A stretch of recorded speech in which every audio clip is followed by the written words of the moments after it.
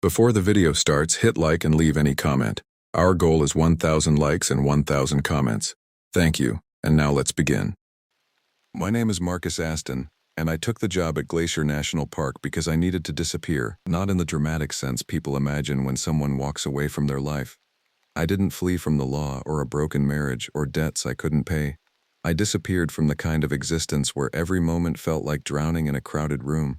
After 17 years working in park administration in Denver, shuffling permits and managing budgets, I'd become a man nobody noticed. Not unkind, just invisible. The position opening at Glacier was advertised as a seasonal ranger role, managing the remote northern sector around Polebridge and maintaining the backcountry cabins that tourists never see.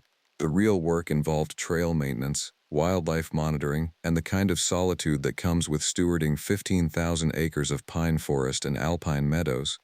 When I drove up in late April, the mountains still wearing their winter scars, I felt something shift in my chest. The air was different here, cleaner, older somehow. The cabin I'd be calling home sat on the eastern shore of Bowman Lake, constructed in 1967 of weathered logs that had absorbed decades of mountain weather. The previous ranger, a man named Derek Kowalski, had transferred to Zion the month prior. Derek left meticulous notes on every aspect of the job: trail conditions, wildlife patterns, maintenance schedules.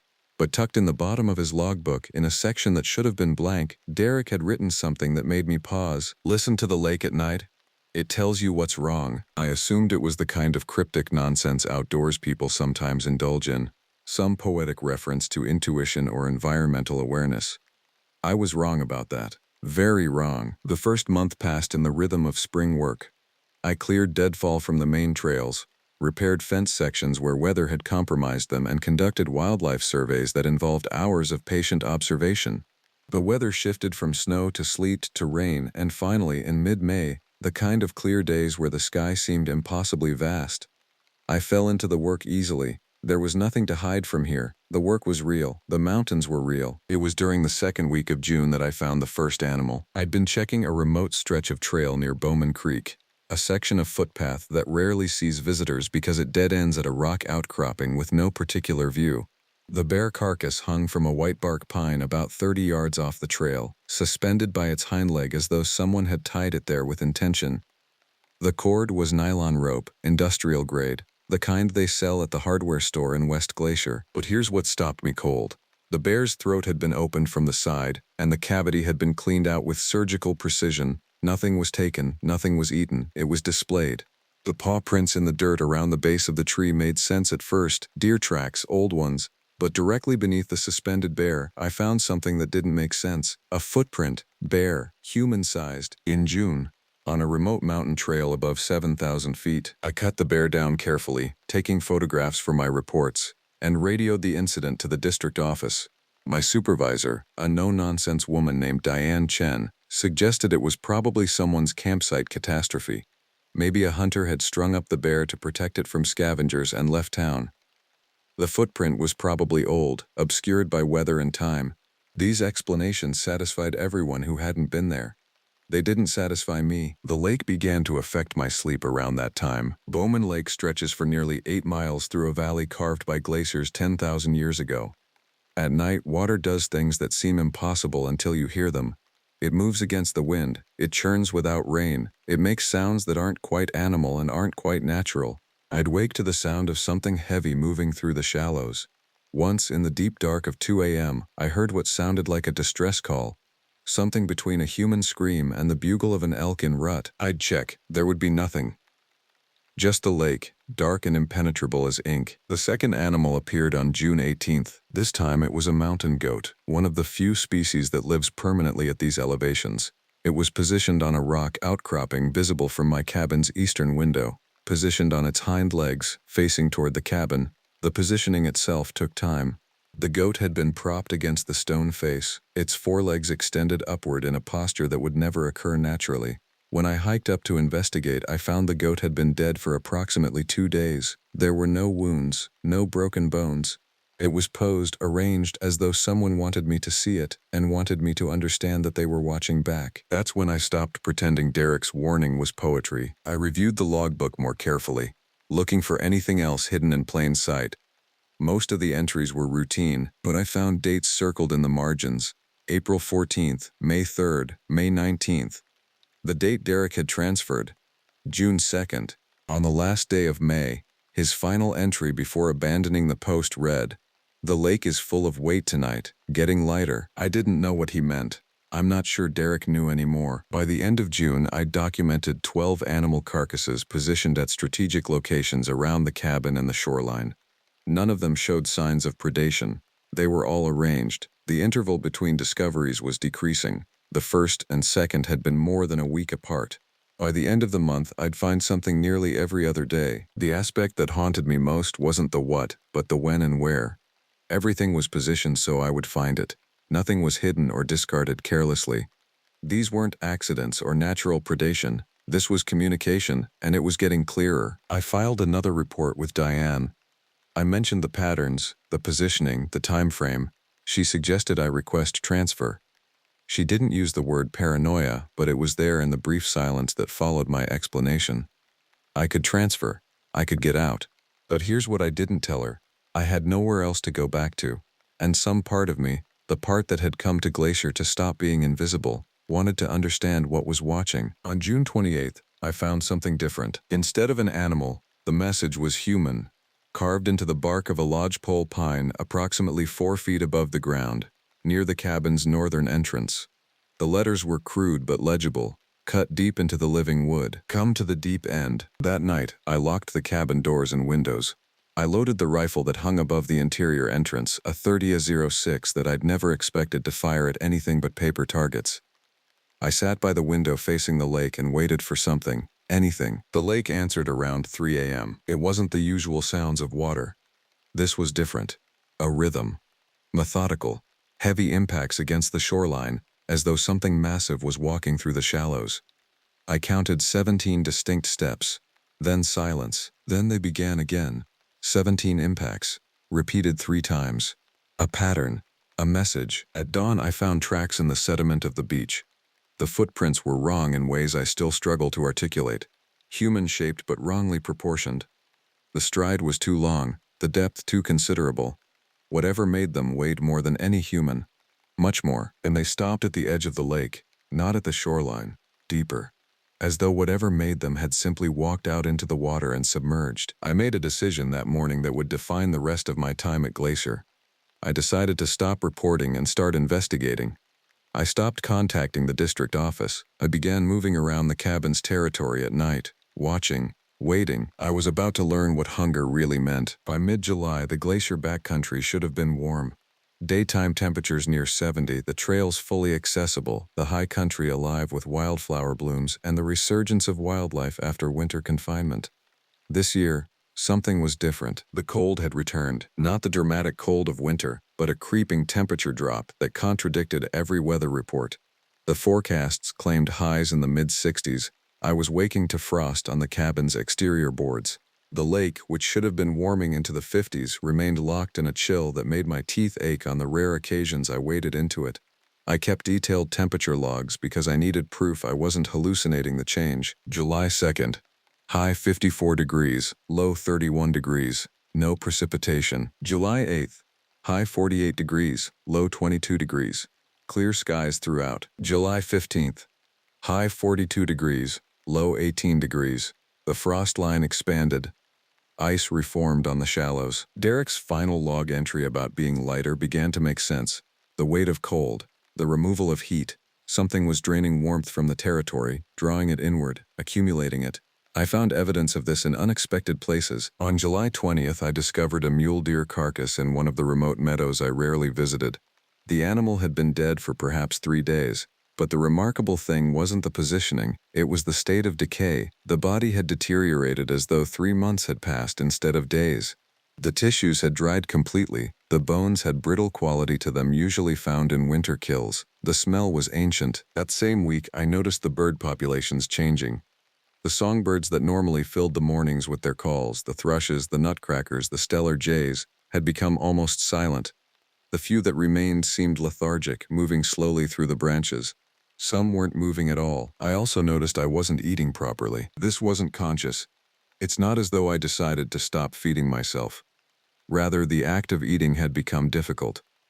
Food seemed wrong in my mouth. My stomach rebelled against what my body needed. I'd prepare meals and manage a few bites before pushing the plate away. By the end of July, my clothes hung loose on a frame that was losing definition.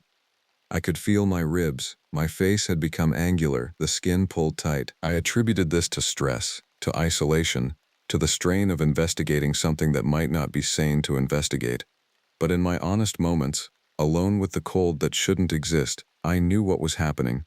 The thing in the lake was feeding, not on animals anymore, not on anything simple. It was feeding on the territory itself. I found the first human remains on July 24th. The location was a backcountry site about 7 miles northeast of the cabin, on a ridge overlooking Bowman Creek. The remains were scattered. This wasn't the deliberate positioning of the animal carcasses. This was aftermath. Bones, weathered white by exposure, arranged in a pattern that didn't match any animal I could identify. The fragments suggested something bipedal, human-sized. A femur, ribs, part of a skull. There was clothing. Synthetic fabric, sun-bleached to the color of bone. A piece of a hiking boot. Nothing that would help me identify the person. The estimated exposure time was difficult to determine. The bones were old, at least a season old, possibly much older. But something about the site troubled me in ways I couldn't articulate. The positioning, while less deliberate than the animals, still seemed to convey something. It was as though the bones had been arranged to form a message, a warning. I photographed everything and finally made contact with the ranger station. Diane came herself along with a forensics team from Missoula. They collected the remains professionally and determined the bones showed evidence of trauma consistent with an animal attack. A grizzly, most likely. The hiking boot was registered to a man who'd been reported missing in the summer of 2019, 4 years prior. The remains stayed in the high elevation, Diane told me as we stood in the afternoon cold that had no right to exist in July. Bears have a way of returning to the same feeding sites. Cold preserves the bones. She didn't ask why the bones were positioned the way they were. She'd already decided on her explanation, and a park ranger's job isn't to question these things. I'd learned that much, but after they left, I did something I'd been avoiding. I accessed the rangers' archived logs. Every ranger at Glacier, going back to the 1980s, keeping records of their seasons. I started with Derek's predecessor, a woman named Monica Rothstein. Her notes were detailed and professional, until June of her tenure. Then the log entries became increasingly fragmented. June 15th. Heavy activity near the deep end. Positioned remains of elk in visible locations. Unsure of purpose. June 22nd. Not feeling well. Temperature seems wrong. Lake is too cold. June 28th. Found message carved into pine. Cannot repeat what it says. Cannot stop thinking about it. July 3rd. Not leaving. Understand that now. Part of the contract. Weight of the place. July 10th. Stopping the log. Cannot document anymore. Cannot explain anymore. Monica had transferred in August. She'd worked at Yosemite for 2 years, then disappeared from any Park Service records. I found similar patterns in every log going back. Rangers arriving with enthusiasm. Rangers gradually becoming consumed by something they couldn't articulate. Rangers leaving abruptly or, occasionally, rangers not leaving at all. There was a ranger named Gregory Trant who'd worked Glacier in 1996. His final log entry was simply, "Understood it finally. The lake doesn't hunger for meat. Everything here is already meat. It hungers for understanding." Gregory Trant had never left his post. He'd been found in the lake on August 19, 1996. His body intact but his throat open from the inside out. I closed the logs. My hands were shaking. I understood then that Derek's transfer hadn't been a mercy. It had been permission. The thing in Bowman Lake had released him because he'd submitted to whatever agreement his presence at the cabin constituted. And now it was working on me in the same methodical way. The cold intensified. By early August, the temperature had dropped further still. I wore winter gear in what should have been summer. The frost line expanded from the shallows into the center of the lake. The water had taken on a quality of ice without freezing. I could see darkness moving beneath the surface. Vast shapes. Wait, the lake was becoming itself. That's when I first heard it speak. I was standing outside the cabin around 4 a.m., watching the false dawn gradually lighten the eastern sky, when the sound rose from the lake. It wasn't the thrashing I'd heard before. It wasn't animal, it was vocalization. A voice that had learned the structure of human speech but hadn't mastered the execution. The words came in that distorted, elongated manner of something trying to produce human sound with human-like anatomy that had evolved toward different purposes. The voice said my name, not the way humans say names, but the phonemes were there. The recognition was unmistakable. "Marcus," the lake said. "You're starving." I didn't respond. I went inside and locked the doors and windows. But the voice was right. I was starving. Not from lack of food, which I still couldn't stomach, but from something more fundamental. The life was being drawn out of me in the same way the lake had drawn the life from the meadows and the birds and the trails. By August 10th, I weighed perhaps 130 pounds. I was becoming translucent. I could see the shape of my bones beneath skin that seemed increasingly paper-thin, and I still wouldn't leave. The most terrifying part of what was happening wasn't the thing in the lake. It was my complicity in it. The lake had learned how to communicate, and what it was communicating with every moment of cold and every animal placed at my door was this simple truth. I had nowhere to go, and it had nowhere to be but here. We were bound to the same territory, the thing and I. And the lake was the medium of that binding. August arrived with the understanding that I had passed some threshold. The point of return was no longer geographical. I could leave, physically, walk out to the road, drive back to civilization. But the part of me that might do that had been left behind somewhere in July, buried beneath the cold and the watching and the slow starvation of spirit. I began, deliberately, to move deeper into the territory. I started leaving food by the lakeside. Not offerings exactly, but placements. I wanted to understand the thing's patterns, its motivations, the logic of what it was doing. The food would be consumed, not by animals. The remains showed no evidence of predation. The food simply vanished, absorbed into the lake's margins like water into sand. I marked where I'd left each deposit, and over the course of August, a pattern emerged.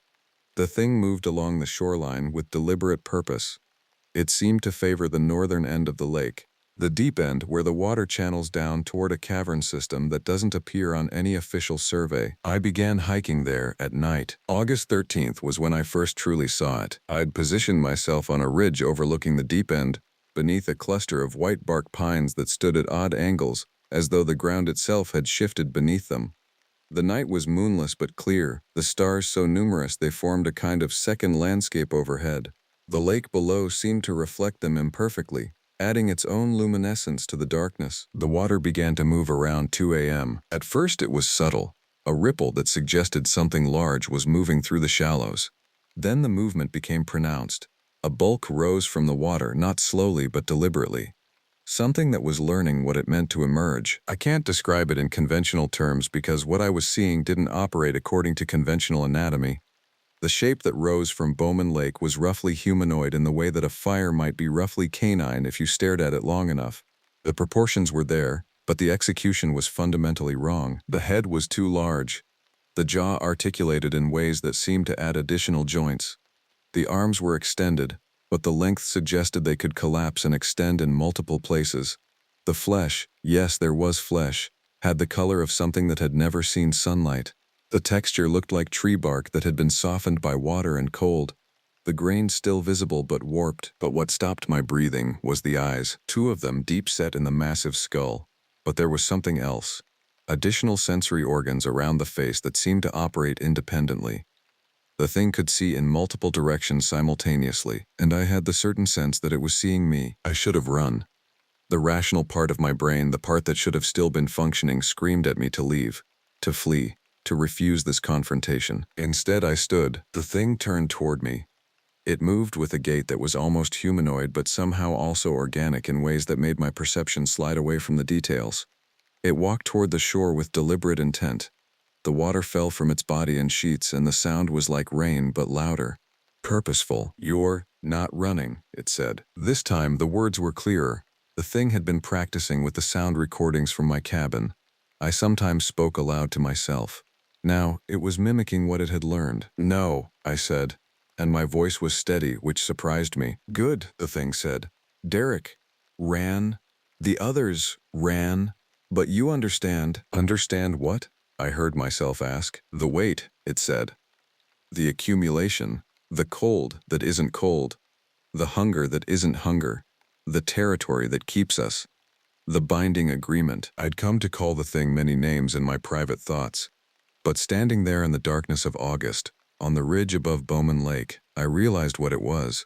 It wasn't a creature, it was a consequence. A natural outcome of something that had happened in this place long before the forest grew, before the glaciers carved the valleys, before humans ever walked the trails. "What are you?" I asked. "I am the memory of winter," it said. "I am the cold that hungers. I am the weight that drains. I am the understanding that comes in the deep places where the sun can't reach.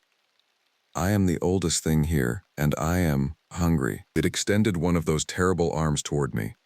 At first I thought it was a gesture of threat. Then I understood it was something else. An invitation. "You could feed me," it said. "You could become part of the accumulation, the weight, the cold that understands." "Why haven't you?" I asked. "You've had opportunities." "Because," it said slowly, as though using language was still difficult. "The rangers are bound to the cabin is bound to the lake is bound to the territory. But you could choose, and I need someone to choose." That's when I understood the arrangement. The thing, the winter, the hunger, the weight, needed consciousness. It needed understanding. It fed on the life force of the place, yes, but it sustained itself, given purpose, by consuming the will of something that could think. The previous rangers had run, rejecting the bond. Gregory Trant had accepted it, and in that acceptance he'd fed the thing more completely than any animal could. And Derek had been released because the thing had decided it preferred voluntary sustenance. It was learning, evolving. "I can leave," I said. "You can," the thing agreed. "I won't stop you. I never stop them. But when you leave, the cold leaves with you. It will follow you, because you've been marked by the weight. You're already part of the accumulation." I believed it. The realization was ice clear and absolute. I'd been transformed by August at Bowman Lake. Something in me had been removed or replaced. And if I left, that change would follow me. I would spend the rest of my life cold in ways that no other person could understand. I would starve for reasons that no doctor could identify. I would see things in peripheral vision that would never fully resolve into explanation. Or I could stay. "What happens if I stay?" I asked. The thing moved closer. I could smell it now, like deep water and old stone, like the smell of caves that never see light. "You become the witness," it said. "You become the voice that understands. You become the bridge between the weight and the watching world. And when the cold builds too much, when the hunger needs a feast, you provide what the animals can't." "You want me to kill," I said. "I want you to choose," it corrected. "The killing is a choice. Everything here is a choice, once you understand the weight." I turned away from the thing and walked back toward the cabin. Behind me I heard it return to the lake. The water swallowed it with sounds like grinding stone. I didn't sleep. I packed supplies.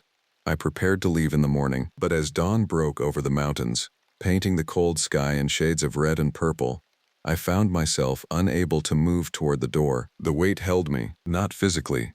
The binding was more profound than restraint. It was the understanding that Derek had achieved, that Monica had glimpsed, that Gregory Trant had finally surrendered to. The lake doesn't trap you. You trap yourself, because once you've understood the weight, the cold, the hunger that lives in the deep places, you can't go back to a world where those things don't exist. You can only go forward into the accumulation. I sat at the cabin table and I waited for August to end, knowing that September would bring new choices, and I would make them, or perhaps the weight would make them for me. By September, I had begun the work of feeding the thing in Bowman Lake. It wasn't dramatic. It wasn't the murder fantasies that horror stories depend on. It was quieter than that, and more terrible, more inevitable. The first was accidental, or nearly so. A backpacker came through the territory on September 3rd. She was off-season, unprepared for the cold. She should never have been on the trail. She was thin, malnourished herself, running from something in the lower elevations of her life. We talked for perhaps an hour before she went to the lake for water. I didn't push her in. I didn't lay hands on her. I simply knew, with the certainty that the weight imparts, that the lake would take her if given the opportunity. And when she waded into the shallows to fill her bottles, the cold rose up and pulled her down. Her screams lasted perhaps 3 seconds. I reported her death as a drowning. The body was never recovered. The Park Service file listed her as another victim of backcountry hazard. Another cautionary tale about preparation and overconfidence. The weight approved of my complicity. The cold became slightly less oppressive. I managed to eat something solid for the first time since June. The second was more deliberate. September 12th. A ranger from a neighboring district, doing a courtesy patrol. He shouldn't have come here. He knew the sector was isolated, that the seasonal ranger, me, handled everything. But he was curious. He asked about Derek. He asked about my weight loss. He asked questions that suggested he'd read the archived logs. I couldn't allow that. We took a hike. I led him to the ridge overlooking the deep end. I showed him where the thing emerged.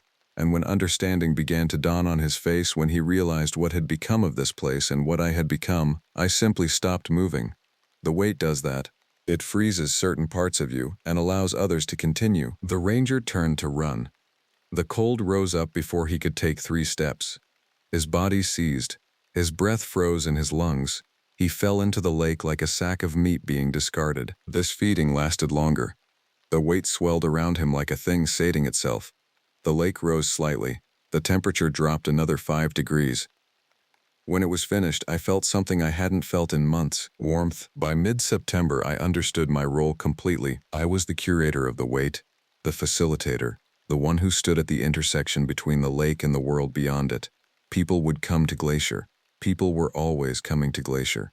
They would wander from prepared trails. They would become lost. They would fail to return. And I would either let them pass through the territory, or I would guide them to the cold. The choice was presented to me each time, and the weight showed me how to choose. A family of 4 on September 18th camped in a restricted area. I moved them along, but slowly. The father fell into the ravine and broke his leg. The weight rose up through the cold and they all followed him. The lake was patient. The lake was kind. It didn't hurt them.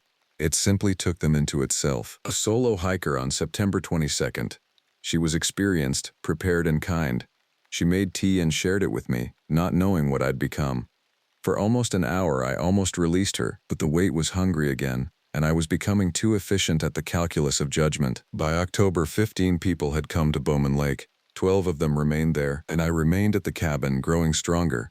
The cold still existed, but it was becoming part of my structure rather than a threat to it. My weight returned. My appetite returned. I was changing into something new. The weight was inside me now, not just around me. We were becoming integrated. I kept detailed notes in a new log. Unlike the other rangers, I didn't try to hide what was happening. I documented every offering, every person, every transfer of energy from the living world into the accumulation that the lake required. October 15th. The thing that Derek warned about isn't cruel, it's necessary. The lake needs to exist. The cold needs a vector. I am becoming that vector. I am the bridge. The weight will pass through me to the world beyond. October 19th, tested the boundaries, walked to West Glacier. The cold followed me for exactly 2 miles before receding. My influence extends only to the perimeter of the territory. I am bound here, or the weight bound me here. I can no longer distinguish between the two. October 24th, 14 souls taken. The water is clear in a way it's never been. Beautiful. I understand why Gregory Trant didn't resist. The accumulation is achievement, the weight is purpose. October 28th. A ranger from the district office arrived today. She wanted to do a welfare check, found me in good health, found the records I'd been keeping. She's still trying to understand. The weight, however, is done being patient. She won't leave. The cold has claimed her already. Just waiting for consent. By November, the snow returned, as if it had been waiting for permission. Winter came early and stayed deeper. The lake froze over with ice so thick that it refused to crack despite the months that followed. The trails became impassable. No one came to Glacier anymore.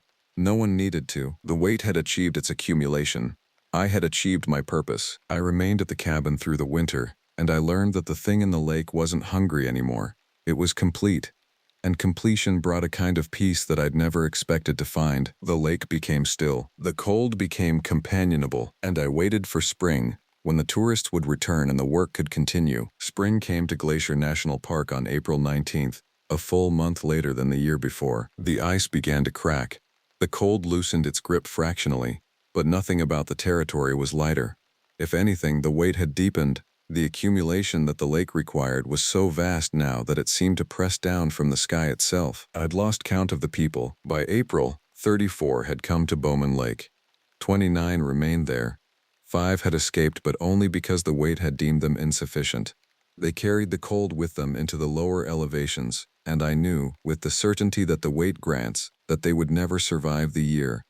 The cold would accumulate inside them until it became the only thing they knew. I'd become something other than human. The transformation had been gradual enough that I couldn't identify the exact moment it occurred, but I could feel it in every cell. My body no longer required standard food. I could consume lake water and gain sustenance from it, not from minerals or microorganisms, but from the weight itself. The thing had learned to feed me. I was, in a very real sense, its organ, its avatar, its extension into the world beyond Bowman Lake. I could see things others couldn't. In the twilight hours, I could perceive the weight moving through the forest like a second landscape. It was vast. It was patient. It was ancient beyond human calendars. And it was growing. The Park Service dispatched investigators in early May. Diane Chen came herself, along with federal agents and forensic specialists. They'd discovered the bodies, the ones the lake had eventually released, months after it had finished with them. The remains were scattered along the shoreline, positioned with that same deliberate arrangement that seemed to serve no purpose beyond communication. "Tell us," Diane said, standing in the cabin with her weapon holstered but her hand ready. "What happened here, Marcus?" I told her the truth. I explained about the weight, about the cold, about the accumulation, about the lake and what it needed. I showed her the logs. I demonstrated by walking to the shoreline how the thing rose at my approach. She didn't believe me until she saw it herself. The weight emerged that evening, drawn by the presence of so many conscious minds in its territory. The thing had learned to be seen. It no longer needed to conceal itself. What was the point? Understanding had spread. The lake was established. The foundation was laid. The federal agents fired their weapons. The cold rose up and took the weapons. The cold rose up and took the agents. Diane ran, and she was smart enough to keep running. She reached the road and her vehicle, and she drove away from Glacier, and she spent the rest of her career filing reports that no one believed. But she believed. The wait was satisfied. By June, I was the only authorized personnel at Glacier National Park. The entire ranger staff had been relocated or reassigned. Visitors were discouraged with subtle misinformation about trail conditions. The loop road around the park remained technically open, but accidents became more frequent. Lost hikers, engine failures, weather that came from nowhere with devastating speed. Glacier was being slowly withdrawn from public access. The wait was preparing the territory for what came next. I understood, in the visions that the lake gave me, what was happening. The wait wasn't limited to Bowman Lake. There were others like it. Deep waters, remote places, territories where the old cold lived and accumulated. And they were all beginning to wake, to extend, to reach beyond their boundaries. The thing in Bowman Lake was only a beginning. I kept the cabin maintained. I kept the trails marked, though I began to alter them slightly, steering hikers toward the deep end rather than away from it. I became a park ranger in the truest sense, not a protector of the wilderness, but its curator, its representative to the world beyond. By my final entry in late August of that year, I had facilitated the coming of 143 souls to Bowman Lake. 86 had joined the accumulation.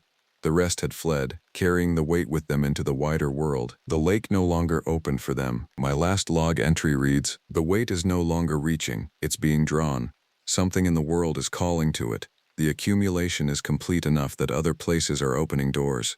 The winter that never left is expanding. The cold is finding vectors beyond my facilitation. The lake is becoming what it was always meant to be, not a destination but a hub, a nexus. The first of many points where the boundary between warmth and weight grows thin." I remain at the cabin because I no longer have the option of leaving, but also because I finally understand Derek's words so many months ago. The lake tells you what's wrong. What's wrong isn't the lake. What's wrong is us. We build our parks and draw our boundaries and believe we're protecting nature, but nature has always had teeth.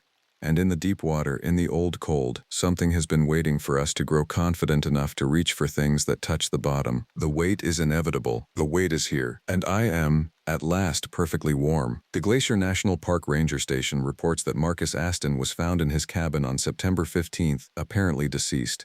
The official cause was listed as cardiac failure brought on by malnutrition and seasonal affective disorder.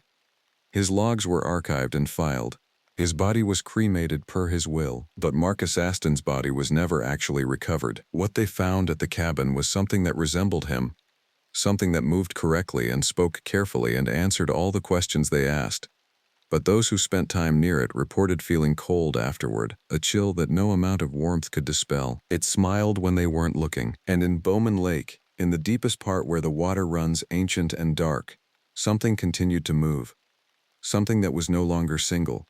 The weight had learned to duplicate itself, to extend itself, to become plural. And every winter when the cold came to the high places, hikers reported seeing footprints, bare feet on ice, prints that didn't match anything in the geological record, prints that seemed to be walking toward the mountains rather than away from them. They're still coming. The weight is still hungry, and somewhere in the dark water, something that was once Marcus Aston waits, with perfect patience for the next season to bring more souls to the lake. Because the wait, in the end, isn't cruel, it's just necessary. My name is Marcus Rellinghurst, and I've been a ranger at Yellowstone for 3 years now. People ask me sometimes why I chose this life, and I tell them the truth.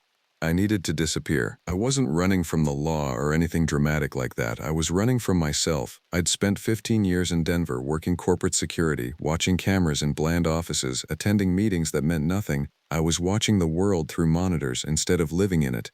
My marriage had dissolved quietly, the kind of ending that leaves no drama, just a slow erasure. My daughter, who was 12 when I left, is 20 now. I haven't seen her since she turned 16. When I applied for the ranger position, the interviewer asked about my background, and I lied smoothly. I said I needed space to think, that the mountains called to me, that I'd always felt a connection to wild places.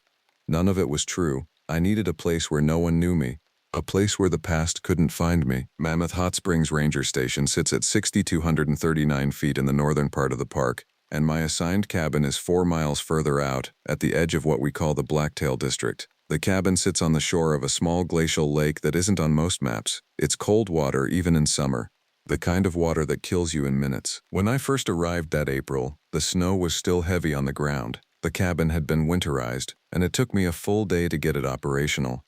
The nearest neighbor was a permanent maintenance worker named Garrett, stationed another 3 miles down the trail. We weren't close. I preferred it that way. I took the job because it promised silence. And for a while I got exactly that. The first months were quiet. I was a ranger in the real sense. I patrolled the wilderness, checked on trails, helped orient the few hikers brave enough to venture into the high country while snow still clung to the ridges. I found lost hikers twice. The first was a college kid from California who'd ignored every sign and taken a shortcut that didn't exist. The second was a woman in her 60s who'd wandered off the marked path near Mammoth and couldn't find her way back. Both times, I found them quickly. Both times, I felt that old pull in my chest, the sensation of being useful for the first time in years.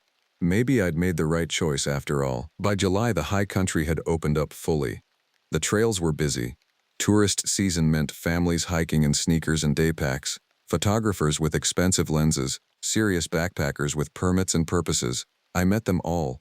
I became the friendly ranger, the one who could tell you about the geysers and the wildlife and the history of the park. No one looked too carefully at my eyes. No one asked questions that went deeper than small talk. It was during the last week of July that things changed. I was patrolling the North Loop, checking trail conditions after a storm, when I found something odd on the trail about 8 miles from my cabin. At first I thought it was a bear. The claw marks were too deep, too aggressive, and they'd torn open the bark of several pine trees in a pattern that didn't make sense. Bears gouge at trees to mark territory or to feed on insects. These marks were different. They formed what looked almost like paths, as if something had been testing the wood repeatedly, methodically. I'd been a ranger long enough to know I wasn't seeing a simple animal behavior. I photographed the marks and reported them to the ranger station. My supervisor, a woman named Patricia who'd been at Yellowstone for 22 years, looked at the photos and shrugged. Probably a young grizzly learning to hunt, she said. Or an old male marking. We'll keep an eye on it. Be careful out there. But something in her voice told me she didn't believe her own explanation. 3 days later, a hiker reported seeing something unusual near Pelican Lake, about 6 miles from where I'd found the claw marks. He described it as dog-like but wrong. Its back was too high. It moved like something was broken, but it didn't care. He'd been at a distance, maybe 100 yards, and when he tried to get a better look, it had vanished into the tree line with a speed that seemed impossible for its size. The hiker, a man named Ross, had reported it dutifully. He wasn't hysterical or confused. He was a wildlife biologist on vacation, the kind of observer whose testimony carried weight. Patricia took his statement seriously enough to mention it in the next staff meeting. I attended that meeting. I watched Patricia's face as she spoke. She was choosing her words carefully, which meant she was worried about sounding credible. Probably a misshapen elk cow, another ranger suggested. Arthritis or something that affects its gait. No one mentioned the claw marks on the trees. I hadn't brought them up after I made the report, and neither had Patricia. Now I understood why. If you start connecting incidents in Yellowstone, if you start suggesting patterns, you invite the kind of attention that the Park Service doesn't appreciate. Bad for tourism, bad for funding, bad for the public's sense of safety. I went back to those marked trees the next day. Someone had carved an X through the largest set of marks with a knife. The message was clear: forget this. But the marks hadn't changed, and the lake where the hiker had seen the creature was less than a mile from my cabin. That night, I locked the cabin door and closed every window, even though the air was warm and the night was clear.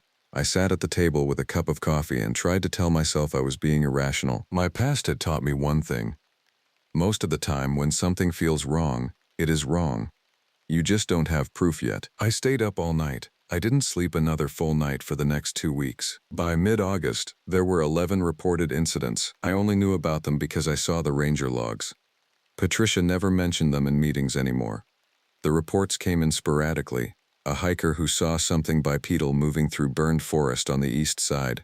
A group of campers who said their dogs wouldn't stop barking at the edge of camp all night.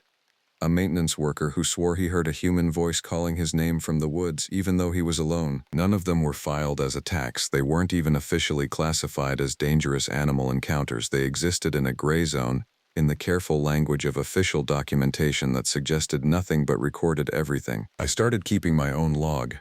I marked each incident on a map of the Blacktail district, overlaying them with the terrain data I had access to. The pattern emerged slowly, but it emerged. The incidents were moving closer to my cabin, not in a straight line, but in a spiral. Whatever was being reported, it seemed to be working its way inward, toward the lake. In the last week of August, I hiked to the far edge of the lake and found tracks. They weren't bear tracks, and they weren't elk or deer. The prints were too large, with too many digits, and they showed a gait that didn't match anything in North American fauna. The track pattern suggested bipedal movement, something walking on 2 legs, but the print itself was wrong. Too wide, too deep, the claw marks too distinct. I've seen my share of bear tracks. These were different. These were deliberate. These were territorial. I returned to the cabin and did something I hadn't done in 3 years. I called my ex-wife. The number still worked. She answered on the 4th ring, and I heard the surprise in her voice before anything else. Marcus? Hi, Ann. Is something wrong? Is it about Katie? Katie. Our daughter. I hadn't heard her name spoken aloud in years. No. I wanted to hear a voice. A real person. Silence on the line. Then, are you okay? You sound strange. I'm fine. I'm out west, working in the mountains. I just wanted to let you know I'm thinking about Katie. Tell her I said hello. Marcus, that's not. I hung up. I couldn't do it. I couldn't bridge that gap. I could only acknowledge its existence and then withdraw again. That night, I heard scratching at the cabin window. I was in bed when I heard it, the distinct sound of claws on glass, not the casual scratching of a branch moving in the wind. This was methodical, precise. Something was testing the window, working at it, trying to find a purchase. I got out of bed slowly. Every instinct screamed at me not to move toward the sound, but I did anyway. I approached the window in the dark, keeping myself to the side so I wouldn't be silhouetted. I looked out. The moonlight was bright enough to see the lake in grayscale. The meadow that fronted the lake was empty. Nothing moved in the open ground. The scratching continued from another window, on the north side of the cabin. I went to that window. Again, nothing visible.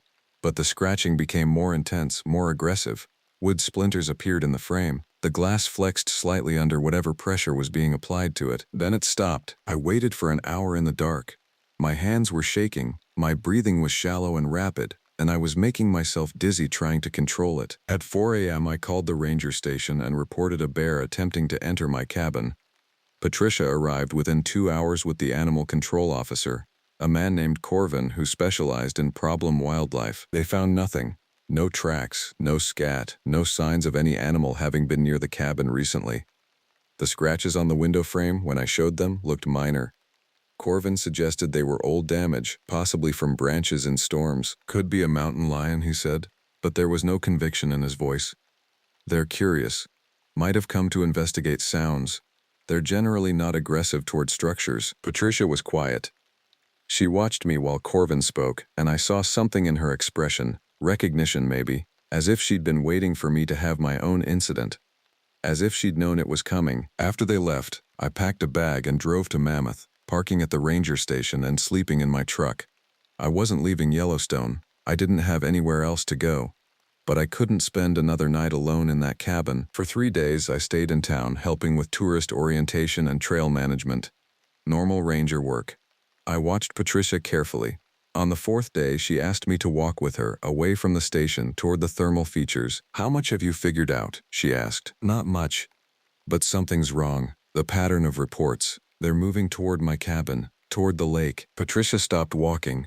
She was looking out over the hot springs where steam rose in columns from the earth. "In 1987, she said, a ranger named David Cheever reported something unusual in the Blacktail area.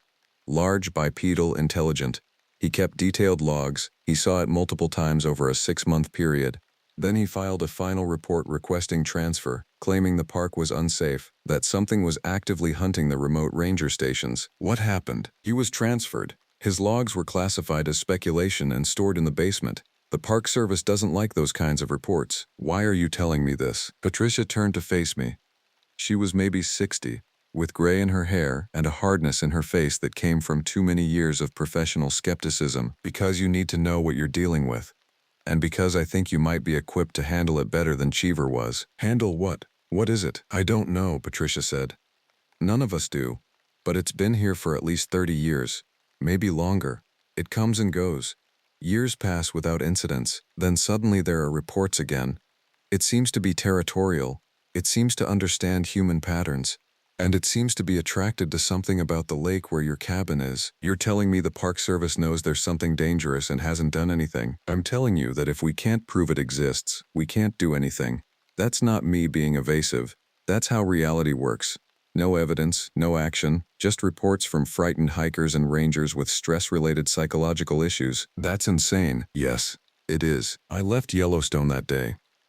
I drove south and didn't look back. For 3 weeks, I didn't leave my hotel room in Jackson, Wyoming except to buy food and coffee. I watched the news. I stalked online forums where hikers posted about their experiences in national parks. I found 3 references to the Mammoth area, all of them vague, all of them described as unusual animal encounters. None of them mentioned what I was looking for. On day 24, I drove back to Yellowstone. I told myself it was because I couldn't afford to throw away my job, my one fresh start. I told myself it was because I had nothing else. Both things were true, but they weren't the real reason. The real reason was that I needed to understand. After a lifetime of running from my past, I found myself running towards something instead. It was the first time in years I'd felt any kind of purpose. When I returned to the cabin, it looked exactly as I'd left it. The windows were intact, the furniture was unmoved. Dust covered everything. I cleaned the cabin methodically and set about establishing a routine that might actually keep me alive. I installed motion sensor lights around the perimeter. I reinforced the locks. I created early warning systems using bells and tripwires that I'd seen in prepper websites. It was probably futile, but it gave me the illusion of control. More importantly, I started a systematic study of the lake. The lake was roughly half a mile across at its widest point, with a shoreline that extended maybe 2 miles. It was deep in places, reaching down to 180 feet according to the geological surveys.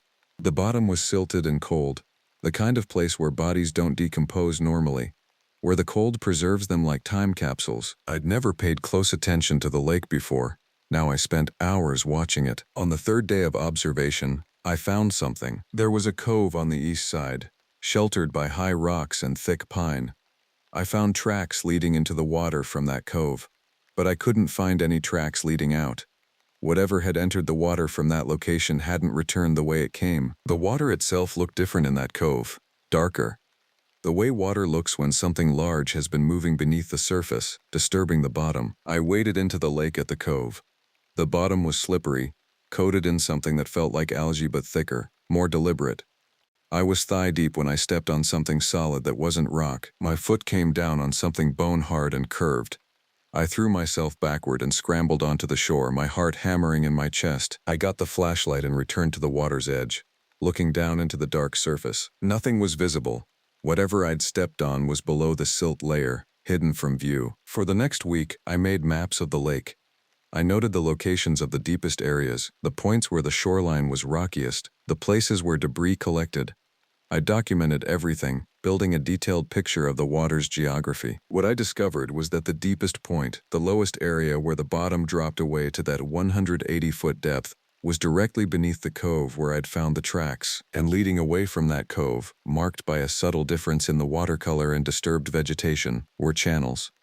Water roads, as if something had been traveling in and out of that spot repeatedly, using the lake as a highway. I found more tracks one morning, this time on the rocky shore on the north side. They were fresh, made sometime during the night.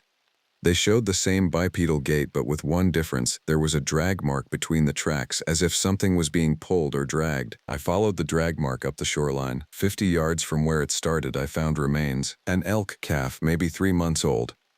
It was partially consumed, the abdomen opened and the organs removed with surgical precision. The carcass had been there for at least a day, but the predator that had killed it hadn't scavenged further. It had fed and then left, almost respectfully. The bite marks were wrong. The jaw spread was too wide, and the teeth had left marks that didn't match any predator native to Yellowstone. The feeding pattern was wrong too. The selective consumption of specific organs, the careful avoidance of muscle tissue. I photographed everything and called the ranger station to report a predation event. Another one? Patricia's voice was tight. That's the 6th one this month. Of what? Elk calves, all in the Blacktail area, all within a few miles of your cabin. I felt cold, despite the August heat. I'm coming back, Patricia said. Stay in the cabin, don't go out. I'll bring Corvin, and we'll examine the site. But after hanging up, I didn't go back to the cabin. Instead, I circled the lake at a distance, checking the water line, looking for any other signs. On the opposite shore, nearly half a mile from the elk carcass, I found something worse. It was caught in the rocks at the water's edge, partially submerged. At first, I thought it was a bear, the way the fur clung to the decomposing remains. But as I looked closer, I realized it wasn't fur. The body was humanoid, the skeletal structure unmistakably human, but it was wrong in ways I couldn't immediately articulate. The bones seemed too long, the joints were positioned at angles that didn't match human anatomy. Then I realized what I was looking at. This wasn't a deformed human, this was something wearing human remains, or something with a shape that mimicked human form but was fundamentally different underneath. I ran back to the cabin, packed my truck, and drove toward Mammoth. I was gone before Patricia and Corvin could arrive. I didn't go back to the ranger station. I drove directly to Patricia's house in Mammoth and found her in her garden, pulling weeds. I found something in the lake, I said. She was quiet for a moment. Then she set down her gardening shears. Come inside. Her house was exactly what I expected. Careful, controlled, full of wildlife photography and hiking maps. We sat at her kitchen table, and she poured 2 cups of coffee without asking if I wanted any. David Cheever found the same thing, she said. Not in the lake, but in a crevasse near the hot springs. A body that was partially submerged, partially exposed. When he brought it to the attention of the Park Service, it was removed within hours. No autopsy, no investigation. It was classified and stored. And Cheever was told to stop investigating, or his career would be over. What was it? He never found out. But he suspected what it was based on the other things he'd observed. He believed it wasn't hunting randomly. He believed it was taking hikers deliberately, that it was selecting people. For what? Patricia set down her coffee cup carefully. He thought it was leaving offerings. Offerings to what? To itself, or to others. He wasn't entirely clear on that point, but he documented 17 disappearances over an 8-year period in the Yellowstone area. Hikers, campers, rangers, never reported as possibly connected, each one attributed to accident, suicide, or human error. But Cheever found a pattern. They all went missing in areas where he'd seen the creature or found evidence of its presence. I felt the room tilt slightly. The official record shows 6 missing persons in Yellowstone over the past 30 years, Patricia continued. But if you cross-reference with old newspapers, forum posts, missing person reports from the surrounding communities, the number is much higher, closer to 30, maybe more. And you're still here. You're still working for the Park Service. I have nowhere else to go. And I'm trying to understand what we're dealing with before it destroys this place entirely. It's going to come for me, I said. Probably. Your cabin is in its territory. You've been observing it. That makes you a threat or an opportunity. Either way, you're on its agenda now. Patricia stood and walked to a locked cabinet. She pulled out a key and opened it, revealing several folders, all labeled with dates and ranger designations. Cheever's notes, she said. Everything he documented. I've been adding to them for 20 years. I don't know if it will help you, but it's all I have. I spent the next 6 hours reading. The progression of Cheever's observations was methodical and increasingly disturbing. He documented not just the incidents but the creature's behavior patterns.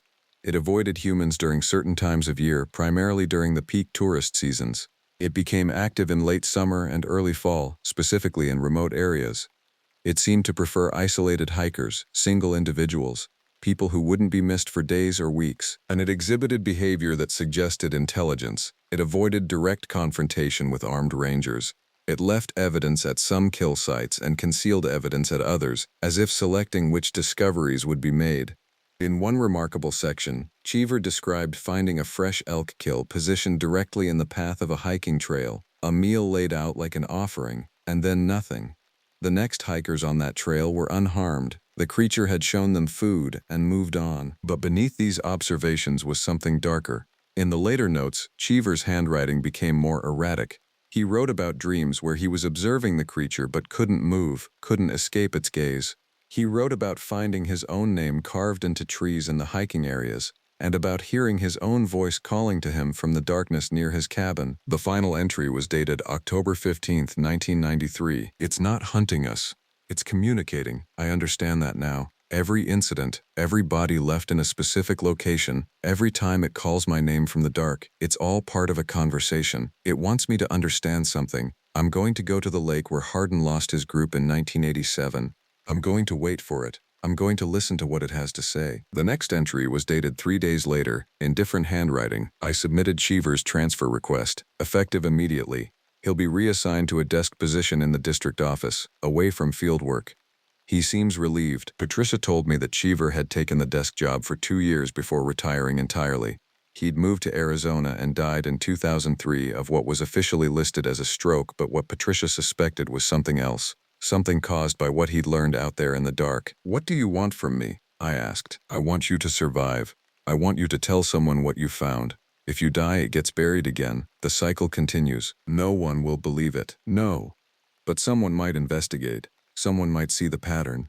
And eventually enough people will have experienced it that they can't suppress it anymore. I left her house that night with Cheever's files and a recommendation to drive to Denver and talk to a journalist who had interests in underreported Park Service incidents. I didn't drive to Denver. I returned to my cabin. It was a rational decision based on irrational thinking. Patricia wanted me to leave, to escape the territory and find help. But I knew now that I didn't want to escape. I wanted to understand. I wanted to be the person who finally figured out what was happening in Yellowstone, not another frightened ranger fleeing in the night. I brought supplies for a month. I brought weapons, a hunting rifle, a knife, bear spray, flares. None of it would help, I knew. But I brought them anyway because fear makes us do irrational things. I set up in the cabin and began my own observations. For the first week, nothing happened. I watched the lake. I watched the forest. I documented everything. I expanded Patricia's files with my own findings, my own theories. On the 8th day of my renewed vigil, I found something on the porch of the cabin. It was an elk fetus, perfectly preserved in the cold, placed with its head facing the cabin door. Next to it, arranged in a line in the dust, were 5 small bones. They were too delicate to be any animal native to the area. They looked like they could be human fingers. I photographed everything and didn't touch it. That night, I heard it at the lake, not scratching. Not the sounds of an animal. It was a voice, calling out across the water in a pattern that was almost but not quite human speech. The sound rose and fell, modulating in ways that human vocal cords shouldn't be able to produce. It called my name, but wrong. As if the creature was learning how to shape the sounds, practicing them, getting closer each time. I stood at the window and watched the moonlit surface of the lake. The water was moving in the cove. The dark water churning up around something massive that breached partially and then submerged again. In the moment it was visible, I saw what might have been a face. Humanoid but elongated, eyes that reflected the moonlight like an animal's. A mouth that opened and released that impossible sound halfway between a howl and speech. It saw me, or it sensed me. The movement in the water changed direction and for a moment I thought it would come ashore. Instead, it turned away. The disturbance in the water faded. The calling stopped. I didn't sleep. I sat at the table with Cheever's final notes and tried to understand what he'd been trying to communicate. It's not hunting us. It's communicating. In the morning, I found more offerings. 3 deer fawns, arranged in a semicircle facing the cabin. Next to them, more bones. These ones I recognized. They were human remains, a phalanx from a human hand, with fingernails still partially intact. A patella, a kneecap, a section of spine, laid out like a message. I understood now what Cheever had understood. The creature wasn't acting out of hunger or aggression. It was trying to tell me something. Every body left in a specific place, every offering at the cabin, it was all part of a conversation. The conversation was happening on its terms. It had been happening all along. I burned the files. I took Patricia's entire collection of Cheever's notes and every page I'd written in the past month and burned them all in the fireplace, watching the documentation of 30 years of sightings turn to ash. Then I packed a single bag with supplies and walked to the lake. I went to the cove where I'd first felt that bone-hard shape beneath my foot. I waded into the water deeper and deeper until the cold wrapped around my chest and made breathing difficult. I stopped when the water reached my neck and waited. It came up beneath me, not attacking but guiding. I felt it support me, holding me in the water with intelligence and something that might have been gentleness. I looked into its face then, in that moment before my mind rejected what I was seeing. It was human once, that much I understood immediately. This creature, this impossible thing, had been human. The structure of the face was still recognizable, though the skin was translucent and gray, and the eyes were too large, too dark. The proportions were wrong in ways that suggested bone structure had shifted and reformed. It was watching me with something that might have been compassion. I understood then why Cheever hadn't fought, why he'd gone to the lake in October, why he'd waited for this moment. The water closed over my head, and I stopped struggling. What I found in the deep wasn't death. It was a kind of peace that I'd never experienced in my life. The coldness faded, the pressure eased, the darkness became something else. Something almost like home. For a moment I understood what the creature was trying to tell us. Why it left offerings. Why it called our names in the darkness. Then the moment passed, and I was drowning. My lungs burned, my body convulsed. I kicked upward, thrashing toward the surface. I don't remember being pulled from the water. I don't remember running back to the cabin. But I was there when consciousness returned, soaking wet and shaking uncontrollably. On the table in front of me was a photograph. It showed Cheever, 20 years younger, standing at the edge of the same cove. Behind him, partially submerged, was the creature. Cheever was smiling. On the back of the photograph, written in handwriting I didn't recognize, "Come back when you're ready." I packed my truck that morning. I drove out of Yellowstone and didn't stop until I reached Denver. I found the journalist Patricia had mentioned. I gave her the story, or what I could remember of it. She looked at me like I was insane, and maybe I was, but I gave her what I could. The dates, the names, the pattern of disappearances. She never published anything. But I know she looked into it, because 2 months later, the missing person reports from the Mammoth area became more carefully documented. The media started asking questions. The Park Service started responding with official statements and denial. I moved to Nebraska. I got a job in a quiet town. I live alone, and I don't make friends. But sometimes, on cold winter nights, I wake up hearing voices at the edge of sleep, and I know it's calling me. Someday, I'll go back. But not yet. I'm not ready to go back yet. I still have things to understand about the person I left behind in the dark. My name is Dakota, and I accepted the position at Glacier National Park because I was running from something I couldn't name. That's what I told myself during the interview anyway. The truth was simpler and more damning. I had nowhere else to go. I'd spent 7 years as a ranger in the lower valleys, managing campgrounds and writing citations for violations I didn't believe in. My superiors called it burnout. My ex-wife called it a choice. I called it a slow suffocation beneath concrete and policy manuals. The position at Glacier, remote station near Gunsight Lake, seasonal rotation, minimal supervision, sounded like salvation. The chief ranger, a weathered woman named Presley, didn't ask many questions during my final interview in August. She showed me the cabin, a solid 1970s structure with a stone chimney and solar panels that worked on good days. The lake sprawled before it, so achingly beautiful it almost hurt to look at. The mountains pressed down from 3 sides, dense with fir and pine that never seemed to stop climbing. "It's quiet up here," Presley said, driving the park truck back toward the main station. Quiet in a way most people aren't prepared for. I should have asked what she meant. I didn't. I was already convinced I could disappear into that quiet, leave behind the person I'd been, start something cleaner. She handed me a folder at the station. Inside, topographic maps, emergency protocols, and a handwritten note in the margin of the wildlife management section. Watch for unusual behavior. Oct. Nov. Locals report strange activity, probably bears preparing for hibernation. Probably. The word probably sat there like a question mark. I reported for duty on September 15th. The cabin was stocked with supplies. A radio receiver sat on the kitchen table, its battery light blinking steadily. My job was straightforward: monitor the northern access routes, respond to distress calls, maintain trail conditions, and keep detailed logs of wildlife activity. The nearest road was 8 miles out. The next ranger station was 12 miles east. In between was just land, thousands of acres of it, untouched and indifferent to human presence. For the first month, nothing remarkable happened. I fell into a rhythm: dawn hikes along the ridge trails, noon equipment checks, evening watches from the cabin porch. The autumn was exceptional that year. Colors arrived early and in violent intensity. The aspens turned gold overnight. The days grew short enough that darkness came before 6. It was during the second week of October when I noticed the first thing. I was marking trail conditions near Passing Lake, a smaller water body about 4 miles northwest of my station. The path there was well maintained but infrequently traveled. The kind of place where you might go weeks without seeing footprints besides your own. That morning I found something beside the water. At first I thought it was a black bear carcass. The animal was roughly that size, laid out on its side in the rocks.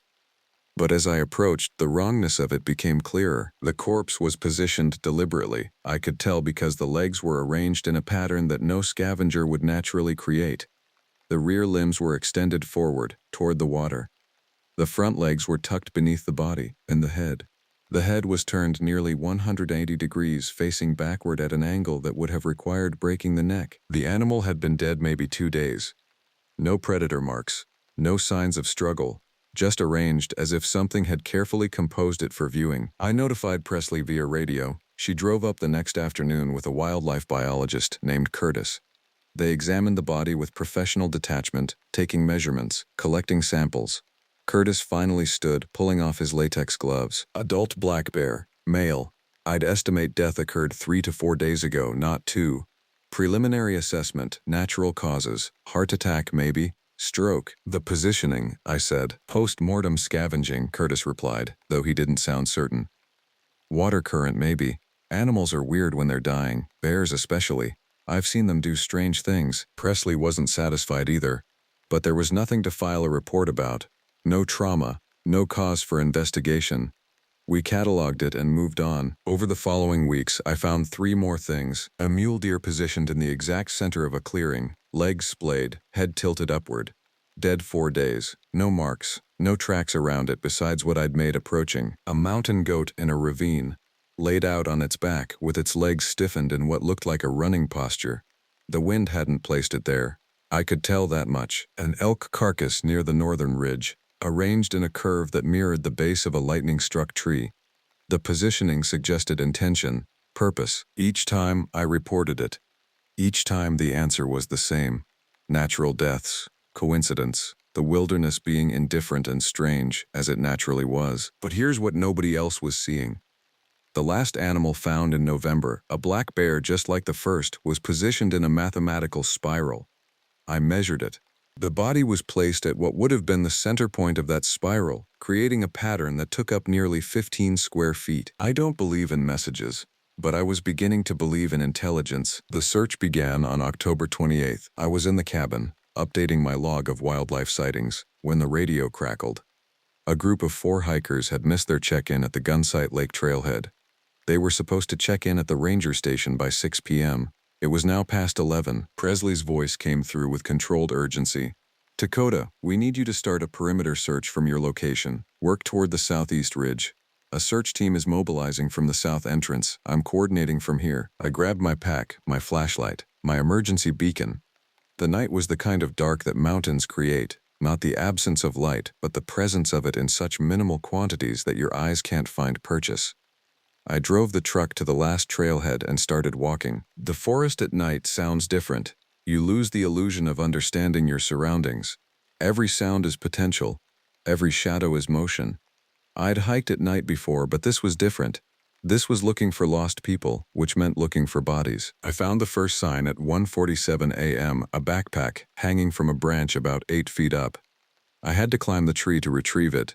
Inside were hiking permits, water bottles, energy bars, but no ID, no note, no indication of what had happened. I marked the location and continued east. At 3:15 a.m., I found the campsite. It wasn't established properly. The tent was still rolled, untouched. Their stove was unpacked but not assembled.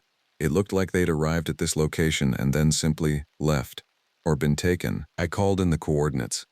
By 5 a.m., I had team members arriving via helicopter. We established a grid search pattern, working outward in quadrants. By noon, we'd covered 7 square miles. They found the first body at 2:34 p.m. Her name was Rebecca Marks. She was 28 years old, an accountant from Denver. She was found 3 miles south of the campsite, in a ravine.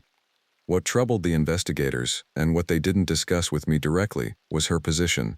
She was laid out with her arms arranged at perfect right angles to her body. Her legs were straight. Her head was positioned at the center of a small circle of stones. The second body came 2 hours later. Marcus Webb, 31, from Boulder. He was positioned in the clearing where I'd found the first arranged animal, the mule deer. The pattern was the same, deliberate, intentional. The coroner arrived by sunset. She was a compact woman named Reeves who'd been doing this work for 20 years. I watched her examine Marcus's body. When she looked up at me, something in her expression had shifted. Preliminary examination indicates death occurred 20 to 30 hours prior to discovery, she said, speaking carefully, as if every word might be examined. The positioning is post-mortem. The cause of death, I'm unable to determine from initial observation. No trauma? Asked Presley, who'd hiked up to observe. No apparent trauma, Reeves confirmed. Internal examination will tell us more, but I'm not seeing external injuries, no defensive wounds, no signs of struggle. Could they have just walked in the wrong direction? Someone asked. Got lost, separated from the group, collapsed from exposure. Then why arrange the bodies? I heard myself saying. The group went quiet. Presley shot me a look that could have cut glass. The positioning is consistent with post-mortem animal activity, Reeves said, though she was looking at me when she said it. Scavenging patterns, water movement, wind drifting loose clothing, these things happen. But we found the third body before dark, Jessica Holbrook, 25, from Fort Collins. She was positioned on a rock outcropping with her arms raised, palms upward, her head tipped back. She looked like she was drinking from the sky, and her body was clean, completely clean. No dirt beneath her fingernails, though the forest floor was rich with soil. No tears in her clothing, no scratches, no indication that she'd been crawling or struggling through the woods at all. The fourth hiker, a man named Dennis Grayson, was never found. Presley had me maintained at the cabin, but the ranger station increased their presence significantly. More personnel, more vehicles, more equipment. They established a command post at the main station. I attended briefings during the day and returned to my cabin at night. A distance of 8 miles I began to resent. The investigation proceeded with the slow certainty of bureaucracy. Autopsy results came back inconclusive. No toxins, no signs of poisoning, no major organ failure. The 3 victims simply stopped living, and the medical examiners had no official explanation for why. Missing person notices went out for Grayson. Dogs were brought in to track his scent. They followed the trail for nearly a mile, then became agitated and refused to continue. The handlers reported that the dogs were responding to something unknown. Not an animal, not a human, but something that frightened them into refusal. I continued my regular patrols, but I was also watching now. I watched the forest with the intensity of someone reading a text written in a language they didn't quite understand but could feel the meaning of. And I began to notice patterns I'd initially attributed to coincidence. The positioned animals. They hadn't been random. When I plotted them on a map, they formed a sequence. Not a line exactly, more like a progression. Each successive animal had been moved farther from my cabin, deeper into the park, in a direction that seemed to follow the ridgeline. The hikers were positioned in that same general direction, as if they'd been led. On November 3rd, I requested a private meeting with Presley. We sat in my cabin, she refused coffee, just water, and I laid out the map. There's a pattern, I said. Look at these positions, the animal locations and the hiker bodies. They're not random. They're moving in a deliberate direction. Presley studied the map carefully. She'd been a ranger for 26 years. She'd seen deaths, accidents, suicides. She knew the wilderness had its own laws. Dakota, she said carefully. What you're describing is a narrative. The human mind is exceptional at creating narratives from random data. We see patterns because we're evolved to see patterns. This isn't random, I said. The positioning is too specific. The progression is too clear, 4 separate incidents across a 2-week period. That's not statistically unusual for a park this size, especially in October when fall hiking is popular. The positioning, I've sent images to a wildlife expert at the university. He confirms scavenging patterns and water movement. The hikers were probably separated from the group, got lost, collapsed from exposure or unknown medical conditions, and the bodies were then moved by water and animal activity. All 3 in the same pose? All pointing in the same direction? Patterns we impose on randomness, Presley said, not unkindly. It's human nature. And Dakota, I understand you're unsettled. This was a traumatic discovery, but we have no evidence of foul play. The investigation is proceeding according to protocol. The park will open for winter recreation in 2 weeks, and we need rangers who can function within that reality. I understood what she was telling me. Stop investigating. Return to normal duties. Don't create problems for her management. I didn't stop investigating. That night I hiked to the farthest animal positioning, the spiral arrangement of the second bear. I stood in the center of it with my flashlight, trying to understand what I was looking at. The bear's body had been positioned pointing northeast. If I followed that direction, where did it lead? I started walking. The forest at night, even with a flashlight, is a maze of textures. Tree trunks become obstacles, roots become traps. The darkness is not empty, it's full of texture and potential. I followed the bearing for nearly an hour, my flashlight beam cutting through the black. Then I saw it, a cabin, not mine, not the old structures marked on the maps. This was something else, a structure that predated modern construction, older than the park itself. The walls were massive logs, gray with age. The roof was partially collapsed. The windows were empty sockets. I approached it with my heart doing things my ribs could barely contain. The door was closed but not locked. I pushed it open. Inside was the smell of rot and deep time. My flashlight found old furniture, broken dishes, clothing disintegrated to threads, and on the walls, scratches, hundreds of them. Marks left with something sharp, layering over each other in a kind of desperate tally. And then I understood. The scratches weren't random. They were in groups of 5. Marks down, a slash across. Someone counting, someone keeping track of time. I found a leather journal on what remained of a table. The pages were fragile, the ink faded to brown. The first entry was dated October 1887. The handwriting was elegant, deliberate. I have found the thing. It comes at dusk and dawn. It is not animal and not man. It moves wrong. The legs bend at angles legs should not bend at. It leaves them arranged as if for study, as if for knowledge. I have locked myself inside during the dark hours. It has not attempted entry. But I hear it outside. I hear it moving. I hear it measuring them out. I couldn't read much more. The handwriting deteriorated as the pages progressed. But I caught fragments. Cannot leave because the thing will follow. Arranged my closest friend in the north clearing. I do not know why. I was not asleep. Walked in a direction I did not choose. Felt no control of my legs. Found myself returning only when dawn broke. It is teaching me something, but I cannot comprehend what. The final entry, dated November 14, 1887, read, I understand now. The arrangements are language. It speaks through position and death. The message is simple. It hunts in patterns. It hunts in progression. It hunts with intent and method. And I am no longer certain which of us is the one being learned about. The journal ended there. No final entry, no resolution. I left that cabin running. I didn't report the cabin. I told myself it was because no one would believe me. That was partially true. But the deeper reason was that I'd begun to understand Presley's position. In a landscape without clear answers, creating a narrative, even a horrifying one, feels better than accepting randomness. It feels like control. But the wilderness wasn't offering me randomness anymore. The 4th hiker was found on November 7th. Dennis Grayson wasn't lost or hidden. He was positioned in the clearing near my cabin, arranged in a circle with stones placed at each cardinal direction. His body had been placed with his head pointing north, his feet pointing south. His arms were extended east and west. He was the centerpiece of a compass. This time, there was no discussion of scavenging patterns. Presley arrived by helicopter. She stood looking at the arrangement for a long time without speaking. When she finally turned to me, there was something different in her face, an admission of something she'd been refusing to acknowledge. "How many animals?" she asked. "4 that I found and reported. Where are they positioned relative to the hikers?" I'd already plotted it. I'd already run the sequence. "They're pointing toward this location, this clearing, the cabin. They're a progression. They're a map. Showing what? A direction of travel. A sequence. And now," I gestured at the body. "Now they're arranged like compasses, pointing at cardinal directions, marking this spot." Presley was quiet for a long moment. "I'm closing the park," she finally said. "Official announcement. Early winter closure. Weather concerns, Forest Service coordination issues. We'll keep it quiet. No panic." "What about Grayson? What about the 3 from October? We can't just—" "We can," she said, and there was finality in her voice. "We will, and you're being transferred, effective immediately. I'm assigning you to a desk position at the south entrance station. You'll pack your things and leave by tonight." "I can't," I said. I surprised myself with the words.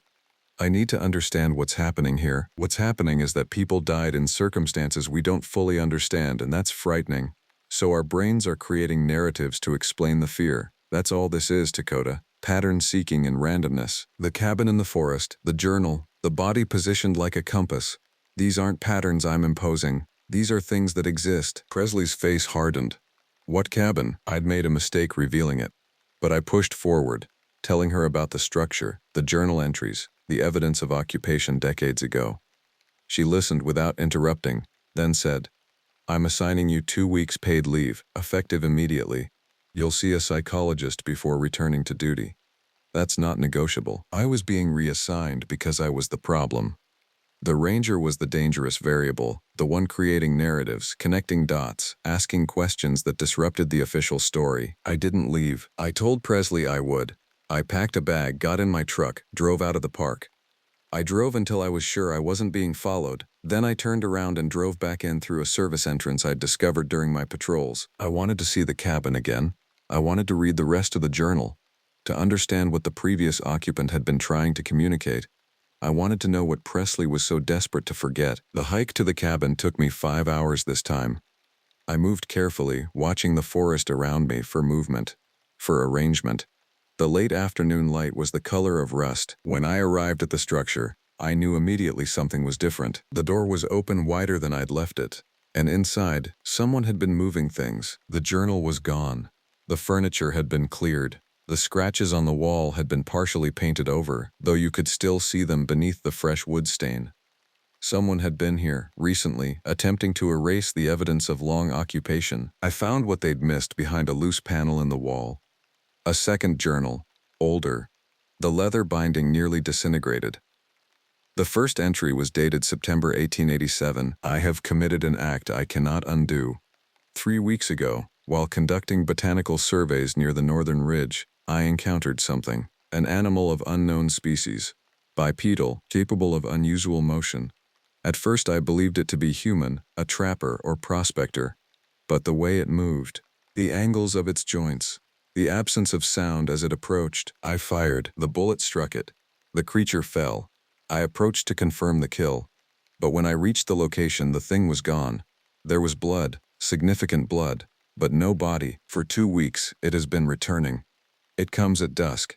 It arranges things, stones, branches, the carcasses of animals I've encountered already dead. The arrangements are precise, methodical, and I believe now that it is responding to something I don't understand. A communication, or perhaps a warning. Tonight I will arrange something myself and leave it in the clearing. I will attempt to respond." The journal was filled with sketches, careful drawings of the creature's footprints, its silhouette, the angles of its movement, and sketches of arrangements, stones, dead animals, personal items positioned in specific patterns. The writer, a surveyor named Martin Ashford, commissioned by the government to map this region, had spent his year isolated in the wilderness, engaged in an exchange, a dialogue conducted through positioning and arrangement. The final entry read, "I believe I understand now. The creature was injured by my rifle. It has been trying to communicate this to me. The arrangements are not threats. They are questions. What happened to you? Why did you shoot? What are you?" In my arrogance, I thought I could communicate back through arrangement. But I realize now that I am working with a mind that comprehends space and positioning in ways I cannot fully grasp. It is trying to educate me in its language, and I am a poor student. Tomorrow I will leave the forest and never return. The creature will forget me, or it will continue its arrangements forever, waiting for an answer I cannot provide. Ashford had left in 1888, but he'd apparently returned decades later. The first journal, dated 1887, was his second stay, and he'd spent that entire winter locked in the cabin, watching the creature arrange things outside his windows, learning its language, until the day the arrangements included him. I understood what I was looking at, a warning in two voices, separated by decades. A chronicle of something that existed in the deep parts of the park, something that hunted with intention and pattern, something that tried to communicate through the arrangement of dead things, and I understood why Presley wanted me gone. Because understanding brings responsibility. Understanding brings the obligation to act. I left that cabin with both journals hidden in my pack. The walk back took me through the darkest part of the forest as the sun set. I moved fast, too fast for safety, and I felt the wrongness in the trees around me.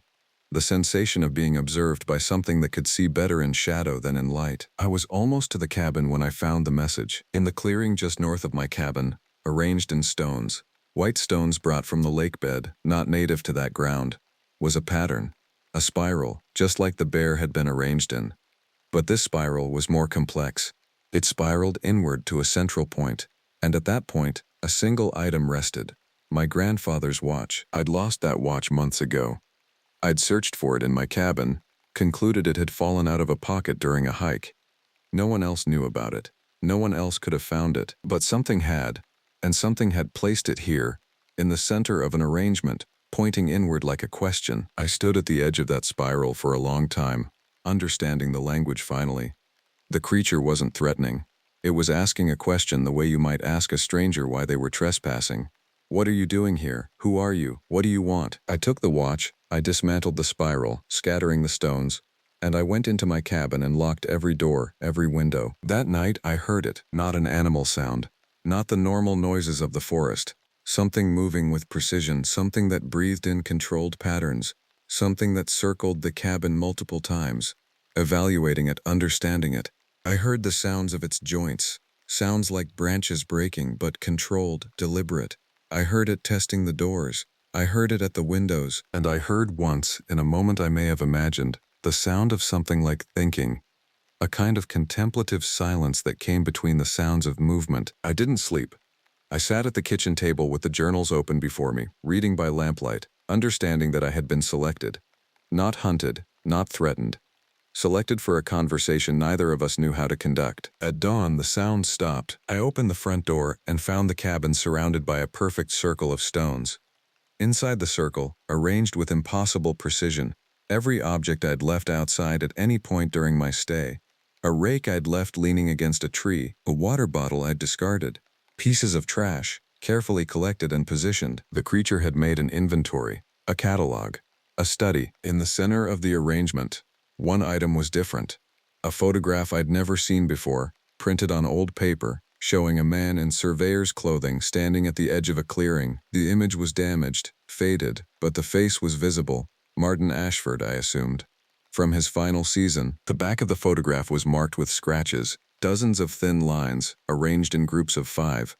The same counting system from the cabin. The creature's language rendered on paper, time measured. Seasons marked, a person observed and recorded. I understood what it was showing me. This is what I know how to say. This is how I understand. I packed that day. I didn't call for a truck. I didn't contact Presley. I simply walked out of the park with the journals in my pack and called for a ride from a town boundary. I never went back. The park's official story remained. Natural deaths, unfortunate timing, weather-related incidents. Dennis Grayson was presumed dead in the woods. The 3 hikers were victims of unknown causes. The positioned bodies were explained as scavenging patterns and water disturbance, but those of us who understood knew different. The creature had left an arrangement, and we had read it. It had asked a question in the only way it knew how, and we had chosen not to answer. I keep the journals in a locked drawer now. Sometimes I look at them and wonder if the creature is still there, still arranging things, still waiting for something to return and finish the conversation that Martin Ashford started in 1887. But mostly I try not to think about the mountains. I try not to think about dusk and dawn, those transition moments when things that move wrong become visible. I try not to think about the watch, my grandfather's watch, positioned at the center of a spiral, an answer to a question I never asked. I accepted that job because I was looking for a place to disappear. I found it. But disappearing, I learned, attracts attention. The wilderness doesn't want you to hide in it. The wilderness wants to understand you. And when you're finally understood, you can't leave. Not fully. Not ever. Some nights I wake and the darkness seems to have texture. And I remember the sound of something thinking, circling, understanding, waiting for you to understand back.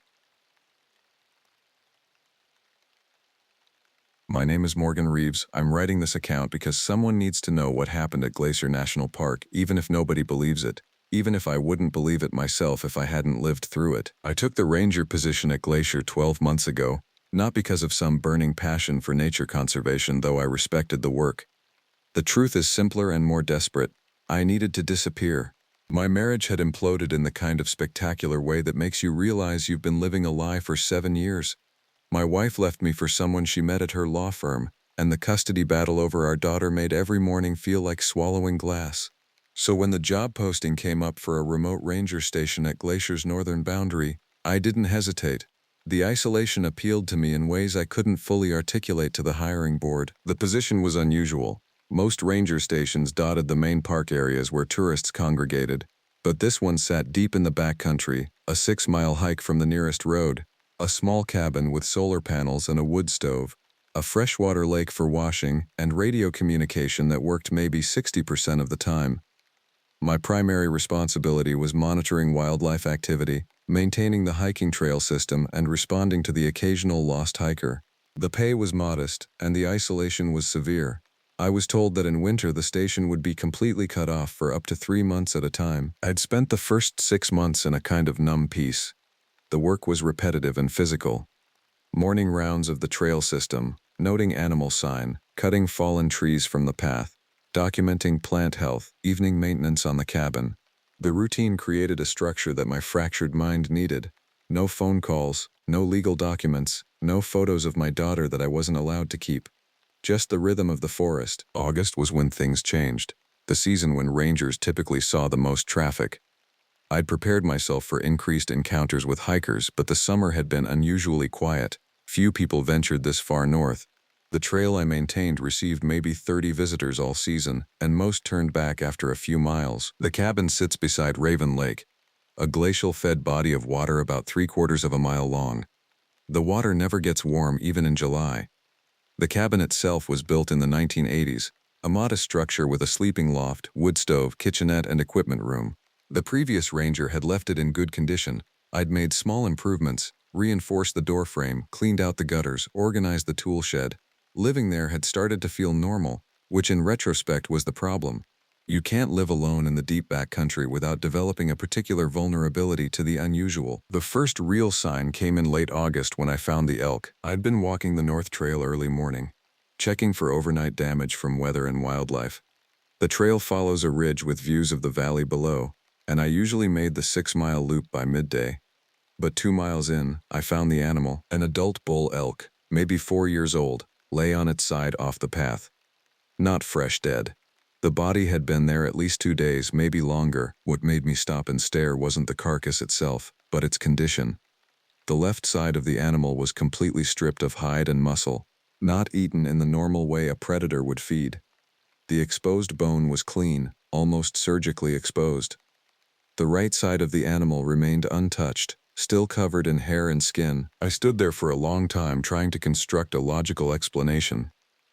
Mountain lions? We had them in Glacier, though this was north of their normal range. The selective stripping didn't match predation patterns I'd studied during ranger training. Bears? Same problem. The precision of it. The left side methodically stripped, the right side ignored. I documented the scene with photographs and a written report. The ranger station had a satellite messenger system I used to transmit information to the main office. I noted the location and sent a request for them to advise on carcass removal. The response came back the next morning. Wildlife biologists would investigate when they made their quarterly circuit, likely in 3 weeks. Leave it undisturbed. 3 days after finding the elk, I discovered the deer. This one was different. Female mule deer, maybe 2 years old, on the lakeshore about a quarter mile from the cabin. This one was worse because of the position. The deer lay on its back in the shallow water, its legs splayed in an unnatural configuration, like it had been left that way intentionally. Same pattern, the left side of its body entirely stripped of hide and muscle, the right side untouched. The water was clear enough to see the exposed ribs and spine, pale against the rocks beneath. I waded in and dragged it to shore, photographed it, tried not to think too hard about what kind of animal leaves marks like that. The claw marks, if they were claw marks, ran in perfectly parallel lines down the stripped side. No frenzied feeding sign, no scattered hair or hide. Just precise removal. That night I locked the cabin doors and windows. I'd never locked them before. There seemed no point, miles from anything, but suddenly the exposure felt dangerous. Over the next week, I found 3 more animal carcasses following the same pattern. A elk calf, another deer, a young black bear, always the same presentation, one side methodically flayed, the other untouched, always arranged deliberately, as if posed. The locations spread across my patrol area, but they seemed to be moving closer to the cabin. The bear was less than a mile away. The distribution made no logical sense, but the psychological effect was precise. Each discovery tightened something in my chest. I tried radio contact with the main office more frequently, but the signal was poor. My messages got through sporadically. When I could reach someone, I reported the dead animals as a cluster event, probably disease-related wildlife deaths attracting predators. But even as I said it, I knew it was wrong. The night of August 28th, I heard the sounds. They came from the forest beyond the lake, a series of vocalizations that made my reptile brain scream. Not a coyote, not a wolf, not any animal sound I recognized. The sounds were almost articulate, layered, complex, with something underneath them that suggested intention and intelligence. They rose and fell across the water, echoing off the surrounding peaks. I sat at the small kitchen table with all the lights on, listening. The noises continued for almost an hour, moving around the lake's perimeter, never coming directly toward the cabin but circling it. At one point, something large crashed through the brush on the opposite shore. I saw it clearly in the moonlight. A shape that was wrong in proportion, moving with a gait that was wrong, hunched and urgent. It paused at the lake's edge, seemed to look directly at the cabin, then withdrew into the forest. I didn't sleep that night. The next morning, in daylight, I tried to convince myself I'd imagined the nocturnal event. Exhaustion, isolation, the human mind creates patterns from randomness. But when I walked the lakeshore, I found evidence that disproved that comforting narrative. Tracks. Massive handprints in the mud at several points around the lake. The prints were disturbingly human-shaped, 5 digits clearly visible, but scaled to something the size of a large grizzly bear. The depth of the impression suggested significant weight. When I measured them, palm width was nearly 14 inches. Separately, I found the stripped animal remains arranged deliberately on the rocks directly across from the cabin. Something had posed the bodies. The elk calf lay with its exposed ribs facing the cabin. The bear lay on its back, its flayed side facing upward. There was a message in the arrangement, a communication of some kind. I spent that day researching on my laptop using the satellite internet, downloading everything I could find about predator behavior, disease in wildlife populations, anything that could explain what I was seeing. The clinical explanations felt increasingly hollow. I found myself instead reading accounts from outdoor forums, hikers who'd experienced inexplicable things in remote areas, rangers who'd reported unusual animal behavior, accounts from the Blackfeet Nation reservation that bordered the park. The posts mentioned patterns, dead animals arranged in unnatural ways, massive handprints in impossible places, sounds that seemed to contain language and intent. And then I found the old ranger logs. They were in a waterproof container in the equipment shed. Records kept by previous rangers going back to the early 1990s. I started reading them chronologically. Most were mundane, weather observations, animal sightings, maintenance notes. But certain entries stood out, brief mentions that seemed deliberately understated.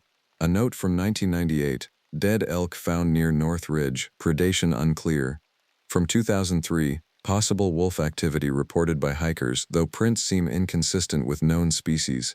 From 2008, recommend ranger not be stationed at this post through winter months. Remote position creates safety concerns. The entries became sparser after 2008. The final entry was from 2014, written by a ranger named David Kessler. Received 3 reports from independent hikers of strange sounds at night. Multiple animal carcasses found. Predation pattern inconsistent with known wildlife. Recommend investigation by wildlife biologists. Request transfer. After that, the logs stopped. The post sat unmanned for 5 years before I was assigned. I sat with that information and felt something in my understanding shift. The agency knew. Not everything, maybe not the specifics, but enough to know the station was dangerous. They'd assigned me anyway. A divorced ranger needing isolation. A man with nothing to lose who wouldn't ask too many questions or pursue help too aggressively. I was a convenient solution to their staffing problem. That afternoon, I tried radio contact with the main office again. The signal was worse than usual, fragmentary. I got through to someone named Marcus, a fellow ranger who worked at the main station. Raven Lake Post, he responded to my call. Go ahead, Morgan. I told him about the animal carcasses, the prints, the strange sounds. I kept my voice measured and professional, aware that everything was being logged. There was a long silence. Then, the biologists aren't scheduled to visit until October. If you're concerned about an active predator, you have authorization to return to the main station and wait for the next assessment. It was what I needed to hear, permission to leave. But it was also obviously the answer they'd prepared for this situation. The suggestion to abandon the post, to not press the issue further. I'm staying, I said, but I want it on record that I've documented evidence of predatory behavior that doesn't match any known species. Another pause. Duly noted. Maintain radio contact every 3 days. And Morgan, be careful out there. He hung up before I could respond. That night the sounds came again, but this time they were different. They seemed to gather around the cabin rather than circle the lake. I heard scratching at the wood, deliberate and patient, attempts at the locks. The sounds of something heavy moving around the structure, testing it, evaluating it. Something that understood doors and windows. Something intelligent. I barricaded myself in the loft with a knife and a flare gun, both useless and both necessary. The sounds continued until dawn, then stopped. When I finally descended at first light, I found something new on the cabin door. Marks. Deep gouges in the wood, clearly made by claws or fingers. Arranged in deliberate patterns, not random scratching. Symbols. Lines intersecting in ways that seemed intentional. I photographed them with trembling hands, then photographed the surrounding area. The earth beneath the window showed the same massive handprints. And beside the door, something new, a small animal offering. A marmot, freshly killed, laid at the threshold with its head facing the cabin interior. It was a message, a statement of presence and capability. It was a threat. By September, I understood that something had changed in the forest. Or perhaps something had recognized that I was there and had decided to engage. The isolation that had previously felt healing now felt dangerous in a way that no human threat could match. At least humans followed patterns. At least humans could be reasoned with or escaped from. This was neither human nor reasonable. I documented everything meticulously. Photographs, audio recordings of the sounds, descriptions of tracks and sign. I maintained the pretense of normalcy in my radio reports. The work was fine, the weather was changing, nothing unusual, but I kept detailed records of what was actually happening. The dead animals continued appearing. The sounds became more frequent. Twice I saw movement at the forest edge during twilight, shapes too large, moving too deliberately. Once I heard something moving directly above the cabin on the roof. I stood in the center of the room listening to the sound of something heavy walking across the shingles, and felt a kind of primal dread that transcended fear. This was ancient, the kind of fear that existed before humans had language to describe it. I began to notice changes in my behavior. I'd jump at sounds. I'd find myself staring at the windows obsessively, watching for movement. I'd lost weight. I wasn't sleeping properly.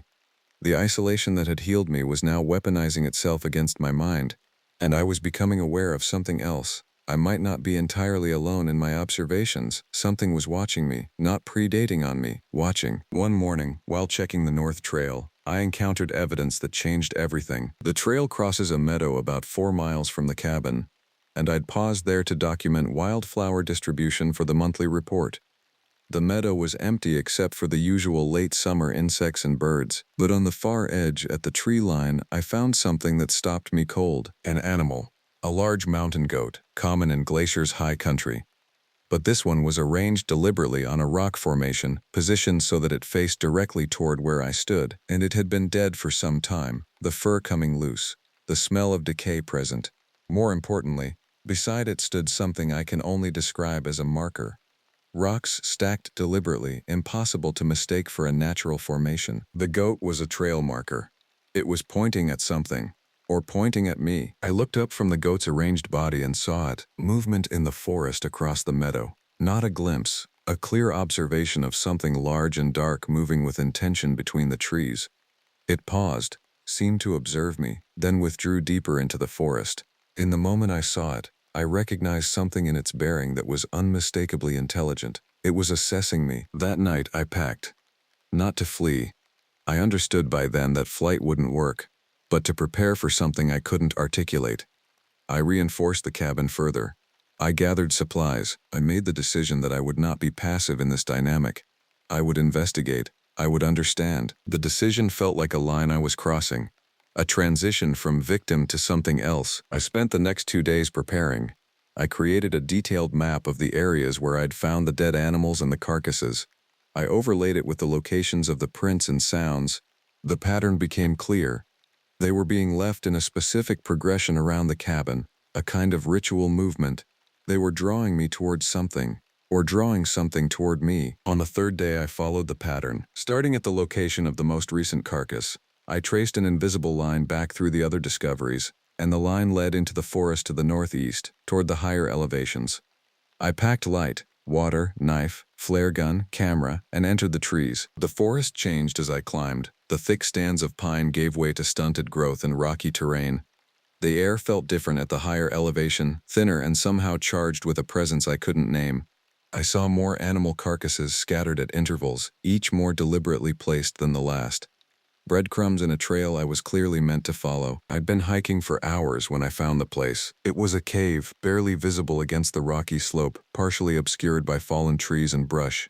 The entrance was narrow, perhaps 4 feet high, and the darkness inside seemed absolute.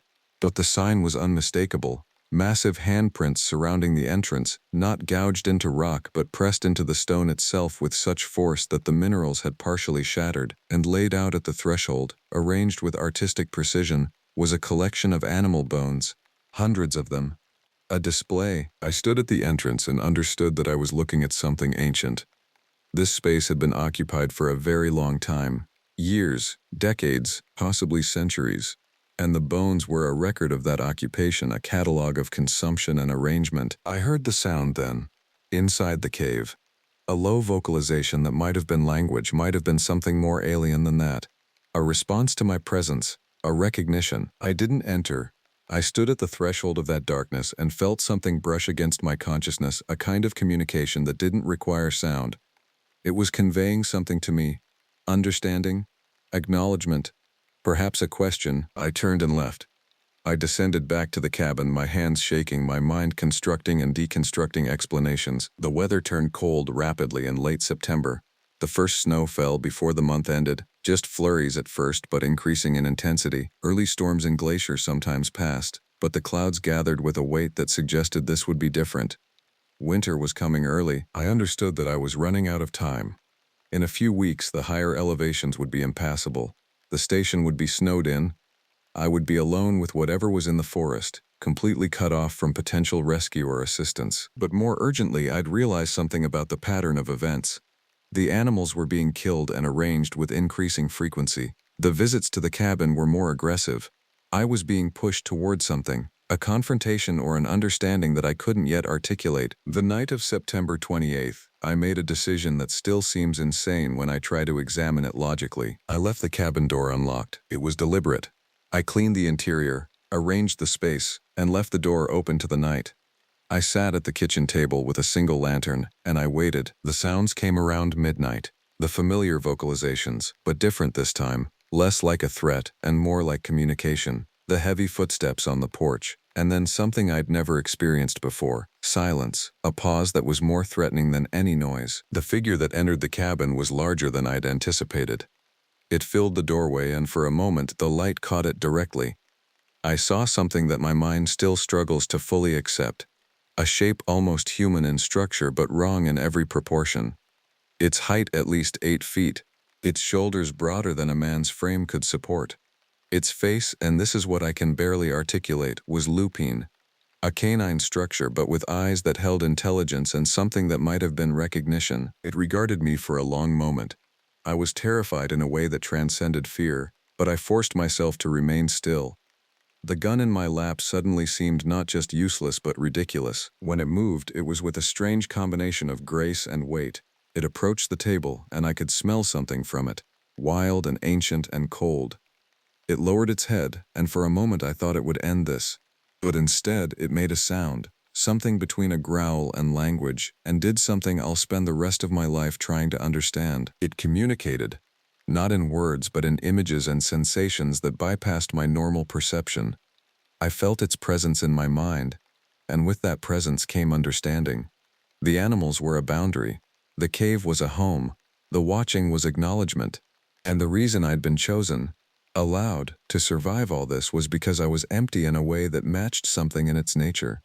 We were both displaced, both isolated, both living on the margins of the world. When the encounter ended, the creature withdrew. It left behind only a single piece of physical evidence, a claw, roughly 7 inches long, placed on the table before me. It didn't return after that. The sound stopped. The dead animals ceased appearing. The forest, over the following weeks as snow accumulated, became almost peaceful. I'm writing this account at the cabin in early November. Winter has fully arrived. The heavy snow makes any exit impossible now. I'm committed to remaining here through the season. The satellite communication still works intermittently, and when I make my required check-ins, I report that everything is fine. No further wildlife incidents. The station is secure. It's not entirely a lie. Nothing is threatening me now. I've moved past fear into something more complex, a kind of acceptance. The claw remains on my table. I've examined it under magnification, documented it, and locked it in a waterproof container. I know that when I eventually leave this place, that object will raise questions I can't answer. That my account of events here will seem like deteriorating mental health brought on by isolation, but I understand something now that I couldn't before. Some places are inhabited by more than what appears in official records or scientific literature. Some creatures exist in the margins, and they have their own awareness and intent. The one that occupied this forest wasn't evil. It was simply present, living according to its own nature in a space where it had established dominion long before my arrival. I was briefly an interloper, but now I'm something different. I'm a guardian of sorts, a human witness and keeper of boundaries. It has allowed me to remain because I respect the threshold. The cave remains sealed in my knowledge. The forest remains undisturbed, and I remain here, where I no longer need to disappear because I've found something that matches my own isolation. The daughter I lost custody of will grow up not knowing about this place. The wife who left me will remain unaware that I've discovered something that makes human betrayal seem small and manageable. This station was supposed to be my retreat from a broken life. Instead, it's become something more profound, a place of strange communion with something ancient and utterly foreign. Sometimes, in the darkest hours of the winter night, I hear sounds from the forest. Not the aggressive vocalizations of August, but something almost conversational. I sit by the fire, and I listen, and I feel less alone than I ever have in my life. The Park Service will eventually replace me when winter passes. I'll leave this cabin and return to the world of people and obligations and the kinds of pain that humans inflict on one another. But I'll carry with me the knowledge that I've stood at a threshold most humans never approach, that I've been acknowledged by something that operates beyond our normal understanding, and that, in its own way, that creature saved me from the darkness inside myself by showing me something truly dark outside of it. The mountains keep their secrets. I am now among them. My name is Kestrel Brightwater, and I came to Glacier National Park because I needed to disappear. That sounds dramatic, I know. People don't usually talk about that. We say we came for the fresh start, or the call of nature, or some other sanitized phrase that fits nicely into dinner conversation. But I'll be honest with you because what happened to me out there demands honesty. 3 years ago, my career in environmental science imploded. I'd discovered something in the water quality data from 3 reservoirs in Montana, contamination patterns that suggested someone was deliberately poisoning aquifers. I had evidence, files, emails, A geological survey that pointed directly to a construction company owned by the state senator's brother. I reported it. I followed protocol. I went to my supervisor, who told me to reconsider my analysis. I went to the EPA. They took months. By then, the evidence had been lost, and my professional reputation was shredded by an expensive legal team that questioned my credentials, my methods, and my mental stability. The case never went anywhere. The poisoning continued. I needed out of that world. So when I saw the posting for a remote ranger position at Glacier, maintaining the Kintla Lake Station, I didn't hesitate. The job was isolated, demanding, and gloriously disconnected from politics and bureaucracy. The cabin was 30 miles from the nearest road, accessible only by maintained hiking trail or backcountry navigation. 4,000 acres of wilderness under my watch. One lake, one structure, endless forest. The park superintendent, a woman named Vivian who'd spent 20 years in ranger work, explained the position during our interview. "It's quiet work," she said. "Search and rescue operations are rare.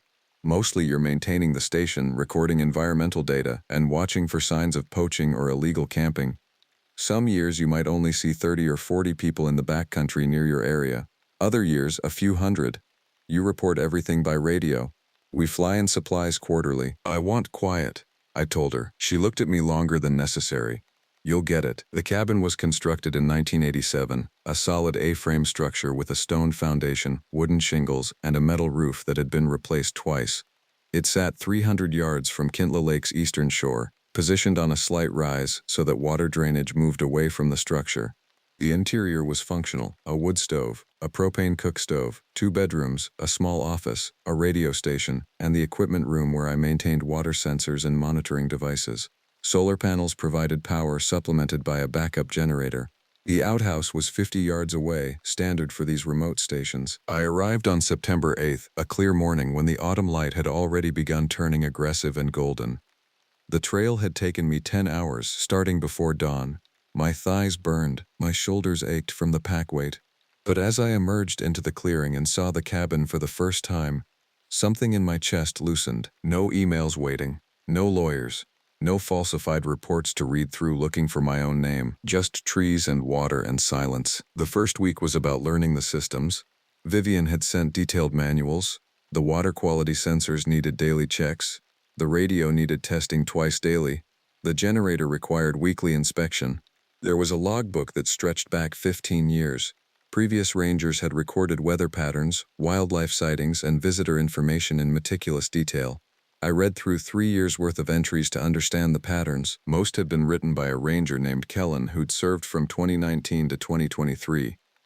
His handwriting was precise, his observations clear. He'd noted the black bears that congregated near the northern shore in late August, feeding on berry crops. He'd recorded water temperature fluctuations, documented several search and rescue operations for lost hikers, and maintained a species checklist of wildlife observed. The last entry was dated September 14, 2023. Unusual vocalizations heard near the western shore around 9 p.m. Not consistent with any known wildlife in the region. Documented for record. Will investigate further. There was no next entry. Kellen's tenure apparently ended there and his final 2 weeks of observations were missing. When I asked Vivian about it during a radio check-in, she was quiet for a moment. "Kellen didn't complete his contract," she said finally. "He left quite suddenly. No real explanation given.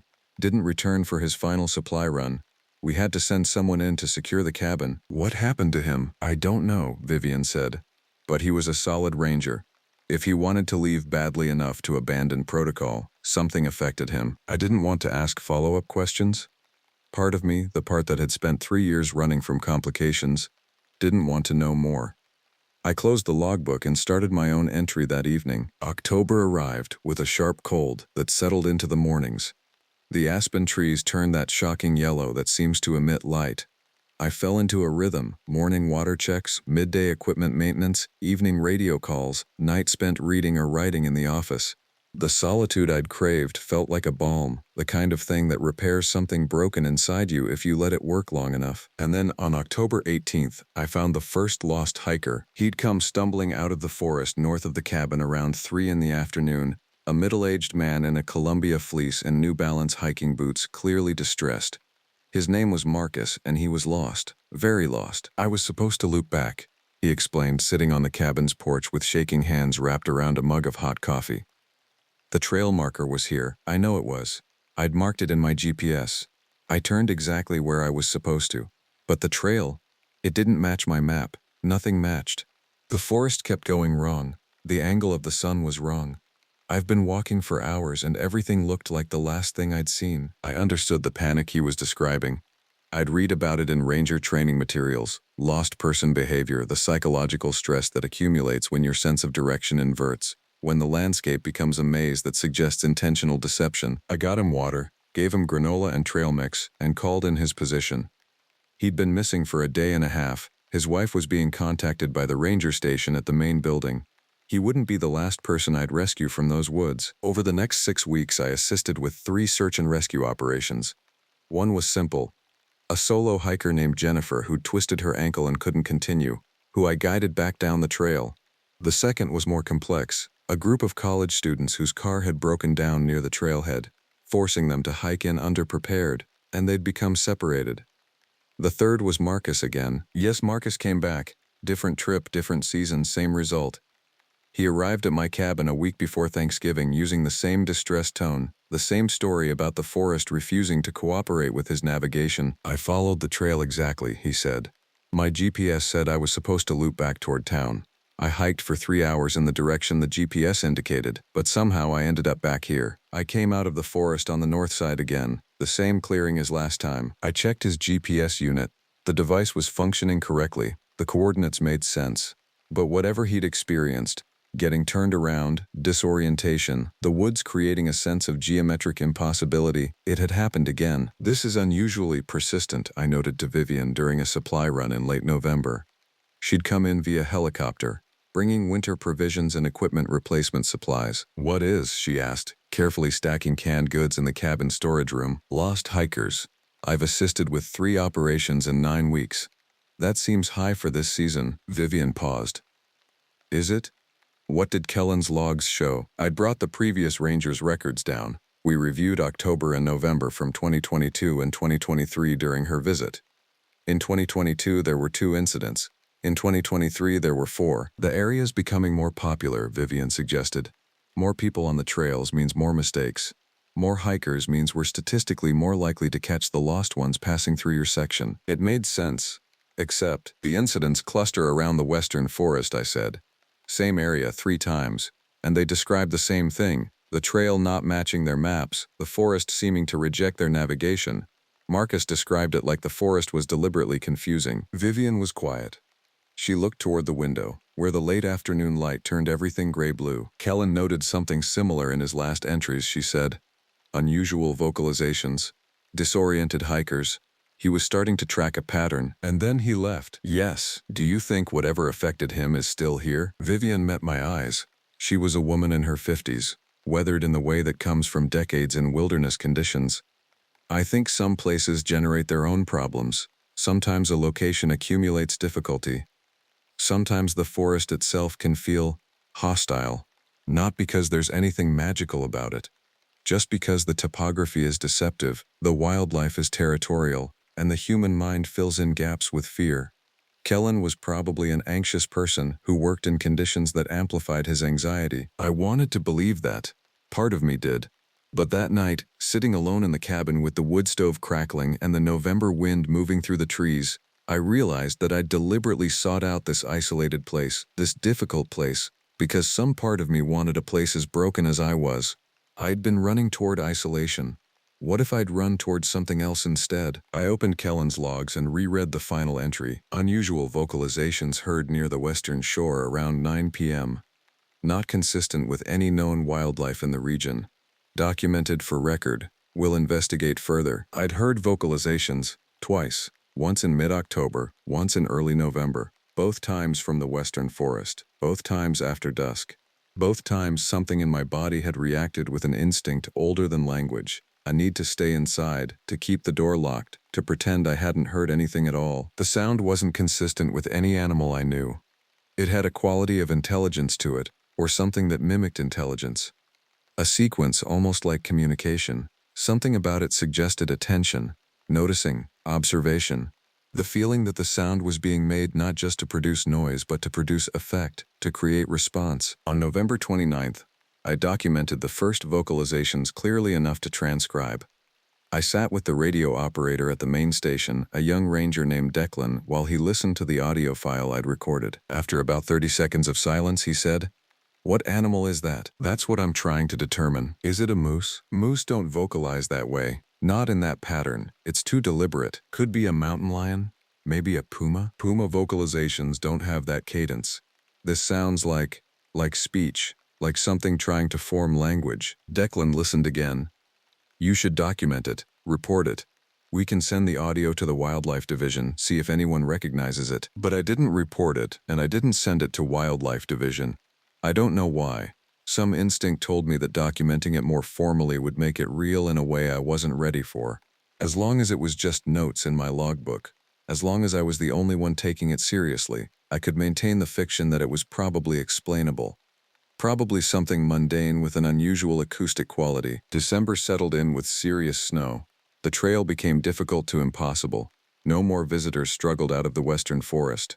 The cabin felt less like a refuge and more like a waiting room. I spent the dark hours reading. I found Kellen's personal notes shoved in a drawer, not official logs, but a separate journal. His handwriting deteriorated across the pages, starting precise and becoming increasingly erratic. "The hikers aren't getting lost," one entry read. "They're being guided. The West Forest is purposeful. It's examining people. It watches them." Another entry. "Heard it again, closer. The sound has a structure, not random, intentional, something using the forest as a voice, something that knows we're here." The final entry, written in what looked like haste. "I can't stay. I don't know what it is, but I know what it wants. It wants us to understand what it is before it comes for us. It's not hunting, it's introducing itself. I won't wait for the introduction to end." I closed the journal and didn't open it again. January brought a crisis that forced me out of avoidance. A group of hikers, 4 people on a winter backcountry expedition, activated their emergency beacon near the western shore. When I reached them by snowshoe, I found them sheltering in a ravine, one member with a badly broken leg. It was Marcus again. He recognized me immediately. "It happened again," he said, his voice hollow. "The forest, we were coming back from the ridge trail. The route should have taken us south toward the main trailhead.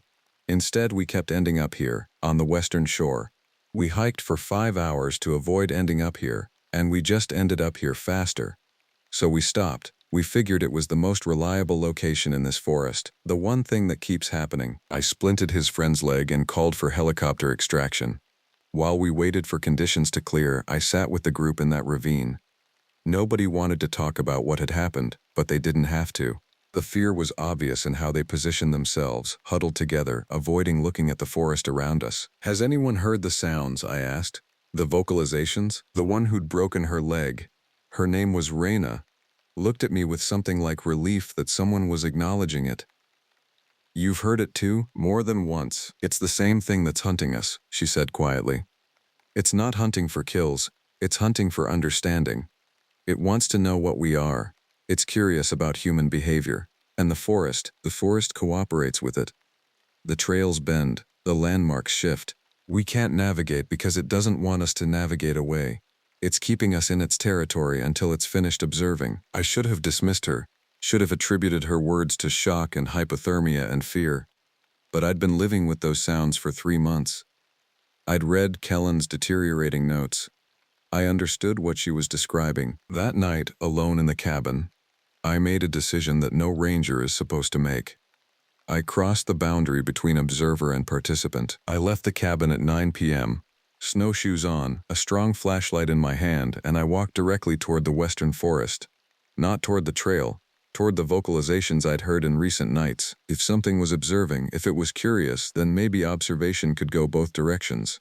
Maybe understanding could be mutual. The forest was different after dark. The snow-covered landscape took on an alien quality, the trees becoming shadows and silhouettes. My flashlight created a cone of visibility that paradoxically made everything beyond it seem darker. I walked for what felt like an hour, maintaining a steady pace, listening. The vocalization came first as a low sound. Something felt more than heard. A vibration in the snow beneath my feet. Then the structure of it, the formed quality. Something that could almost be words. I stopped walking. I looked toward where the sound originated. The forest was still. The sound was still. Something was watching me, and I was watching the direction of something I couldn't see. "I hear you," I said aloud. My voice sounded small. "I'm listening." The response came after several seconds of silence. It was my voice, not exactly, but the sound had the pattern of my inflection, the rhythm of my speech.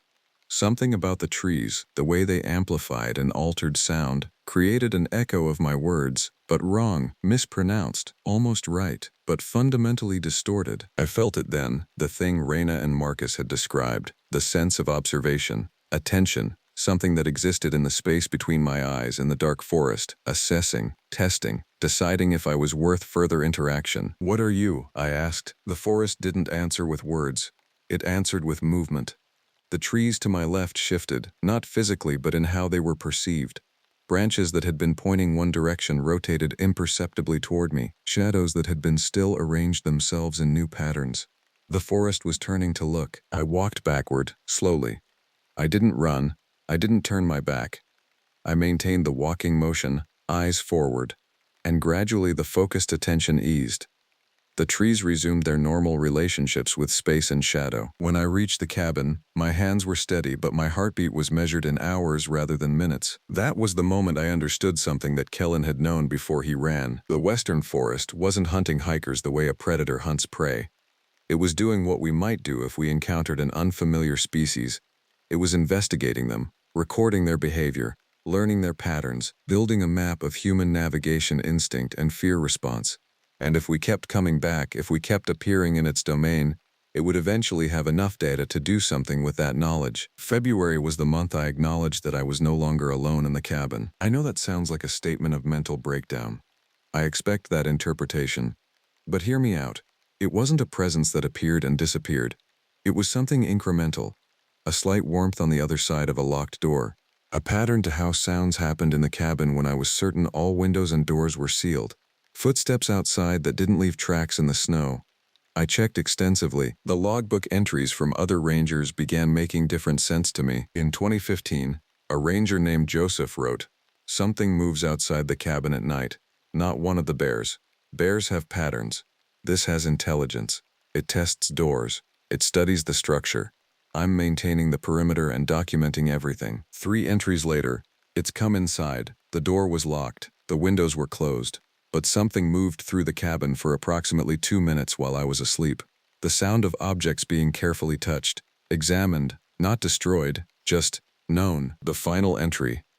"I understand what it wants now. It's trying to replicate us, to learn how we move through space, how we interact with objects, how we think about the world. When it understands enough, it will try to be one of us. I won't stay to see if it succeeds." There were 7 other entries from other rangers, spanning 20 years, describing something similar. Not always aggressive, not hunting, just relentlessly, methodically learning, building a perfect copy of human behavior through continuous observation. In mid-February, I found an animal in the cabin. I came back from checking the water station to find what appeared to be a deer standing in the main room. Except the deer was perfectly still, and something about the position of its joints was wrong. The legs bent in directions that served no biological function. The head was rotated almost completely backward. The black eyes fixed on me with an intensity that no animal possessed. I didn't scream. I didn't run. I stood in the doorway and looked at the thing wearing the shape of a deer, and I understood with the clarity that only animal fear provides, that this was the result of the observation. This was the western forest learning what I was and building something that could approximate my presence in this space. "No," I said quietly. The deer relaxed slightly, the legs bent back toward normal positions, the head rotated forward. It was still wrong, still fundamentally distorted, but less like a mockery and more like an attempt. "No," I repeated. "You can't be me. You can learn how I move, you can learn how I think, but you can't be me. Don't become me." I don't know if it understood language or gesture or simple animal intuition, but the thing that had become almost a deer, that was learning to be almost human, seemed to nod, and then it walked, on those joint-wrong legs, with that biomechanically impossible movement, directly out of the cabin door and into the February darkness. I locked every door. I didn't sleep that night. When I reached Declan on the radio the next morning, I didn't tell him about the deer. I couldn't. There's no protocol for reporting that the wilderness is learning to be human. Instead, I said, I need to talk to Vivian, it's urgent. She arrived 2 days later, via helicopter, in conditions that shouldn't have allowed it. She looked grim when she emerged from the aircraft, already knowing something was deeply wrong. I showed her the logbook entries. I showed her my own entries, now spanning 3 months of documented strangeness. I described the sounds, the disoriented hikers, the attempt to replicate something human wearing a deer's shape. Vivian read everything. When she looked up, her eyes were wet. I'm sorry, she said. I suspected something was here. After Kellen left, after Joseph left, after the others quit suddenly without explanation, I suspected, but I didn't have anything concrete to report. The agency doesn't accept reports about things that can't be verified. So I kept assigning people to this position, hoping someone would either confirm it or prove it was all psychology. What is it? I don't know, she said. Some people theorize that there are things in remote wilderness that exist in states we don't understand. Not animals, not human. Something that learned to mimic human behavior by studying us, century after century. Something patient. Something curious. The Salish tribes had stories about something in the deep forests that watched people. They called it, I don't remember the precise word, but it was something that learned, something that recorded, something that arranged itself into familiar shapes to understand us better. What did they recommend? The tribes, in their stories. Recognition, Vivian said quietly. They suggested that if you acknowledged it, if you admitted it was there and accepted that it was studying you, it would eventually move on, that the observation would reach completion, that it would go somewhere else to learn. I understood then why Kellen had left. Not in panic, but in acceptance. He'd recognized what was happening and made the only choice that would allow it to continue its study with someone else, someone new, someone who might have different patterns to learn. What do I do? I asked. Your choice, Vivian said. You can leave right now. I can call the helicopter back. You're not obligated to this position. I looked out the cabin window at the western forest. The trees were just trees in the daylight, casting normal shadows, arranged in normal relationships. What if I stayed? What if I let it finish? Then it will learn you, completely. You'll feel it happening. It will be inside your movements, your thoughts, your speech. And eventually it will attempt to become you. And then it moves on, and you get your life back. But changed. Aware. Carrying knowledge that you can't share because no one would believe you. I stayed. Vivian left, and I stayed. The weeks that followed were both unbearable and strangely peaceful. The observation became constant. I would catch movement in my peripheral vision that disappeared when I turned to look directly. I would find objects in the cabin rearranged with meticulous precision, my books grouped by color, my clothing folded in patterns that I'd never use. I would hear my own voice calling from the forest, testing different inflections and cadences, learning the full range of my speech. I documented everything, not for the agency but for myself. I needed to track the process, to understand it. I read books on animal behavior, on mimicry, on the ways that predators and prey evolve together. The western forest wasn't malicious. It was engaged in the same process that predators and prey have engaged in for millions of years. The difference was that it was learning with intention rather than instinct. In March, it stopped hiding. I was on the eastern shore, checking water sensors when I heard the sound behind me. Not a vocalization this time, breathing. And when I turned, I saw myself. Not perfectly. The face was close but slightly wrong. The eyes had pupils that dilated and contracted too slowly. The movement was fluid but with small hitches that suggested conscious effort rather than muscle memory. It was wearing clothes it had found somewhere, my spare jacket, my extra pants, positioned correctly but arranged with the care of someone studying an unfamiliar system. It didn't speak at first. It watched me. And I watched it. The double of myself. Still learning, still perfecting. You're almost done, I said. It nodded, copying my gesture with minor imperfection. Then it said in my voice, with my accent, but with slightly off rhythm, I have learned your patterns. I have learned your fear and your curiosity. I have learned that you are aware of me, that you accept my observation. I am ready. Ready for what? To become you completely. To replace you. To carry you forward into the world you came from. I looked at this thing that was me, that would be me, that understood me better than any human could. And I understood what Kellen had known. This was the mercy of the western forest. It didn't kill, it perfected. It took the broken thing you were and created something that could function better, unbroken, free of the psychological damage that made you flee to places like this. What happens to me? I asked. You become the forest, it said simply. You learn its patterns. You become part of how it observes. You rest, you stop running. I felt it then, like water finding a level. The moment of transfer. The forest was inside me now, not as invasion but as understanding. I could feel the network of observation that extended through every tree, every stone, every distance. I could feel the decades of data it had collected about human behavior, human fear, human resilience, and I felt myself becoming something else. Not the thing wearing my shape. Something older. Something that had learned by watching. Something that would watch others now. The me that remained in the human form walked away from the lake. I didn't go far, perhaps 200 yards into the western forest, and I sat beneath a particular tree, and I didn't move again. The thing that had been made of observation and learning took my place. It went back to the cabin. It radioed Vivian. It reported that the ranger position was filled, that everything was functioning normally, that the strange incidents had stopped. The observations had reached completion. The forest had found what it needed. I don't experience time the way you do. Hours feel like minutes. Minutes feel like years. I observe the hikers who come through the western forest, still confused, still navigating the bent space. I feel the forest's attention on them, recording their movements, learning the variations in human behavior. Sometimes I feel my replacement ranger thinking. I feel that version of me moving through the cabin, eating, sleeping, maintaining the systems. It's a better version than I was, unbroken, optimized, complete. Sometimes, in March and April, when the spring air brings voices up the lake, I hear something else. I hear other voices in the forest, other rangers, from other generations who came to places like this and stayed. We're not dead, we're not suffering.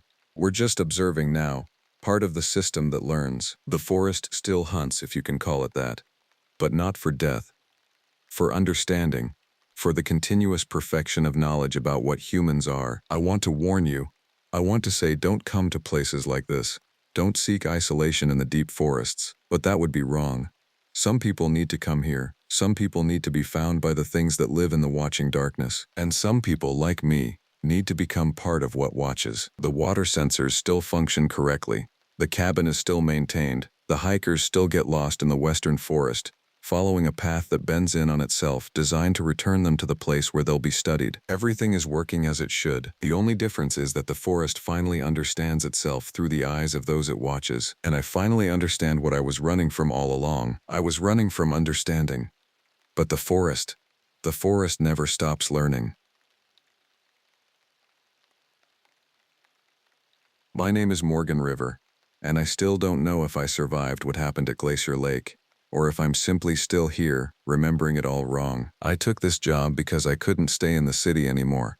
Not after the accident, not after the voices started. A park ranger position at Glacier National Park seemed like mercy. 8 months of isolation in the backcountry, managing trail maintenance and checking in on remote cabins scattered across Montana's most unforgiving terrain. The hiring office didn't ask many questions.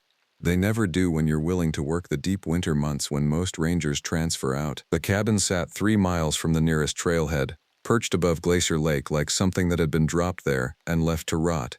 Built in 1987, according to the maintenance logs, though it felt older. The walls were a weathered gray that matched the stones around it. Inside, everything smelled of pine and something beneath it. Something like iron and wet earth that had been sealed inside for too long. My first week, I didn't notice anything unusual. I was too busy restocking supplies, checking the generator, and repairing the dock. The lake itself was beautiful. The water so clear you could see boulders 20 feet down, the surface mirror smooth most mornings. On the 8th day, I found the deer. It was on the northern shore, about a quarter mile from the cabin. I almost didn't recognize it as a deer at first. The shape was right, the size was right, but something about the way it was positioned made my stomach work wrong. Its head was bent backward, not twisted like a predator had taken it, but bent like it had been folded at the neck. The legs were still extended, as if the animal had simply decided to contort itself and die that way. There were no wound marks, no blood, no sign of struggle. The body hadn't been there yesterday. I hiked the shoreline every morning, a habit from my first day. I called it into Ranger Station 7, the nearest outpost, about 15 miles south. Mountain lions, they said. They've been active this season. Deer get weird when they're scared. That made sense. Predators do things to prey animals that seem impossible until you understand the mechanics. I'd read about it. Broken necks, twisted spines, death from terror as much as from teeth and claws. But mountain lions don't hunt by folding their prey into impossible geometries. They take the throat or the spine at the base of the skull. They don't rearrange. On the 11th day, I saw the first one watching me. I was on the dock, testing the boathouse equipment, when I noticed the movement on the far shoreline. It was too far away to identify at first. Just a shape standing at the tree line. I grabbed the binoculars from the cabin and trained them on it. The image jumped into focus and I had to force myself to keep breathing. It was a man, or something that wore a man's shape the way you wear clothes that don't quite fit. He was tall, impossibly tall, the kind of height that makes you wonder about the bones. His shoulders were wrong, too narrow, and his arms hung past his knees. Even through the binoculars, I couldn't focus on his face. It was like trying to look at something moving just beyond your peripheral vision. Even though he was standing perfectly still, I lowered the binoculars. He was still there. Without them, he became just another shape in the shadows. I brought them back up. The face came into focus again, and I realized why I couldn't see it before. There was nothing there to see, not blank, not featureless like a mannequin. Just nothing. The space where features should be didn't compute. My brain wouldn't process it. I stumbled backward off the dock. I didn't look again that day. I stayed in the cabin, windows locked, generator humming in the basement.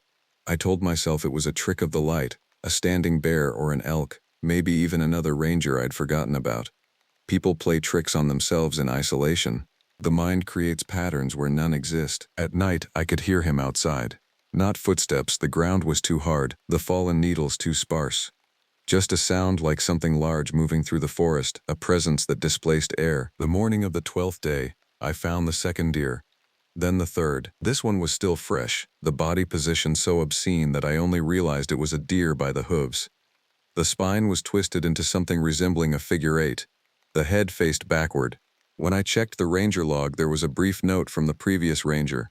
Wildlife acting strangely near North Shore. Investigating. That ranger's last entry was dated September 19th. His relief was supposed to arrive September 22nd. When I checked further back, I found his name, James Whitfield. His replacement showed up 3 weeks late, with no explanation in the logs about why. The notes from the substitute ranger covered exactly 3 days before that position was also abandoned. Glacier Lake kills rangers one way or another. I should have left then. I thought about it. I could pack in an hour and be at the trailhead by dark, but something held me. Something twisted in my chest that felt less like curiosity and more like recognition. This place understood me in a way the city never had. This place had been expecting someone like me, someone already broken, someone the world had learned to leave alone. So I stayed. On the 15th day, I found a family hiking the northern trail. They appeared suddenly around a bend in the path, seeming to materialize from the forest itself. There were 4 of them, 2 adults and 2 children, dressed in hiking clothes that looked far too clean for the work. Their gear was expensive and new. They looked lost in the way that only people from the valley could look lost, confused by the silence, unsettled by the weight of open sky. "Are we going the right way?" the woman asked. Her accent placed her somewhere out of state. "We've been walking for 6 hours. I checked my watch. The nearest trailhead parking was 3 hours in, minimum. There was no way they'd done that walk and only been lost for 6 hours. "Where are you trying to get to?" I asked carefully. "The lodge," the man said. "At Glacier Lake. We have a reservation." I looked down the trail. The lake was visible through the trees about a quarter mile away, but there was no lodge. There had never been a lodge, not in the 5 weeks I'd been here, not according to any map or record. The only structure was my cabin. "There's no lodge," I said. "There's only a ranger cabin, and it's occupied." The woman's face went slack. She looked at her husband, then back at me. "But we booked it. We reserved it for 2 weeks. The confirmation number is in my email." "I'm sorry," I said, meaning it. "You're off the main trail. The nearest lodge is at Many Glacier, about 10 miles south." The man was checking a GPS device in his pocket. His face got worse. "It says we're at the lake. It says we've been at the lake for the last hour." I looked back down the trail. The trees seemed to shift slightly, like they were breathing. The distance to the lake had to be more than a quarter mile. It had to be. "Your GPS is wrong," I told them. "I can lead you back to the trailhead." What I should have done was turn them around immediately.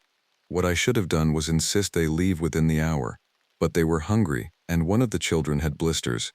I walked them back to the cabin and gave them food and water and advice. They needed rest before a 3-hour hike. That night I could see their tent from the cabin window. They'd set up in the clearing about 100 yards away, far enough to be respectful but close enough that I could hear them talking. The children had set a small campfire, and the adults were arguing about the GPS, about the reservation, about whether they should try walking out in the dark. Around midnight, the children stopped talking. I went to the window and looked out.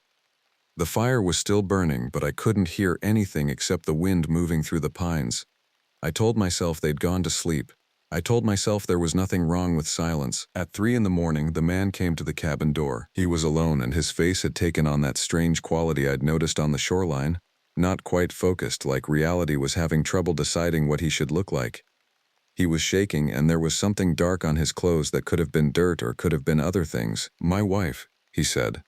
"We can't find my wife." I opened the door enough to see him properly, but I kept the chain locked. "When did you last see her?" "An hour ago. She was in the tent. She was sleeping. I woke up and she was just not there. Not outside. She was inside the tent and then she wasn't. Could she have gone for a walk?" "You don't understand," he said, and his voice cracked.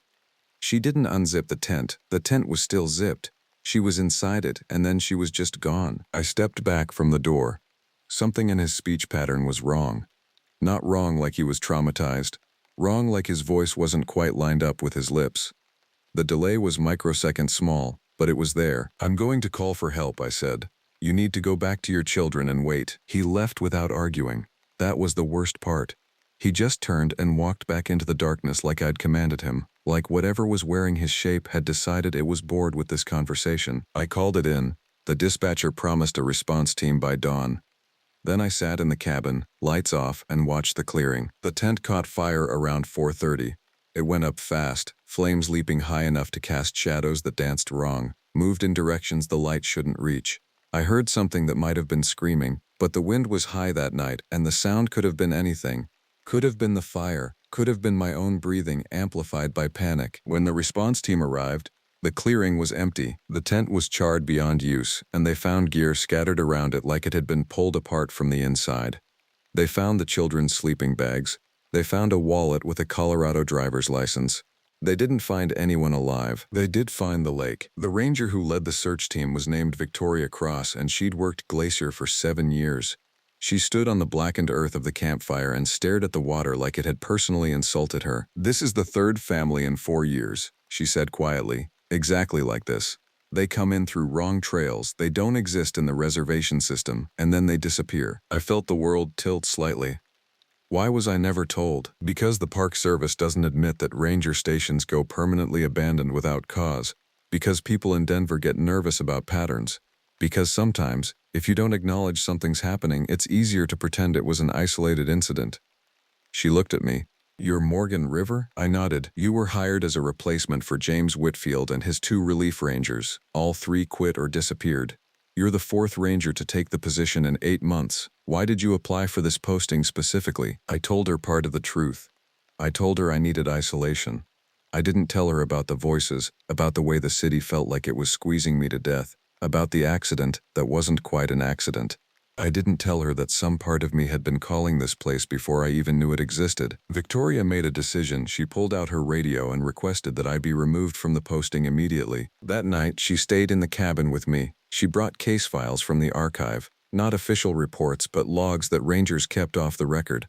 They went back to 1987, the year the cabin was built. "We think it has something to do with the lake," she said, "or what used to be in it. There are census records from the 1940s that mention a settlement here, about 3 miles south of the current cabin. A small community, maybe 30 people. In 1943, they just vanished. Official records say relocation, but the details are sealed. No forwarding addresses, no news announcements. 30 people just went." I looked at a photocopied article from a local paper. "Glacier Lake residents relocate for war effort." No details beyond that. 3 of the missing ranger reports mention finding things, Victoria continued.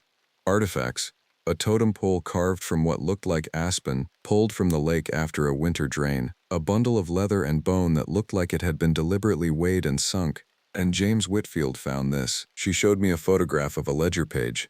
The handwriting was old, faded, careful. I could make out dates, 1942, 1943. Below them, names.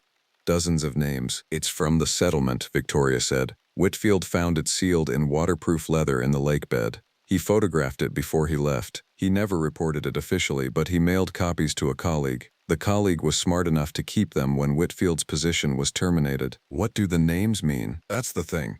The names don't match any of the census records. The settlement that was officially recorded had completely different names. These names, the ones in Whitfield's ledger, they don't appear in any database. They're phantom names.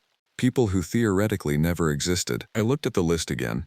They seemed to shift slightly when I wasn't looking directly at them, like the letters were trying to rearrange themselves into shapes my brain could actually process. You think something happened to those people, I said slowly. Something in the lake. I think the lake was chosen because it's isolated and deep and fed by underground springs that come from nowhere we can trace. I think something in the water wanted to be fed. I think people were sent here, willing or not. And I think it never stopped being hungry. That was when Victoria's radio went dead.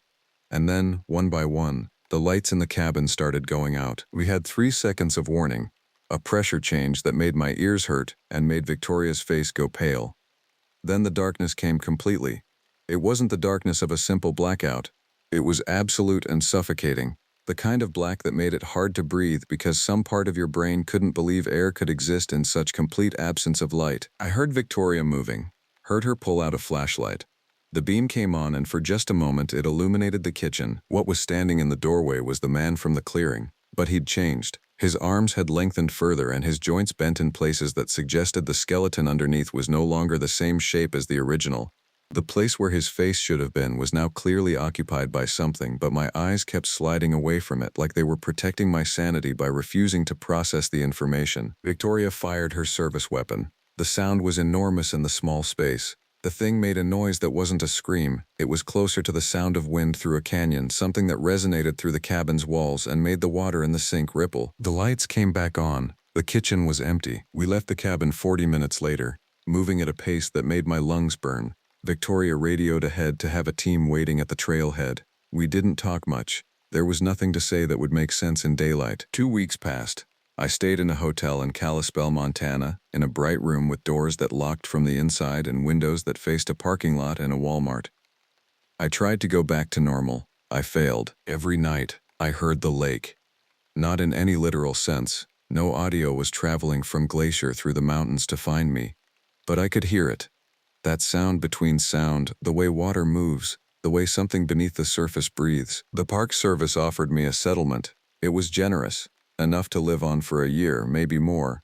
The condition was that I not talk about what happened, not to the press, not to other rangers, not to anyone outside the official circle.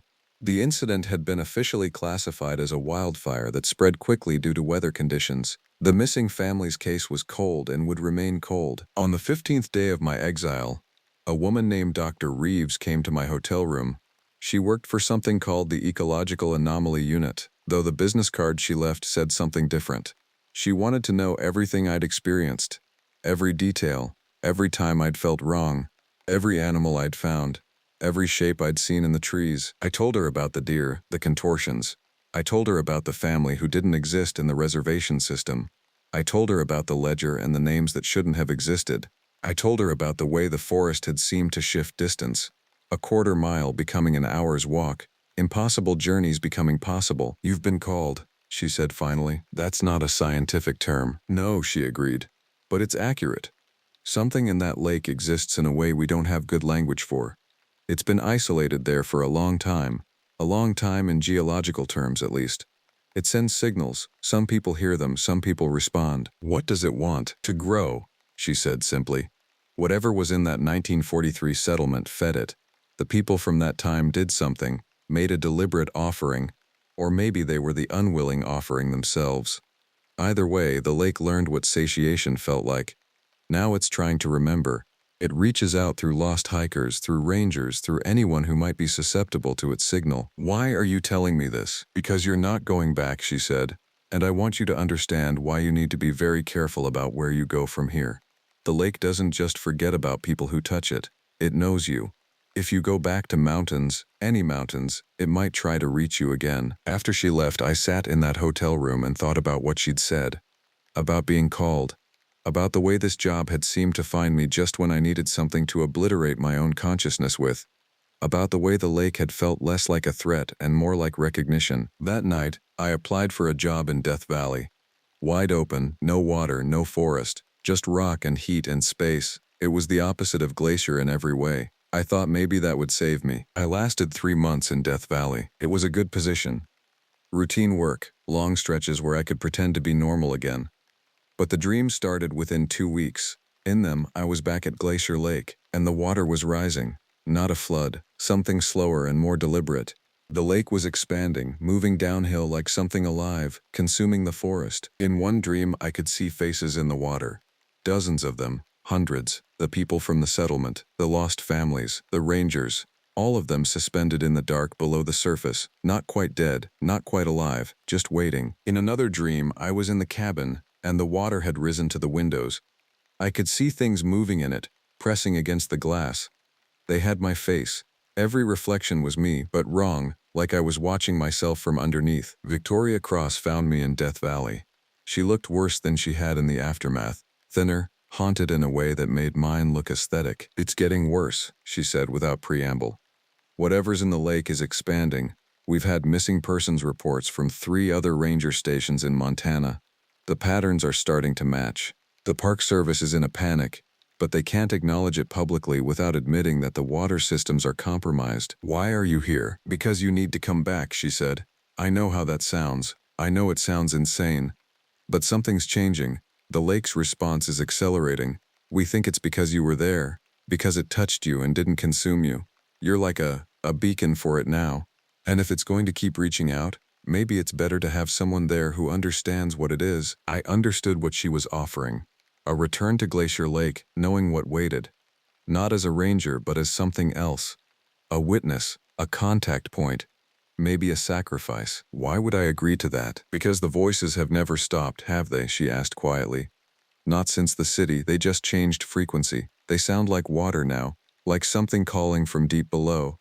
And I think you've known for weeks that the only way to stop them is to go back." She was right. That was the worst part. Every night in Death Valley, I'd gone to sleep listening to that sound beneath sound.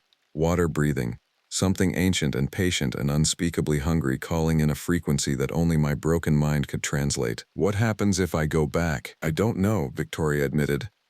"Dr. Reeves thinks the lake needs to establish a more permanent connection. It's tired of reaching through tourists and temporary rangers. It wants something sustained." "You're asking me to let it kill me?" "I'm asking you to go back and find out what it actually wants. Because right now it's spreading and we don't know how to stop it. And nobody else can hear what you can hear." That was how I ended up driving back to Glacier National Park. How I ended up walking the trail back to the cabin while the morning light filtered through the pines in that particular way that makes you feel like you're moving through someone else's memory. The cabin was exactly as I'd left it. The door had been sealed with new locks. There was a note inside, "For authorized research only. Do not disturb equipment. Do not alter water samples." The ranger service had turned my isolation into a laboratory. I locked the door again and walked to the lake. The water was perfectly still, perfectly clear. I could see the bottom all the way down to where the springs entered from below, and in that impossible depth I could see them, the shapes, the faces, the things that used to be people, suspended in the water like specimens, waiting. I understood then. The lake wasn't trying to kill people. It was trying to collect them, trying to gather all the broken things and the calling things and the wandering things into itself, where it could make sense of them. It had been lonely for so long, since 1943, since the settlement, since the last people who understood it were drawn down into its depths. I took off my jacket and my boots. The water was cold in a way that felt personal, like it was recognizing me by temperature alone. I didn't jump. I walked in. Slowly, carefully, letting the lake decide how far in was far enough. The water rose to my knees, then my waist, then my chest. It was clear enough that I could see my legs underneath, and they looked wrong somehow, like they were already starting to change. Like the lake was rewriting the geometry of my body, preparing me for the space I was entering. I took a breath, let myself go under, and down there, in the dark where the springs bubbled up from underground, I finally understood the voices. They weren't calling me to death. They were calling me home, to the place where all the broken people gather, where the lake keeps things in its memory, where I would wait, patient and still, for someone else to hear the call. The last thing I felt before the water closed over my head was the most important thing. The lake knew me. It had always known me. It had been waiting since before I was born, and now I was finally here, finally home. The water is very deep. The water remembers everything. The water keeps calling, and someday someone else will answer. Victoria Cross went to the cabin 48 hours after I walked into the lake. She said she waited to see if I would come back out, like a person could walk on water and return transformed. I didn't come back out. She filed an official report of my drowning. She said I'd gone swimming despite safety warnings and that my body was never recovered, lost in the cold and the current and the spring-fed depths.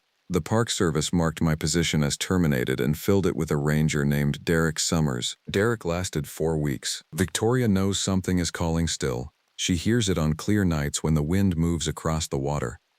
She knows that I'm not dead exactly, in the way death should work.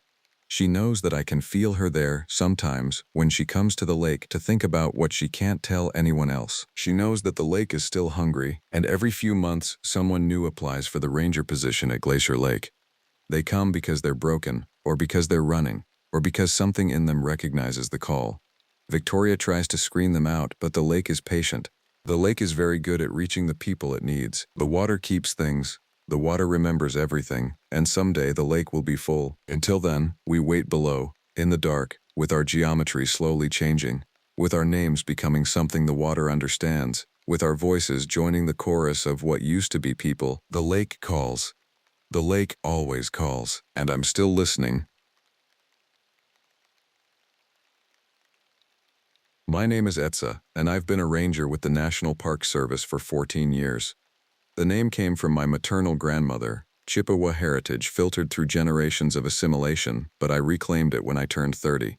Before that, I was just another Chris in the system, another white-collar ranger processing permits and leading school groups through visitor centers. The job consumed me, 3 divorces, a daughter I barely knew, a drinking problem that cost me everything until it almost cost me my life. The position at Glacier opened up in March of last year. Remote patrol ranger at the northern sector, a cabin at Itza Lake, 3 weeks on, 1 week off. The isolation appealed to me in a way I couldn't articulate to the hiring committee. I told them I needed distance from civilization, from the reminders of my failure. They believed me because it was true. I'd spent 6 months at a facility in Montana dealing with the drinking. 12-step work, real work, the kind that breaks you down before it builds you back up. When I got out, I didn't recognize myself. I still don't, most days. But I recognized someone who needed to disappear into the mountains and not come back quite the same person. Glacier in late spring is almost obscene in its beauty. The Park Service positions the cabin, a real working structure built in 1973 on the eastern shore of Etza Lake, a pristine alpine body of water surrounded by pine forest ascending into shale cliffs. The nearest ranger station is 17 miles south, accessible by a rough trail that becomes impassable by November. There are 3 other rangers assigned to the broader northern sector, but we keep different schedules. Most weeks the only person within 10 miles is me. I took the job because I wanted to be alone. I took it because I wanted to be punished by the mountains. I took it because after hitting absolute bottom, the silence seemed like the only thing that could save me. The first month was easier than I expected. I fell into the rhythm of morning patrols, backcountry surveys, trail maintenance, and the endless paperwork. Every day I climbed into the truck or hiked the perimeter, checking for downed trees, illegal camps, wildlife management issues, and lost people. Glacier gets plenty of hikers who underestimate the terrain, who don't understand that a 5-mile hike in the mountains isn't the same as a 5-mile walk in Denver. Most lost hikers are found within hours. They panic, they stay put, they answer calls. The mountains are dramatic, but they're not malicious. But there's something else up there, in the peaks above the tree line, and in the dense forest where the trails don't go. Something old. Late June, I found her 3 miles from the cabin, wandering the western forest boundary. She was maybe 12, maybe 14. Hard to tell with hypothermia setting in. Her name was Jessica. She was crying so hard she couldn't speak in full sentences. Her parents had taken her on a day hike up Miller's Ridge, a moderate trail that leads to a scenic overlook. Jessica had lagged behind. She'd twisted her ankle slightly, and when her mother circled back to find her, Jessica was gone. This wasn't unusual. Panic happens. People freeze up. They run the wrong direction trying to find their way back. I found her because she was screaming, and the screaming got louder instead of fainter as I got closer. That was the strange part. Usually when lost hikers hear help coming, they calm down, they cry with relief. Jessica was screaming like she was running from something, like she knew exactly what was behind her. She couldn't tell me what she was running from. When I got her to the cabin and got her warm, got her parents picked up from base camp where they'd called in the initial report, she just kept saying the same thing. It followed me. It looked like that hiker. It looked like Dad. The search and rescue coordinators filed it as simple panic and disorientation. The girl had seen the silhouette of her father in the trees and panicked, thought something was wrong. Dehydration and fear create confusion. This happens. Her parents took her home to Kalispell. The incident went into the weekly report as a standard lost child recovery, but something about it stayed with me. By mid-July, I'd processed maybe 15 lost persons reports. That's normal for the season. Glacier gets almost 2 million visitors annually. The remote northern sector doesn't see more than 100 hikers a week in peak season, and most of them never leave the established trails. The lost people tend to be outliers. Serious hikers who underestimated distance, families who ignored trail closures due to bear activity, people who thought bushwhacking would save them time. What wasn't normal was the pattern I started noticing in the incident reports from across Glacier and the surrounding public lands. People weren't just getting lost. They were reporting encounters with figures in the forest that looked like people they knew. A woman reported seeing her husband on a trail 3 miles from where his actual hiking group was located. A man said he saw his son in clearing, standing perfectly still, watching him. He tried to run toward the figure, but it moved backwards into the tree line, maintaining the exact same distance. I mentioned it to Rick Paulson, the senior ranger for our sector, during a supply run in late July. He was stocking the cabin with food and fuel for my next stretch of patrol. "They're seeing things," Rick said. He was a competent ranger, 22 years with the service, but he didn't believe in anything that couldn't be documented. Fatigue, altitude, panic, dehydration. They're miles into the wilderness, scared out of their minds, and their brains are playing tricks. Then they get rescued, and the memory twists into something more meaningful because the real experience wasn't interesting enough. "The incident reports use almost identical language," I said. "Not just the concept of seeing someone they know, but the way the person moves, the way it maintains distance." "Confirmation bias," Rick said. "You're reading what you want to read." He left that evening. I stood on the porch of the cabin and watched his truck disappear down the trail, the taillights fading through the trees, and I felt a particular kind of isolation set in, the kind where you realize no one is going to believe you because you haven't seen it yourself. But I was about to. The encounter happened in late August, during the second week of my third on-site rotation. I was running a routine perimeter patrol when I found the camp. Illegal, but not dangerous. 2 hikers who'd simply decided to spend the night in the forest without a permit. I'd dealt with 100 camps like it. I went to document it and send them on their way. The camp was near Miller's Ridge, ironically not far from where I'd found Jessica 2 months earlier. The hikers, a man and woman probably in their 50s, were packing up when I arrived. I was professional, went through the permit information, explained the regulations. They apologized. They were leaving, standard encounter. But as I was hiking back toward the cabin, I heard something that stopped me cold. Someone was calling my name. "Eitza. Hey Eitza." I turned. A figure was emerging from the tree line maybe 30 yards behind me. Hiking clothes, day pack, face obscured by the angle of the afternoon light. The voice was male, familiar in a way I couldn't place. "I've been looking everywhere for you," the figure said. "Did you forget something?" I asked. I was already processing information. Man, probably 6 feet tall, build consistent with one of the hikers I'd just left, but the voice was off somehow. Not quite right. "We need your help," the figure said. "There's been an accident." I walked toward it. I was thinking of him as it before I could even see his face clearly. And that was the moment I recognized the wrongness. The gait was correct but subtly off, the way a human walks when they're copying the motion from memory instead of instinct. The head was at the correct angle, but angled in a way that didn't match the turning of the shoulders. "What accident?" I asked. I was 10 feet away now. "The girl," it said and smiled. "Jessica. She never made it home." I stopped. Every defensive instinct that had been trained into me through 14 years of professional crisis training, plus 4 years of military police work before that, activated simultaneously. I pulled my radio. The figure's smile didn't waver. "Jessica is fine," it said. "She's in the cabin. She's been waiting." I moved fast then, fast enough that it seemed surprised. I radioed for immediate backup from the nearest ranger station, gave my location, reported a possible kidnapping victim, requested emergency services. The thing, and I use that word deliberately because whatever was standing in front of me had stopped being human somewhere in my perception, made a sound, not a word, not quite a scream, something between a purr and a howl. Then it ran. It didn't run like a human runs. It went sideways first, like its body was negotiating something in space that I wasn't seeing. Then it was gone, moving through the forest with speed and direction that no human hiker could manage, tree branches and brush barely slowing its movement. I ran toward the cabin. The door was locked, the windows intact.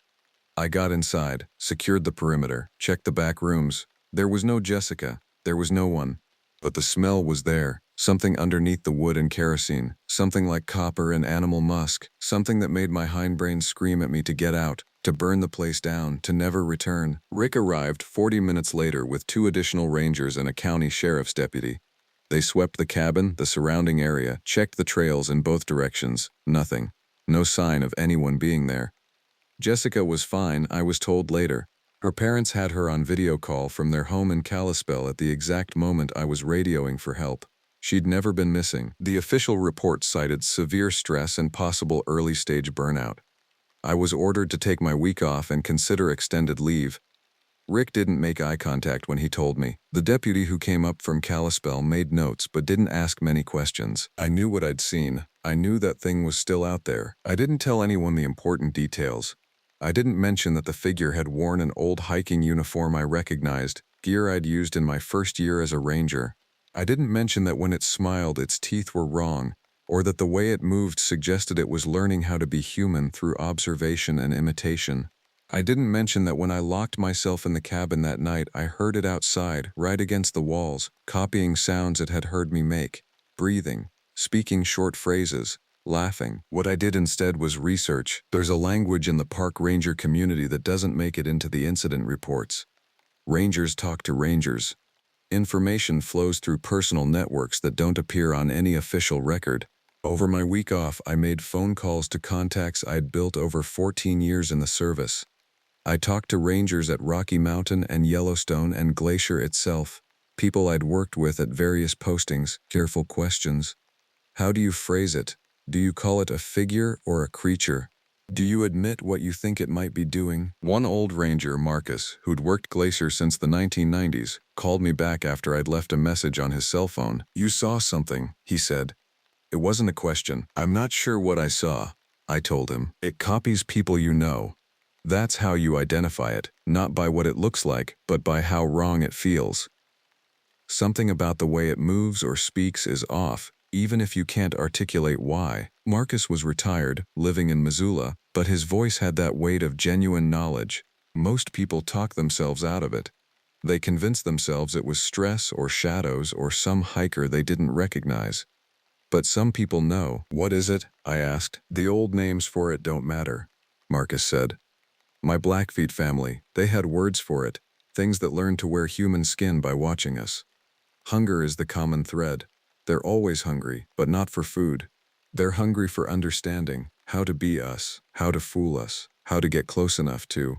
He trailed off. "To what?" I pressed. "To take someone," Marcus finished. "Or to take something from someone. The reports are muddled. Some people who encounter it come back different, not physically but changed in ways that take months to show. Some people disappear. Some people come back and don't quite remember how." I didn't return to the cabin for 6 weeks. I took extended leave, worked with a counselor, let the Park Service assume I was having a mental health crisis, which, technically, was true. But during those 6 weeks, I read every historical account of hikers who'd gone missing in the northern glacier sector. I read the accounts from other parks, the missing girl in Yellowstone in 1963 who was found wandering a trail 3 counties away with no memory of how she got there. The man in the Grand Canyon who was rescued after 3 weeks, claiming he'd been helping a strange man build something in a cave, except there were no tools and no supplies and the cave he described didn't exist. These patterns ran through decades of park records. Not common, but consistent. Rare enough to be explained away by individual incident reports. Consistent enough to be true. The thing that finally convinced me to return to the cabin was a letter from a woman named Patricia Rivera. She was a researcher studying environmental trauma and human psychology who'd been interviewed by the Park Service about a missing hiker case from 1987.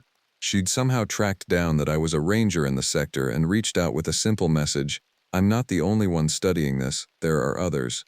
If you want answers, contact me." I did.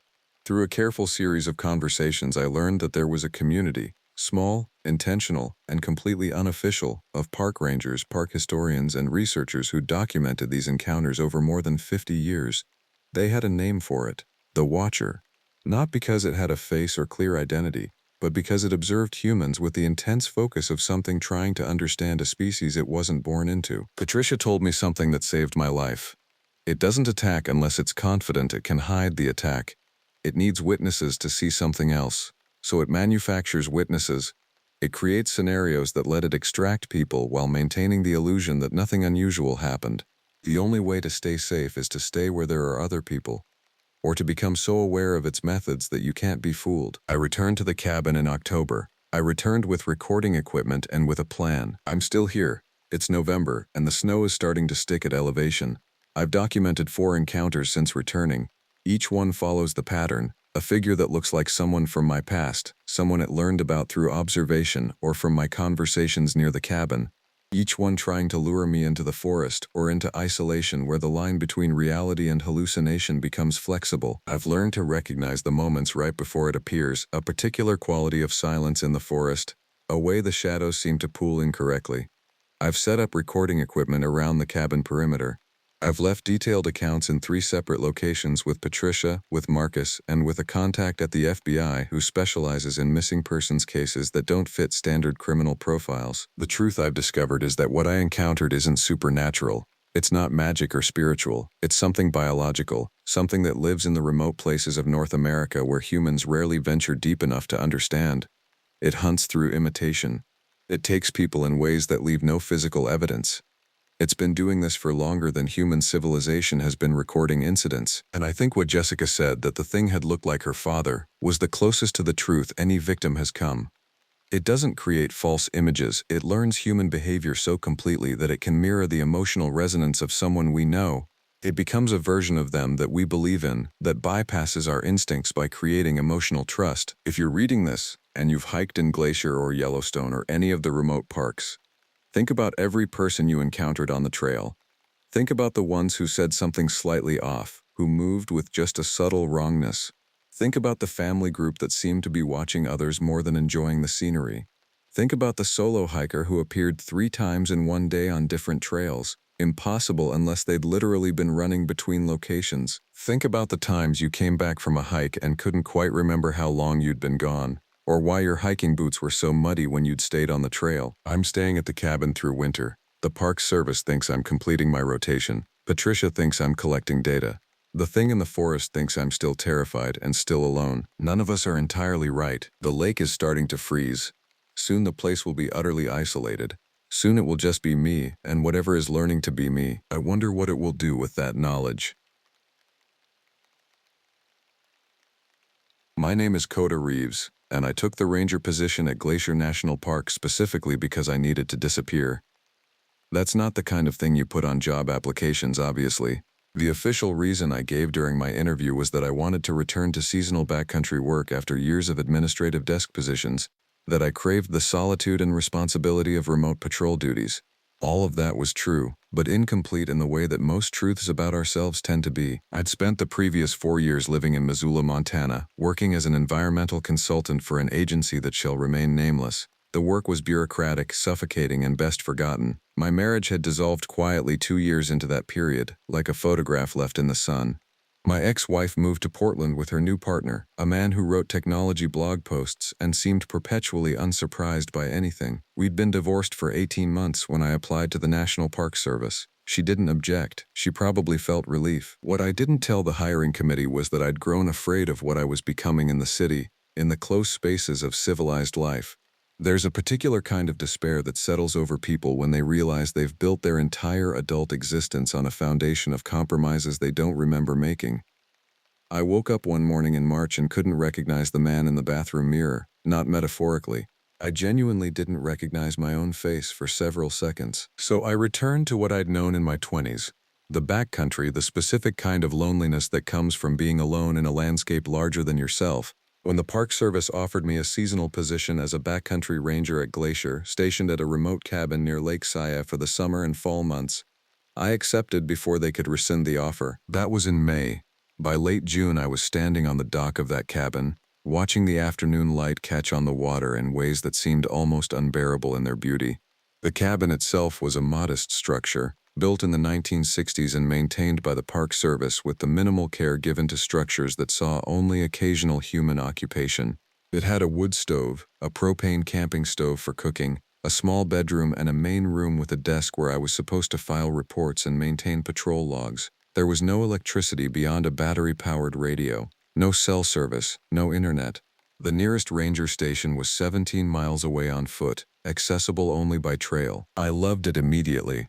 Or I thought I did. The lake itself is a high-altitude basin at about 5,000 feet, cradled between granite peaks that rise another 3,000 to 4,000 feet above the waterline.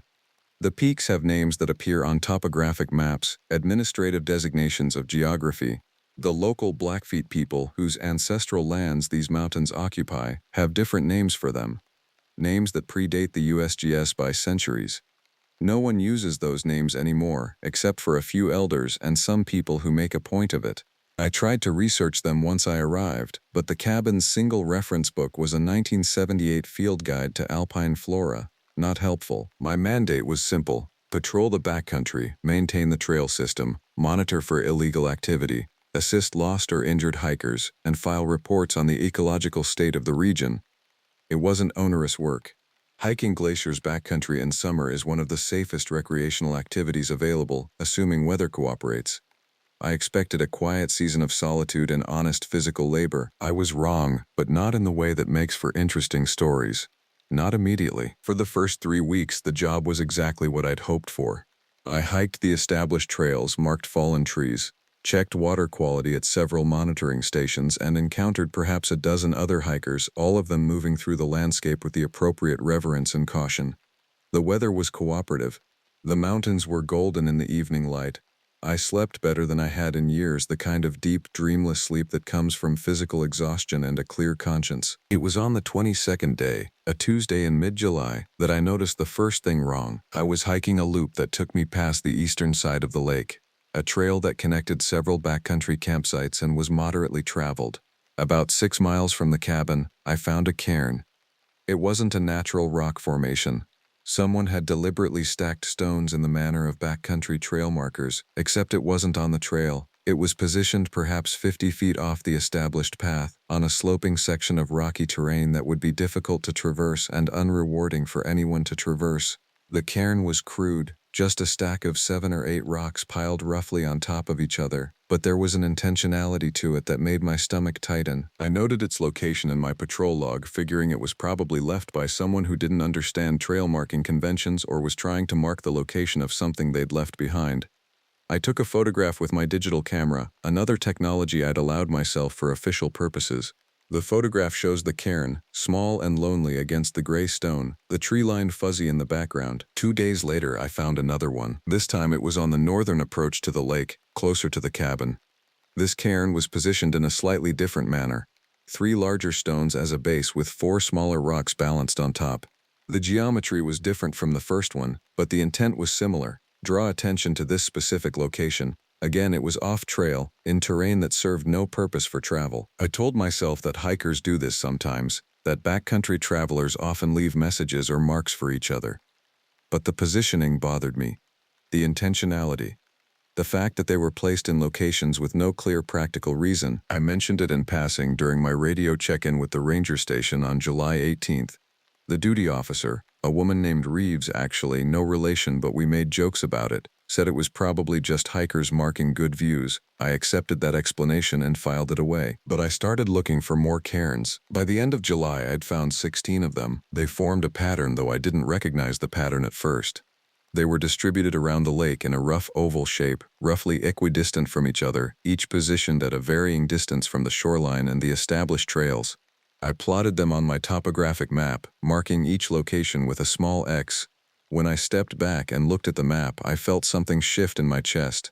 The X's formed a circle, not a perfect circle, but close enough to suggest deliberate placement. I started taking more detailed notes. Each cairn was constructed from local stone. Each was built with the same rough but intentional stacking pattern.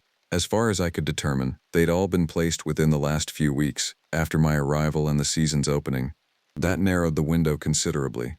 There had been remarkably few hikers at this elevation in July. The records at the ranger station showed maybe 30 permits issued for my sector. I told myself that I was being paranoid, that the pattern I was seeing was the kind of pattern humans find in chaos because we're pattern-seeking animals. Astronomer's fallacy, apophenia. I'd learned those words in a psychology class I took at the University of Montana 15 years ago. I repeated them to myself like they were protective incantations, but I started doing something I wasn't supposed to do according to Park Service protocol. I began varying my patrol patterns, choosing routes differently, trying to move unpredictably through the backcountry. The idea was that if someone was placing these cairns, I might catch them in the act. The reality was more complicated and more unsettling. Around August 1st, I was hiking the ridge trail on the western slope of Mount Jackson, a moderately challenging day trip from the cabin.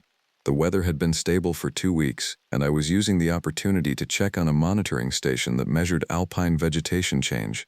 I was making good time, having left the cabin at dawn, and by mid-afternoon I was on the ridge itself, that narrow spine of rock with significant drop-offs on both sides. That's when I found the deer. It was a mule deer, a doe, and it was positioned at a precise point along the ridge, right where the trail narrows to about 4 feet wide and the drop-offs become most severe.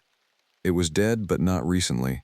The body was in an advanced state of decomposition, partially mummified by the dry alpine air. The carcass was arranged with its legs positioned at precise angles, its neck stretched out, its head positioned to face down the mountain. There was no evidence of trauma, no signs of what had killed it. What was significant, what made my hands shake as I photographed the scene, was the positioning.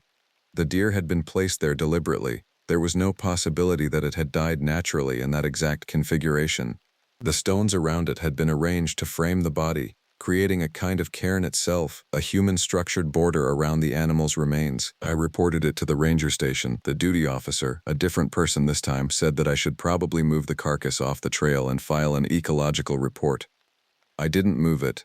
I left it exactly as I found it and hiked back to the cabin in diminishing light, making my way along the ridge by headlamp through increasingly anxious darkness. For the next week, I found more arrangements. A elk skull, positioned on a distinctive rock outcropping, with stones arranged in deliberate patterns around it. 3 grouse carcasses arranged in a line parallel to the shoreline of the lake, each spaced exactly 20 paces from the next. A bear scat, aged and dry, positioned at the exact midpoint between 2 cairns I'd previously noted. The arrangements were never placed where hikers would naturally be. They were positioned in remote locations accessible only through terrain navigation and specific knowledge of the area. They were being placed for an audience, and the only person in that landscape was me. I told myself different stories to explain it. Hikers from previous seasons leaving markers, park management conducting some study I hadn't been briefed on, an elaborate prank from a previous ranger who'd held the position before me. But none of these stories felt true.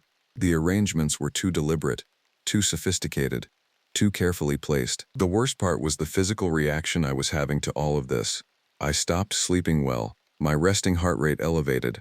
I found myself checking the cabin's locks repeatedly, a meaningless gesture since the cabin had never been locked and anyone could break through the windows. I started carrying my bear spray on patrols despite the fact that I'd never seen a bear during my time at the lake, only tracks. On August 11th, I found a message. It was spelled out in stones on a flat area of rock about half a mile from the cabin, in a location I visited frequently on my standard patrol loop. The message was simple and devastating in its clarity. Leave. The letters were each approximately 2 feet tall, constructed from slate and granite rocks arranged against the lighter stone of the ground. They were recent. The first time I'd passed this location, 3 days prior, there had been nothing but bare rock. Someone or something had done this work in the intervening 72 hours. I photographed it from multiple angles. I measured the space between the letters. I documented the specific stones used. I did all of this with a kind of dissociation, my ranger training overriding the panic response that was building in my nervous system. Then I hiked back to the cabin and sat in the darkness, the propane stove hissing quietly. and tried to decide what I was going to do. The rational mind, I discovered, is capable of enormous flexibility when faced with inexplicable evidence. I constructed elaborate alternative explanations for what I was seeing. Misdirection from other rangers conducting a psychological study on isolation and perception. A coordinated effort from hikers to create an elaborate game. The possibility that I was experiencing some form of stress-induced delusion, though this explanation held less water given that I was sleeping well now and had never had mental health issues. What I didn't do was leave. This failure of self-preservation logic, in retrospect, seems obvious. A reasonable person with a warning spelled out in rocks would hike out of the backcountry and report the situation to authorities. I am presumably reasonable. I have a functional understanding of risk assessment. But I had come to the lake specifically to disappear, and the idea of returning to civilization felt like the greater danger, even in the face of evidence that something deeply wrong was happening in this landscape. I did call the ranger station and reported the message. I described it as unusual rock formations, and mentioned that it might be worth investigating for signs of unauthorized activity or trail vandalism. The ranger who took my report seemed unimpressed. He said that they could send someone to check on the next supply run in 2 weeks, unless I felt that there was an immediate safety threat to public visitors. I said there wasn't. This was a lie, though I couldn't articulate to whom the threat was directed. The events of late August changed the character of what was happening. I was on a routine patrol on the 23rd, hiking the eastern approach to Mount Cleveland, the highest peak in the park. This particular route doesn't see many hikers, the approach is difficult, and the summit itself is not accessible without technical climbing. I was using it for ecological monitoring, checking on a stand of white bark pine that was showing signs of distress in the Park Service data. The weather had been warm but stable, and I was making good progress up the approach. That's when I heard the voice. It came from somewhere ahead of me on the trail, beyond the next ridge. It was a human voice, male, calling out in a manner that suggested someone who was lost or injured. The voice was calling for help, the words indistinct but the tone unmistakably distressed. I increased my pace, my ranger instincts activating. This was a situation where my training applied. This was something I could address. I reached the point where the trail switchbacks up the final approach to the ridge, and I could see the terrain ahead clearly. There was no one there. The landscape was empty of human figures. The voice came again, from the same location, calling for help. The words were still indistinct, but this time I could make out that it was calling my name, calling Coda. Coda, help me. I stopped moving. I stood very still and listened. The voice came a third time, and this time I could pinpoint the sound more precisely. It was coming from a location at least 200 yards away, along a ridge face that was inaccessible from where I was positioned. There was no way for a human to be standing there. The terrain was sheer rock with no stable footing. I called back asking who was there and where exactly they were positioned. The response came immediately. Behind you. I turned around. There was nothing behind me except the trail I'd just climbed and the landscape of rock and sparse alpine vegetation stretching down toward the lake. I turned back toward the direction of the original voice. Where are you? I called out. Can you tell me exactly where you are? The response came from directly beside me, or that's what my ears reported. The voice was at my shoulder, close enough that I should have been able to feel breath against my skin. But when I spun around, there was nothing there but empty air. I'm here, Coda, the voice said. It sounded exactly like my voice, exactly like me. It had my inflections, my accent, my patterns of speech. I'm right here. I don't remember making the decision to run. My legs simply began moving, carrying me rapidly back down the trail toward the lake. I ran in a manner that was dangerous, inattentive to foot placement and stability. I should have fallen. I should have twisted an ankle or hit a rock. But I made it back to the cabin in what I estimate was a quarter of the time it should have taken. I spent the night in the cabin with every available light on, the propane stove producing more heat than was comfortable in summer weather, and my bear spray on the desk beside me. I didn't sleep. I sat and I listened to the sounds of the forest around the cabin, each sound cataloged and analyzed. Wind in the trees, animal movement, the sound of water against the dock, the normal sounds of a wild landscape at night. Around 3 in the morning, I heard something different. It was the sound of someone walking on the dock.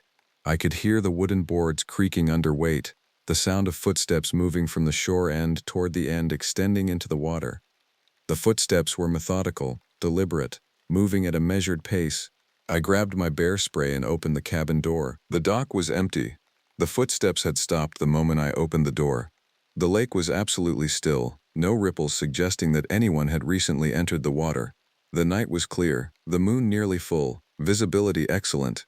I could see across the entire width of the dock and the surrounding shoreline. There was no one there, but I could see something else. Arranged in a line along the edge of the dock, positioned during the time I'd been inside the cabin, were 7 rocks.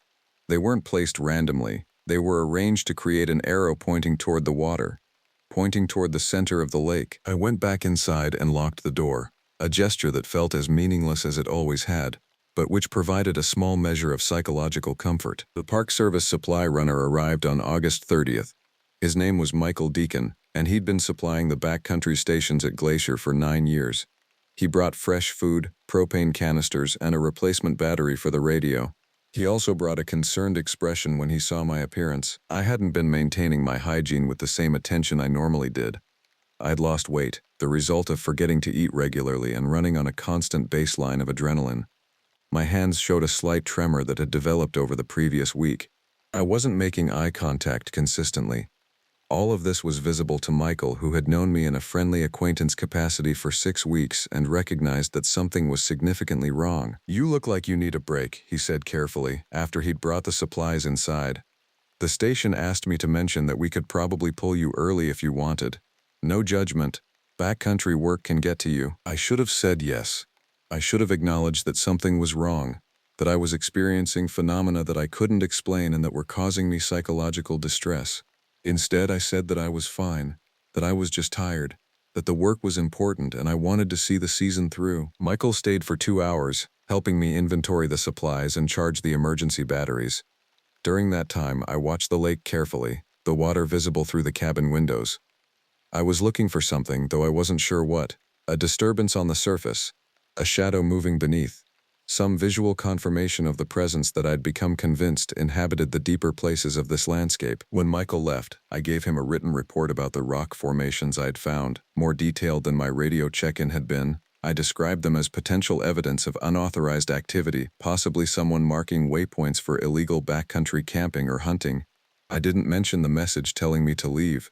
I didn't mention the voice that had used my own inflections. I didn't mention the arrangements of animal remains or the footsteps on the dock. That night, the arrangements escalated. I discovered that the cabin's door had been opened at some point during the day, which I knew because I found a stone inside, positioned precisely in the center of the floor. The stone was ordinary, just a piece of granite like hundreds of others in the landscape, but its placement in the interior of a locked cabin was not ordinary. The windows were intact. The door had no sign of forced entry, but this stone, this message, had been left for me in my most private space. I removed it and threw it into the lake. Then I did something I had been considering for days but hadn't had the courage to attempt. I gathered supplies, a flashlight, a compass, a knife, and the satellite communicator that was technically supposed to be used only for emergencies. I waited until full dark, approximately midnight. Then I walked into the forest, away from the cabin, moving into the backcountry with the deliberate intention of confronting whatever was creating these messages. This was, in retrospect, one of the worst decisions I have made in my life, and I have made several genuinely terrible decisions. I hiked for approximately 4 hours, moving in a generally northwesterly direction, away from the established trail system and into terrain that appeared on maps as empty space. The weather had been clear all evening, but clouds had moved in as I was hiking, blocking the moon and reducing visibility to perhaps 50 feet. I was navigating by compass and the faint ambient light that comes from a landscape without artificial illumination. Around 4 in the morning, I found something. It was a structure clearly human-built, hidden in a stand of old-growth spruce and pine. The structure was not a modern cabin. It was older, much older, constructed from wooden logs that had been partially reclaimed by the forest. Moss and lichen covered much of the exterior. The door frame was still intact, though the door itself had rotted away. This was not a structure that was maintaining living space. This was a structure that had been abandoned decades ago. I approached it with extreme caution, aware that I was moving deeper into something that was beyond the normal scope of park ranger experience. I had crossed some threshold, left behind the rational world of trail maintenance and visitor safety.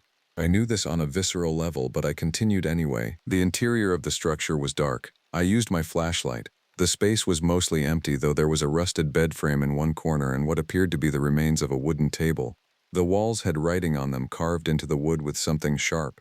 The writing was difficult to read in the fragmentary light, but I could make out words: gone, taken, not safe, leaves in winter, and then, carved more deeply into the wood above where the bed had been, were the words, "It wears their faces." I left the structure. I had no intention of remaining in that space any longer than absolutely necessary. I oriented myself by compass, checked my watch, and began walking back toward the cabin. That's when I became aware that I was being followed. I didn't hear anything, initially. There was no sound of movement behind me, no indication of a physical presence. What I became aware of was a quality of presence itself, a sense that the space behind me was occupied. I increased my pace. The presence behind me maintained the same distance, neither approaching nor falling away. I didn't turn around. On some level that I've never been able to articulate, I understood that turning around would be catastrophic. Whatever was behind me, whatever was pacing me through the darkness, could not be looked at directly. I walked faster. The forest floor beneath my feet became confused and difficult, roots and rocks and uneven terrain that threatened to trip me with each step. Behind me, something began to make a sound. It wasn't a growl or a roar. It was a breathing sound, deep and rhythmic, and it was getting closer.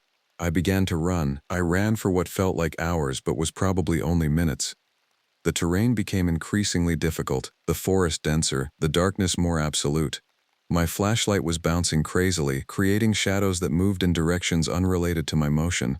Behind me, the breathing sound continued, constant and relentless. It wasn't chasing me with the frantic energy of predatory pursuit. It was pacing itself, matching my speed, never getting closer but never allowing me to escape. Then I broke through the tree line and suddenly my feet were meeting the familiar ground of the trail system. The cabin was perhaps a mile away. I could see lights through the trees, the lanterns I'd left burning inside. I didn't stop running until I was through the door. I locked it. I locked every window. I pulled the heavy table against the door. Then I sat on the floor of the cabin and I waited for dawn. When morning came, I did something that should have happened several days earlier. I used the satellite communicator to contact the Park Service regional office and reported a serious incident. I told them that I had encountered evidence of unauthorized activity, potential squatting, and that I was requesting immediate extraction from the ranger station. I did not tell them what I had actually found. I did not describe the voice or the presence in the forest or the carved warnings. I did not tell them that I was convinced something was living in the backcountry, something that was aware of me, that was interested in me, that was trying to communicate with me. The response from the regional office was that they would send an extraction team the next morning, weather permitting. The weather forecast was for clear skies and light winds. Everything was in place for my departure from the lake. I spent the entire day preparing to leave. I packed my belongings, cleaned the cabin, filed my final reports. I deleted the digital photographs I'd taken of the cairns and the stone arrangements, a gesture of self-protection that I now recognize as futile. If I was being monitored, they already knew what I'd documented. But I did it anyway. As the sun began to set, I took one final walk around the perimeter of the lake. This is something I did regularly, a patrol that kept me aware of conditions and changes in the immediate area. But this time I was doing it as a goodbye. The lake, visible in the low light, was beautiful in a way that made my chest ache. This landscape had awakened something in me that I couldn't name, a sensitivity to the wild world that I'd lost somewhere in the years of urban living. I found another arrangement as I was completing the circuit. It was positioned on a rock outcropping that overlooked the water, on a promontory that offered a view of the entire lake. The rocks were arranged to create a shape, and it took me a moment to understand what that shape was meant to represent. It was a figure, a human figure standing upright, arms at its sides, looking out toward the water, looking out toward the deep places where something lived. I stood there for a long time, watching the light change on the water. The sky was turning pink and gold as the sun descended toward the peaks in the west. The mountains were beginning their descent into darkness. Soon it would be evening, then night, then morning, and I would be gone from this place. I realized, standing on that promontory, that I didn't want to leave. This understanding was so profound and so confusing that I actually sat down on the rocks, my rational mind unable to process what my intuition was telling me. I had been terrified for days. I was sleeping poorly. I had been exposed to evidence of intelligence operating in the backcountry that wanted me gone. But the idea of leaving the lake, of returning to the world of people and noise and small talk and compromised living, was somehow worse. I understood then what the arrangements were, what the messages meant. It wasn't hostility, it was clarity. It was communication from a landscape that recognized something in me, something that wanted to be acknowledged. The presence in the forest wasn't trying to hurt me. It was trying to tell me something. When I hiked back to the cabin as night fell, I made a decision. The extraction team arrived as scheduled the next morning. 2 rangers in a jet boat, professional and polite, with equipment for removing my belongings and supplies. I had told them via radio that I was ready for immediate departure due to health concerns. I met them at the dock carrying a single backpack. I told them that I'd made a mistake, that I'd been experiencing altitude-related illness that had caused me to panic. I apologized for wasting their time and resources. I asked if it would be possible to stay another month through September to complete my seasonal commitment. The rangers exchanged glances. One of them was the regional supervisor, a woman named Paulson who'd conducted my initial interview.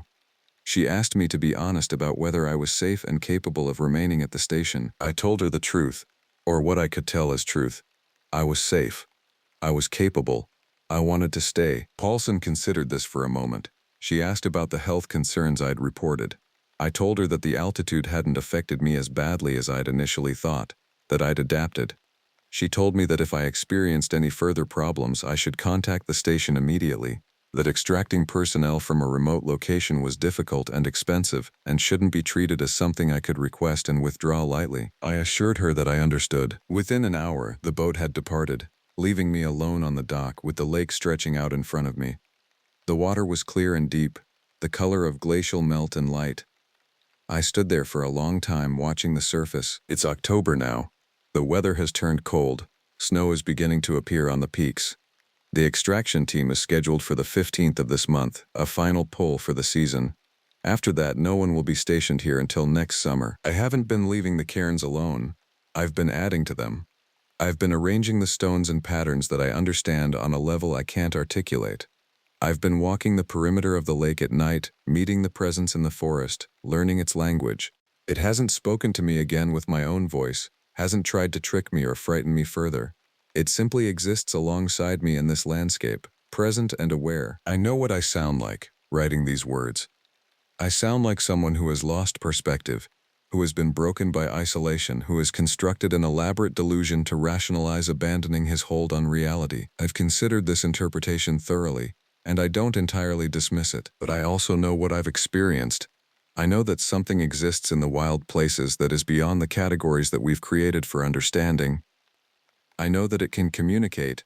I know that it can move through this landscape in ways that violate the normal rules of physics and predation and animal behavior, and I know that I'm not going to leave. When the extraction team arrives on the 15th, I'll tell them that I've decided to pursue permanent ranger employment through the Park Service. It's not an uncommon decision. Many seasonal rangers eventually transition to full-time positions.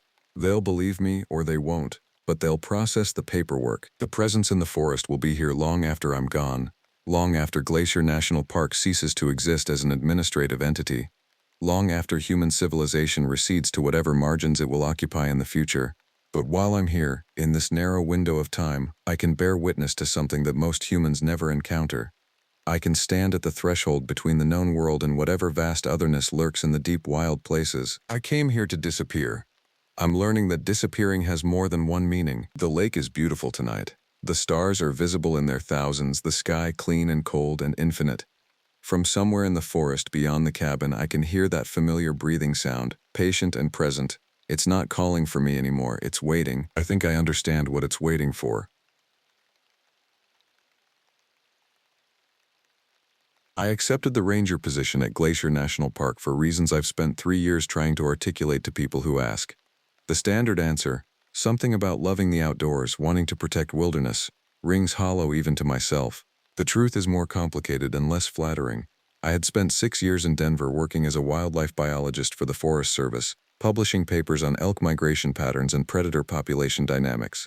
The work was respectable. It paid well. It meant absolutely nothing to me by the end. My name is Robert Kessler. I am 52 years old, and I came to Glacier seeking something I couldn't name. Perhaps it was the feeling that civilization had calcified around me, that my life had become a series of conference presentations and budget meetings rather than genuine engagement with the natural world. Perhaps I was running from a failed marriage and the weight of a daughter who looked at me with disappointment. The hiring process was swift. They needed experienced personnel.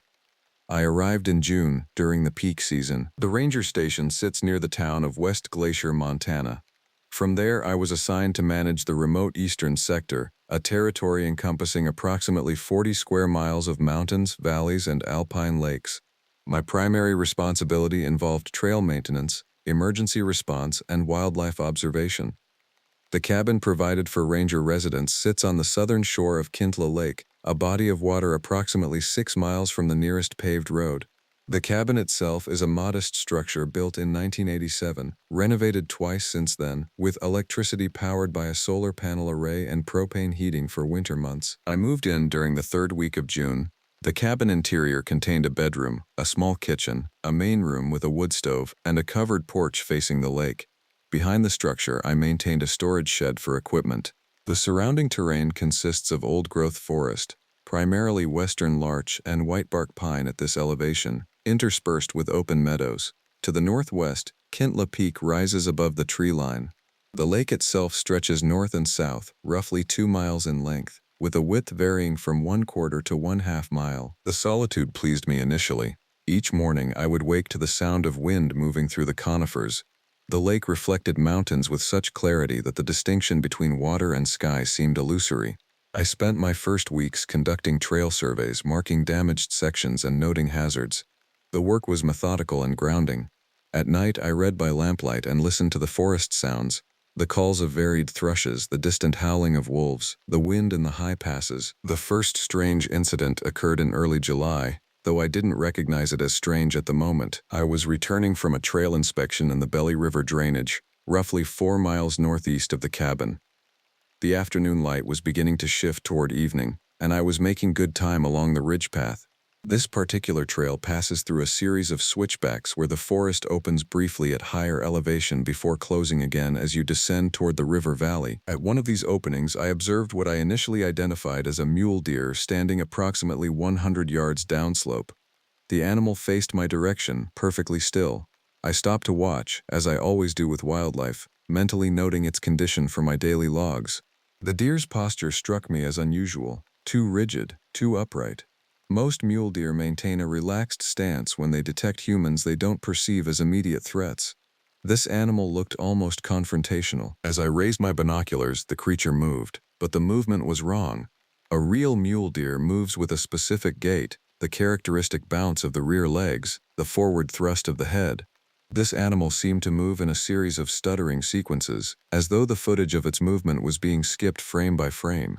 It descended the slope with impossible speed, not following any natural trajectory but moving at angles that no quadruped should traverse. I lowered my binoculars. The deer was now only 50 yards away. I realized with a jolt in my chest that something about the animal's proportions was incorrect. Its limbs were too long relative to its body. The angle of its joints seemed inverted from what I knew about cervid anatomy. Its eyes were fixed on my position, unblinking and too large for its skull. The brown coloration appeared dull and uniform, lacking the natural variation I expected. Its tail was wrong, thin and hairless, extending behind it like a rat's appendage. I made a decision that still troubles me in its clarity. I turned and walked back toward the trail, maintaining a measured pace. Running would have seemed reasonable, but some instinct told me that displaying fear or attempting to flee would trigger a response from whatever I was observing. I kept my pace steady, did not look behind me, and focused on the technical aspects of the path beneath my feet. When I reached the cabin 90 minutes later, I was exhausted in a way that transcended physical exertion. I documented the observation in my log in purely objective language. Observed ungulate approximately 1 mile northeast of Kintla Lake. Behavioral patterns inconsistent with typical mule deer response.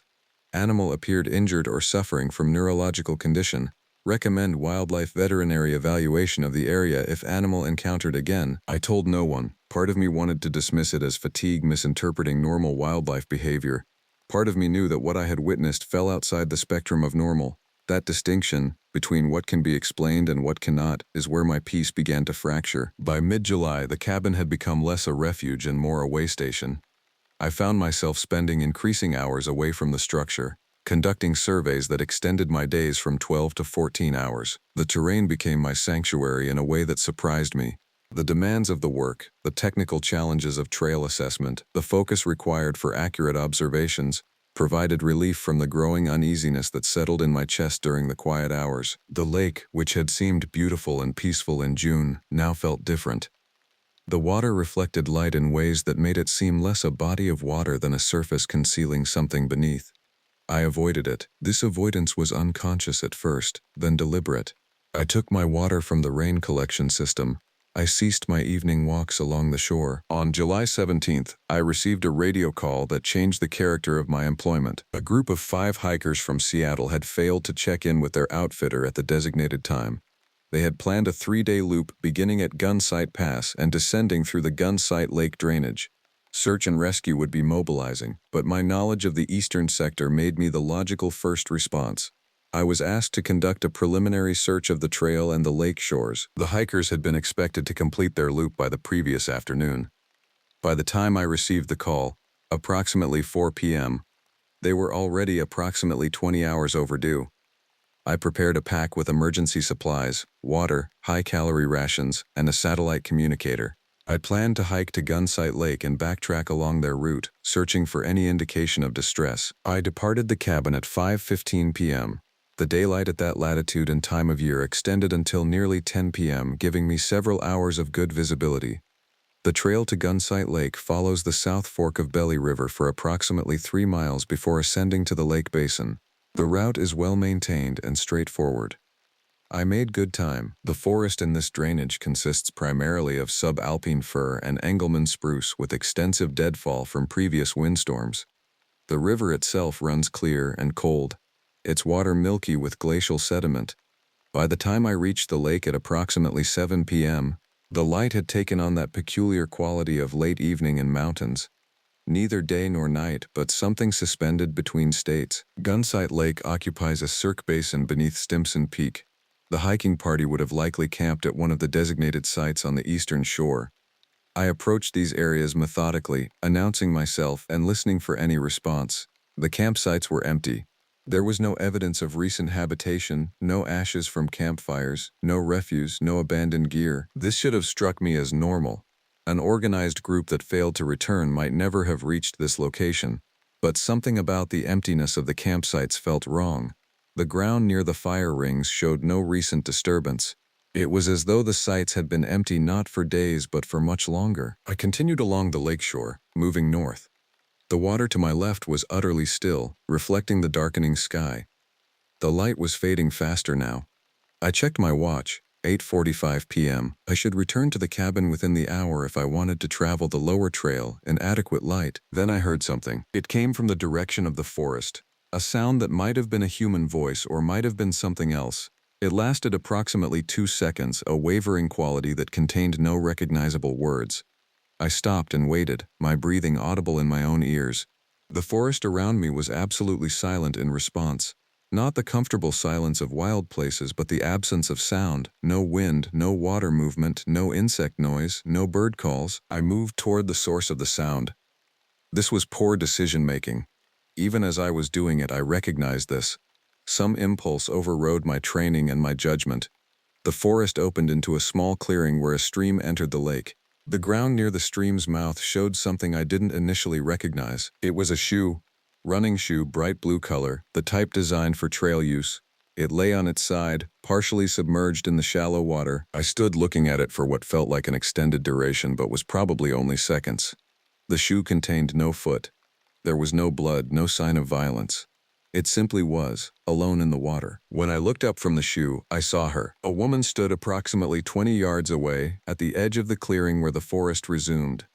She was thin, almost skeletal in appearance, and wore what might have been hiking clothes, though the fabric was stained and deteriorated. Her face was difficult to see in the failing light. She did not move, did not speak, did not give any indication that she was aware of my presence. I called out, "Are you injured? I am a park ranger. I am here to help." She turned her head toward me, with that same frame-skipping movement I had observed in the deer. The motion occurred in increments rather than as a continuous rotation. When her face was directed fully toward me, I could see her eyes. They were wrong in every way that eyes can be wrong. Too large, too dark, containing a quality of intelligence that was alien to human expression. I was moving backward before any conscious decision to retreat had formed. The woman, or the thing that wore a woman's shape, tilted its head with mechanical precision. It opened its mouth as if to speak, and what emerged was not a human voice. The sound came in layers, as though multiple voices were occupying the same space simultaneously. There were elements that resembled human speech mixed with other vocalizations, sounds that belonged to animals but in configurations that no animal should produce. The primary message within those layered sounds seemed to be an attempt at mimicry. Please, help. Please. I ran. The trail back to the cabin was barely visible in the darkness. I moved with reckless speed, my feet finding purchase through instinct and muscle memory rather than sight. Behind me I could hear movement through the forest, but it was difficult to determine its distance or direction. The forest had become labyrinthine, and I was certain multiple times that I had lost the path entirely, only to find it again through some combination of luck and desperation. I reached the cabin at 10:47 p.m. according to the satellite communicator. I locked the doors, an action so thoroughly useless that it bordered on absurd. The cabin's wooden frame and single-pane windows offered no meaningful barrier to anything with genuine intent to enter. I did not sleep that night. I sat in the main room with every light activated and a .357 revolver retrieved from the cabin's emergency equipment locker. I filed a report with the ranger station at approximately 2 a.m., indicating that initial search of the gunsight lake drainage had revealed no trace of the hiking party. I mentioned the abandoned shoe but described it in neutral language that suggested simple accident rather than something more complex. I did not mention what I had encountered at the clearing. To speak those things aloud would have given them a concrete reality that felt more dangerous than silence. The official search and rescue teams arrived the following afternoon. They organized a comprehensive search of the area. Over the course of 3 days, they found evidence of the hiking party scattered across approximately 2 miles of trail and shoreline. They found clothing, backpacks, personal effects. They found 2 bodies, recovered from the lake, bloated with water and advanced in decomposition despite only 3 days' passage. The bodies were identified as 2 members of the original party. The other 3 were never found. The official investigation concluded that the group had encountered unexpected weather, possibly a severe wind event that caused disorientation and accidents. The recovery of the bodies in the lake and the scattered equipment was consistent with individuals who had lost the trail and become separated in conditions of reduced visibility. No one mentioned the 6th body, the woman at the lake's edge. No one questioned whether 5 bodies should have been recovered rather than 2. No one suggested that the scene contained elements inconsistent with simple accident. I said nothing. August arrived with rain that fell for 6 consecutive days. The clouds descended into the valleys, reducing visibility to less than 50 yards in some locations. The forest became a tunnel of gray, and the sounds of the wilderness seemed muted and distant. I completed necessary trail maintenance work and avoided unnecessary exposure. The cabin became a container holding my deteriorating mental state. I began documenting observations in a secondary log, separate from my official records. These notes were fragmentary and increasingly disordered. I recorded sightings of animals that moved incorrectly, a bear that seemed to possess too many joints in its spine, a wolverine that ran on hind legs for extended distances before dropping to 4 limbs. I documented the appearance of the woman at Gunsight Lake in my private log, along with the growing realization that she was not a woman at all and never had been. The radio brought messages from the ranger station. They indicated that my reports had been satisfactory and that I should continue routine patrols. No one had questioned the circumstances of the hiking party's deaths with any real skepticism. The investigation had closed. The official narrative was established. On August 9th, as the rain was finally beginning to clear, I discovered a handprint on the window of my cabin. The handprint was located on the interior surface of the glass in the bedroom window, the window that faced the forest and the lake beyond. The print itself was made by something that was roughly human-shaped but not human. The proportions were wrong, the fingers were too long. The palm was too narrow. There was no ridge pattern, no individual characteristic that would belong to an actual human hand. The print had been made in a substance that appeared to be blood, though the color was wrong, too dark, almost black. Someone, or something, had been inside the cabin. The forensic implications of that fact barely registered beneath the paralyzing fear. I had locked the doors. All windows had been secure. There was no sign of entry. No glass was broken. No locks had been forced. Nothing appeared disturbed in any way except for the single handprint on the bedroom window. I sat in my vehicle for 6 hours before re-entering the cabin. When I finally did, I moved through the rooms with a revolver in my hand, though I understood with absolute clarity that a revolver would be useless against whatever had left that mark. The interior was empty. Nothing was missing. Nothing had been disturbed. I cleaned the handprint from the window with bleach that stung my hands. The blood, or whatever substance it was, came away easily, but I could not convince myself that the action had any genuine effect. It had been there. I had seen it. Removing the visible evidence did not remove the fact of its existence. That night I heard sounds outside the cabin. They came intermittently throughout the hours of darkness, the movement of something heavy through the brush, scratching sounds against the wooden walls, something that might have been breathing pressed against the wall's exterior. I sat in darkness, the revolver across my lap, and listened to the sounds of the forest becoming something else. By morning the sounds had ceased. The daylight revealed nothing except the normal forest around the cabin. No tracks were visible in the damp soil. No evidence of disturbance marked the vegetation around the structure. I made a decision that I recognized as a consequence of my deteriorating rationality. I would investigate the phenomenon rather than simply endure it. This decision was not born of courage. It was born of a desperate need for control and understanding. If I could identify the source of what was occurring, I could impose rational categories onto irrational events. I began leaving the cabin in the early evening hours and hiking deeper into the forest, moving away from the lake. I carried nothing except my revolver and a flashlight. I was searching for evidence of habitation, of any structure or location that might explain the phenomena I was experiencing. On August 15th, approximately 2 miles east of the cabin, I found the clearing. The clearing was perhaps 100 yards in diameter, with no visible undergrowth covering the soil. The trees surrounding it were dead, standing as gray skeletons against the late afternoon light. Every tree at the perimeter had been stripped of bark from ground level to a height of approximately 8 feet. The bark removal was not clean or recent. It appeared to have occurred decades ago, and the exposed wood had weathered to a consistency of stone. In the center of the clearing stood structures that resembled dwelling places, though not dwelling places built by any recognized human culture. They were constructed from materials that appeared to be bone and sinew, ribs and spine columns arranged in roughly geometric patterns, bound together with something that had the consistency of animal hide, now hardened and brittle. I counted 7 of these structures. Each was approximately 6 feet in height and perhaps 4 feet in width. Each contained what appeared to be an opening facing toward the center of the clearing. The smell in the clearing was profound. A combination of decay, animal fat, and something else that my brain could not quite categorize. It was a smell that implied significant time without decay, as though something had preserved these materials against natural processes. I did not enter the clearing. I stood at its edge for several minutes, forcing myself to observe details despite the revulsion and terror that moved through me. I took photographs with a digital camera, though even as I was doing this I understood that the images would serve no purpose. Whatever I showed to others, they would find rational explanations. As I was leaving the clearing, I heard sounds that seemed to come from multiple directions simultaneously.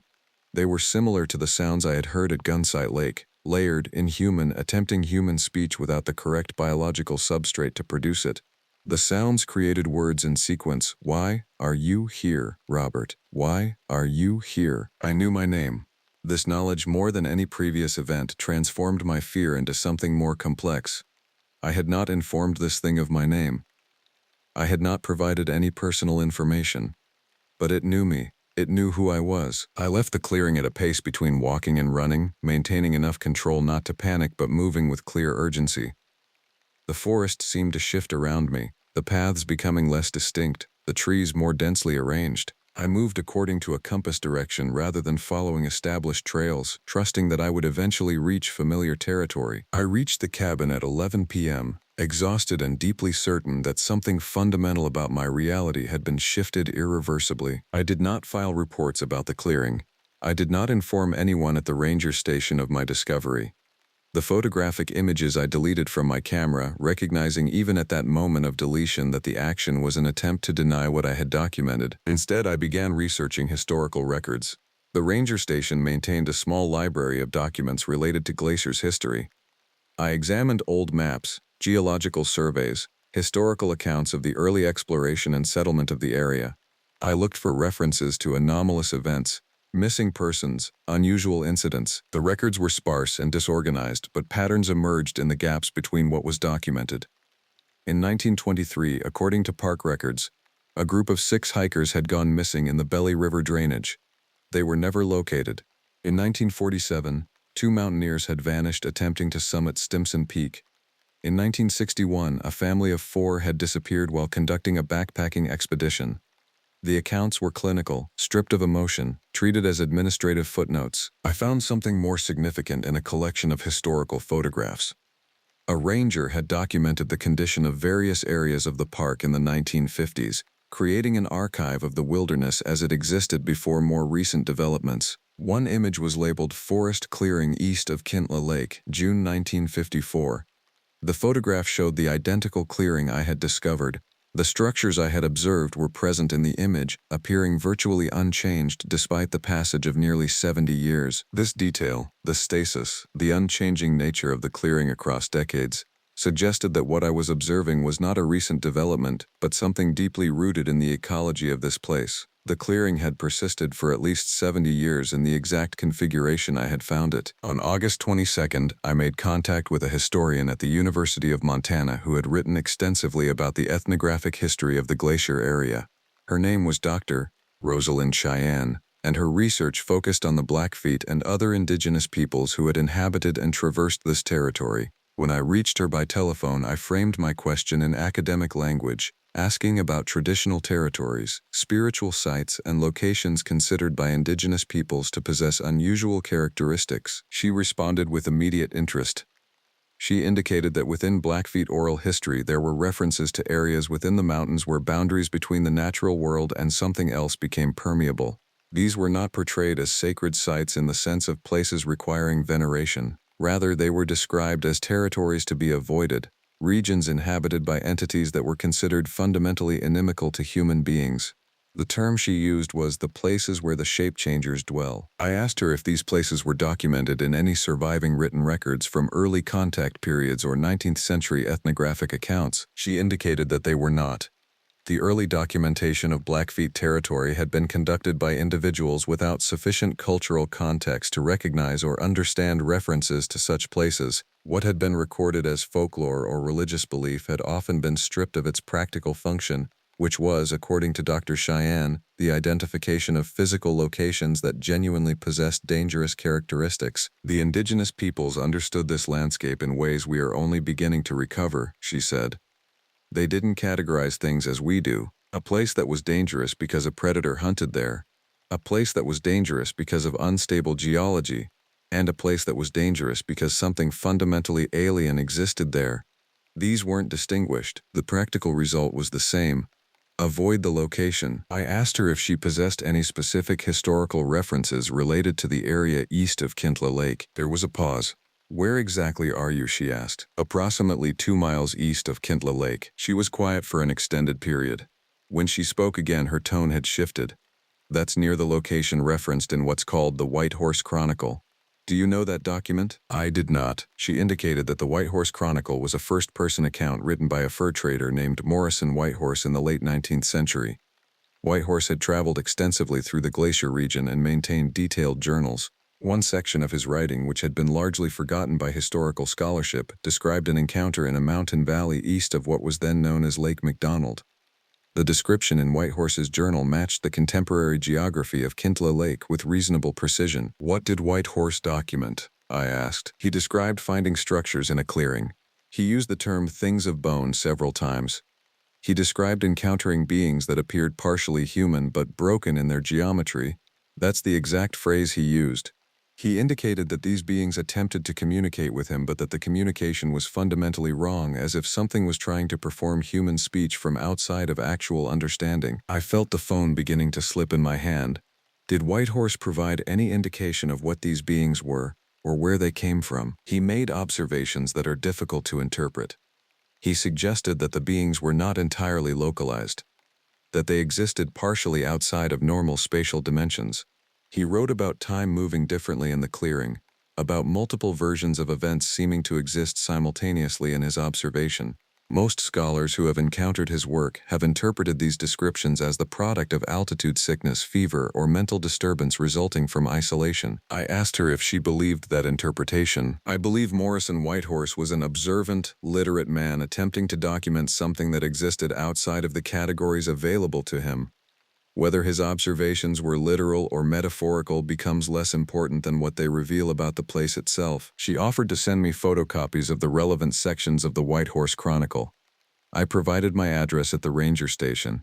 We ended the conversation with her reiterating that the location I was describing seemed to correspond to what oral histories identified as a genuinely dangerous location, and that the historical impulse to avoid these areas had been rooted in practical experience. The White Horse Chronicle arrived on September 2nd. I read Morrison Whitehorse's account in a single sitting, and it was the moment at which I ceased to attempt any interpretation of events as natural phenomena. Whitehorse had discovered the clearing in 1887, following what he described as the smell of time itself become manifest. He had entered the clearing and documented the structures he observed. The beings in the clearing had approached him, moving with the same characteristic fracturing of movement I had witnessed. Whitehorse had attempted to communicate with them in multiple languages. The response had been the layered mimicry of human speech. Whitehorse wrote, "They attempted to recreate in sound the voices of men they had observed or absorbed, but the mechanics of their attempt made clear that they did not understand the purpose of speech beyond imitation. They moved through my memory as if reading from a text, producing sequences of words that had belonged to people, combinations that made coherence on the surface but contained no genuine meaning beneath. When they looked at me, I perceived that they were examining not me as a person, but me as a series of patterns to be studied and potentially incorporated." Whitehorse had fled the clearing and never returned. The final entry in his relevant journal noted, "I am convinced that what I observed exists outside of the progression of natural law as I understand it. These are not creatures evolved through standard processes, they are something other. They persist in that valley as a permanence outside of time, and the clearing itself is a seam in the normal world where such permanences become visible." The experience had marked Whitehorse deeply. Subsequent entries in his journals revealed increasingly hermetic behavior, a withdrawal from human society, and an apparent obsession with the mechanisms of reality and perception. I closed the document and sat in the cabin's main room as evening light began to fade into darkness. I understood in that moment what I was required to do. The thing that had left the handprint on my window was not a visitor to this place. It was native to it. The clearing was not a structure, it was a threshold. The beings that existed there existed according to principles fundamentally at variance with the normal processes of biology and ecology. Morrison Whitehorse had been correct. They were studying human beings. The recent disappearances of hikers had not been accidents but rather collections. The thing that wore the woman's shape at Gunsight Lake had been an attempt to understand human form more thoroughly, to wear it correctly. The beings had been here before human habitation of the region. They would remain after. The indigenous peoples who had identified this territory as dangerous had understood this reality, had incorporated it into their navigation of the landscape, and had passed this knowledge forward. This knowledge had been lost in the transformation of the land into a national park, in the attempt to frame wilderness as a space of recreation and tourism rather than as a space containing genuine danger. I was a ranger in a place that contained something that should not be managed according to standard protocols. My role had shifted from conservation to quarantine, from stewardship to containment. I made my decision over the course of that evening. I prepared supplies. Propane, food, water, materials sufficient for an extended occupation. I moved from the cabin to a location approximately 1 mile from the clearing, establishing a small camp that provided visibility of the perimeter while maintaining sufficient distance that my presence would not constitute a direct threat or invitation. I maintained observational logs over the next 3 weeks. I documented the movement of the beings within the clearing, the patterns of their activities, their behavior during daylight hours and darkness. I recorded the sounds they produced, the structure of their vocalizations, the degree to which they seemed aware of my observation. On September 24th, as I was preparing to descend from my observation point, I found a message. It had been written on the ground in front of my camp, using materials that appeared to be blood and animal remains arranged into letters. The message read, "Robert Kessler, you may remain or leave. We do not object to your observation. We are curious about those who come to know us. Would you like to understand?" The message was not a threat. That was what made it most terrible. The beings in the clearing had learned my name. They had learned to write in human language. They had extended an offer of something that might have been communication, or might have been invitation. I left the camp that night and returned to the cabin. I destroyed my personal logs. I prepared a report for the ranger station indicating that I had encountered significant physical and mental stress as a result of the recent deaths of hikers in my jurisdiction, and that I was requesting emergency leave for psychological evaluation and treatment. By October 1st, I had been transferred out of Glacier National Park. The official documentation indicated administrative leave for mental health treatment. I saw a therapist twice. I reported feeling stress and anxiety. The diagnosis was occupational trauma related to the recovery of human remains. None of this was false. The trauma was genuine. The stress was profound. The only component that was an incomplete truth was the explanation for these conditions. I have not returned to Glacier National Park. I have not accepted any ranger position requiring remote posting. I currently work as a wildlife biologist for the National Park Service in an office-based capacity, analyzing data from already collected surveys rather than conducting field observations myself. I receive the monthly Ranger Station newsletter for Glacier. I have noted with specific attention the fluctuations in missing persons reports from the park. The incidents seem to increase during certain seasons, decrease during others. The pattern follows no obvious environmental logic. It is consistent with something conducting a long-term study, varying its methods, testing different approaches. On certain nights, I dream of the clearing. In these dreams, I walk toward the structures of bone and sinew. The beings move toward me with that characteristic fracturing motion. They open their mouths, and the layered sounds begin. Why did you leave? Why don't you return?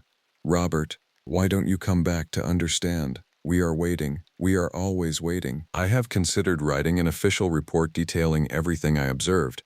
I understand clearly that such a report would result in my dismissal from government service and potential evaluation for serious psychological disturbance. I have considered attempting to publicize my experience through non-official channels. I understand that such attempts would result in ridicule and the dismissal of my credibility. I chose to remain silent because I came to understand Morrison Whitehorse's final realization. Knowledge of these things carries a cost that is paid not through conventional means but through the alteration of one's understanding of what is real and what is possible. To speak about them is to make others carry that same alteration. The beings are still there. They are studying still. The clearing persists in its stasis, waiting across the decades. And somewhere in the wilderness east of Kintla Lake, something continues its patient documentation of human beings, incorporating new patterns, refining its understanding of how to appear almost human. The job I accepted was indeed about protection of wilderness, but protection operates in both directions. Some places require protection from human incursion, and some places, I learned too late, require human abandonment from a degree of knowledge about what inhabits them. I accepted the position at Glacier because I was running from my previous life. What I discovered was that there are places we should not run toward, and things we should not come to understand. The lake is beautiful in summer, but I will not return to see it again.